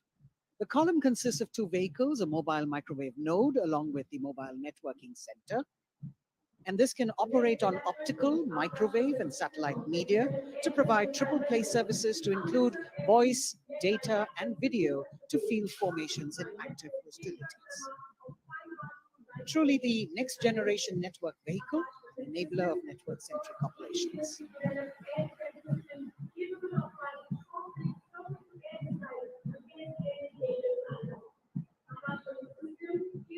Motto of the Corps is Tivra Chaukas, meaning swift and secure. And just behind them, the Akash weapon system of 27 Air Defense Missile Regiment, the Amritsar Airfield, led by Captain Sunil Dasharathe, accompanied by Lieutenant Chetana Sharma of 512 Light AD Missile Regiment. This weapon system is capable of keeping our skies protected and safe. It was used as a potent deterrent in 2019 when it was employed as a countermeasure to Pakistan's Air Force post the Balakot airstrikes.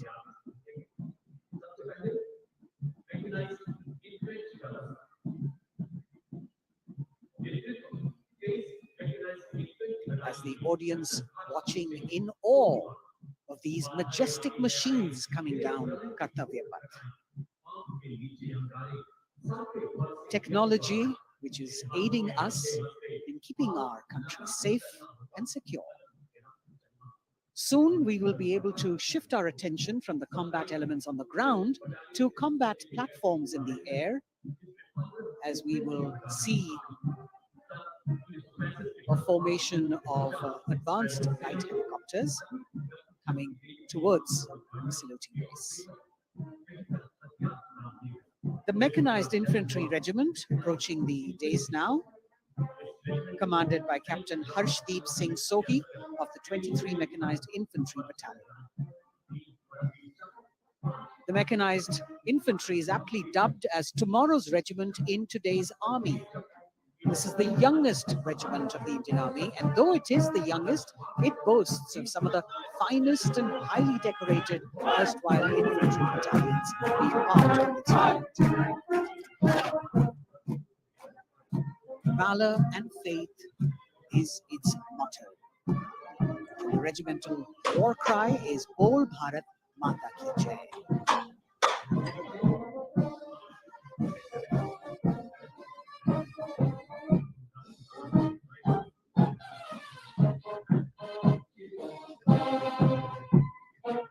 Visibility slightly improving, but maybe it's not enough for the helicopters to be able to be here in time. But moving on. शेरे जवान की जोशीली धुन, armoured course centre and school, parachute और Rajputana rifles regimental सेंटरों का संयुक्त band, 100 संगीतकारों का ये band दस्ता सूबेदार राजेंद्र के नेतृत्व में, इनके साथ नायब रसालदार मंटू मंडल और सूबेदार राजेंद्र सिंह।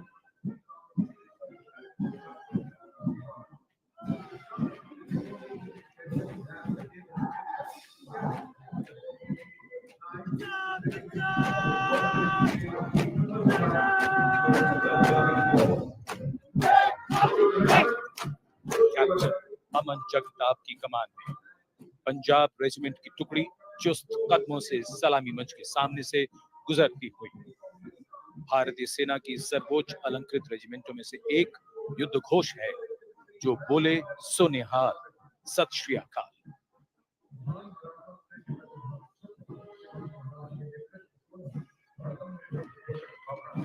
प्रेरणा देते हुए सलामी मंच की ओर आगे बढ़ने वाला दस्ता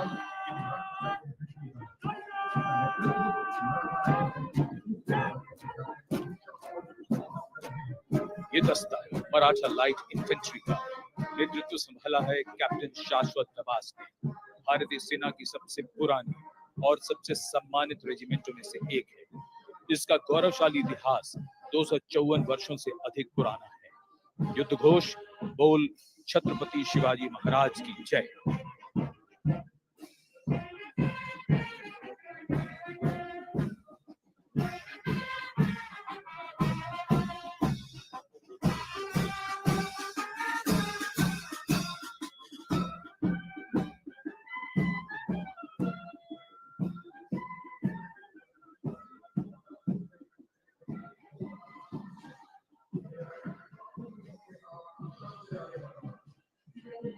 कदमों से कदम, कंधों से कंधे मिलते हुए शानदार parade.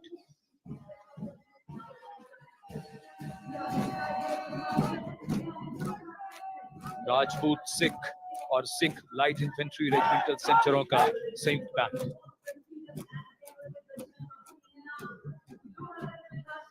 Going past the saluting base now, the Dogra Regiment, led by Captain Varun Singh of 21 Battalion of the Dogra Regiment. The motto of the regiment is Kartavya Anvatma, which means duty before death. And their war cry, Jwala Mata Ki Jai.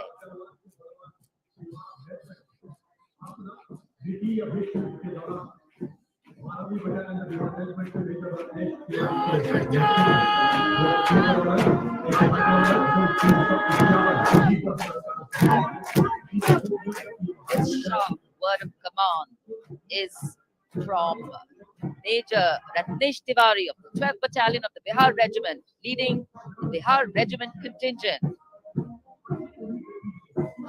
In fact, the Republic Day Parade contingent of the Bihar Regiment has been selected from all the battalions. Karm Idhar. And their war cry, Bol Bajrang Bali Ki Jai.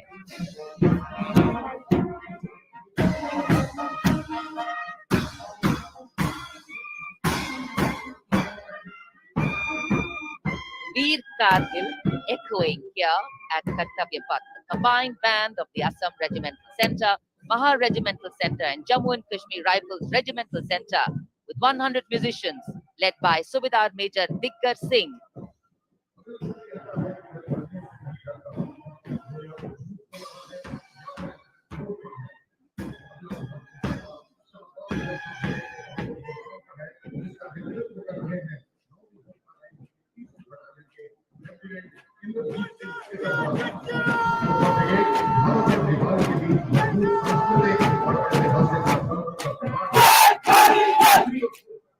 Lieutenant Indrajit Singh, the Sitarwar of 3rd Battalion of the 9 Gurkha Rifles, Chindits, giving the command for the unmistakable Gurkha Brigade.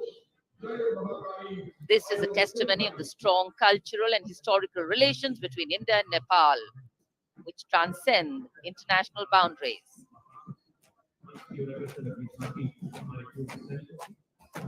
Gorkha brigade का दस्ता कर्तव्य पथ पर फिजाओं में वीरता और रोमांच का संचार करता हुआ और उसके ठीक पीछे पूर्व सैनिकों की झांकी towards Amrit Kaal with resolve a veterans commitment विषय पर आधारित ये झांकी पिछले 75 वर्षों में पूर्व सैनिकों के योगदान की एक झलक प्रस्तुत कर रही है। पूर्व सैनिकों के सार्थक और प्रभावशाली प्रयासों को इसमें दर्शाया गया है।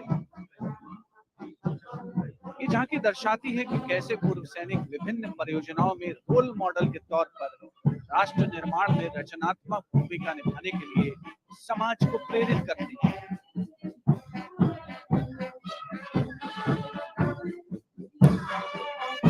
और पूर्व सैनिकों की झांकी के ठीक पीछे नौसेना का brass band master chief petty officer 2nd class M Anthony Raj के नेतृत्व में भारतीय नौसेना के गीत जय भारती की जोशीली धुन बजाता हुआ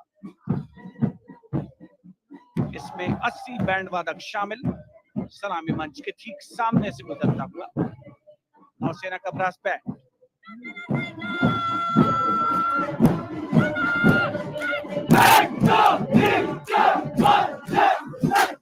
और अब सलामी मंच के सामने नौसेना का मार्चिंग कंटिंजेंट लेफ्टिनेंट कमांडर दिशा अमृत के नेतृत्व में लेफ्टिनेंट अश्विनी सिंह, सब लेफ्टिनेंट प्रियंका शर्मा और सब लेफ्टिनेंट एम आदित्य और 144 युवा नौसैनिक इसमें शामिल। इस दस्ते में पहली बार 3 महिला और 5 पुरुष अग्निवीर भी शामिल हो रहे हैं। नई सुबह की शुरुआत भारतीय सशस्त्र बलों के इतिहास में नौसेना के मार्चिंग कंटिंजेंट के पीछे भारतीय नौसेना की झांकी युद्ध तत्पर, विश्वसनीय, संसज्जित, सुरक्षित भविष्य की विषय वस्तु पर केंद्रित आत्मनिर्भर भारत अभियान को भी इसमें परिलक्षित किया गया है। लेफ्टिनेंट कमांडर इंद्रजीत सिंह चौहान और लेफ्टिनेंट वर्षा शिंदे इसका नेतृत्व कर रहे हैं। झांकी में आगे डोर्नियर विमान को दर्शाया गया है। बहुत ही खूबसूरत अविस्मरणीय नयनाभिराम दृश्य कर्तव्य पथ। Warrant Officer Ashok Kumar leading the Air Force Band, which is playing the tune Sound Barrier Quick March.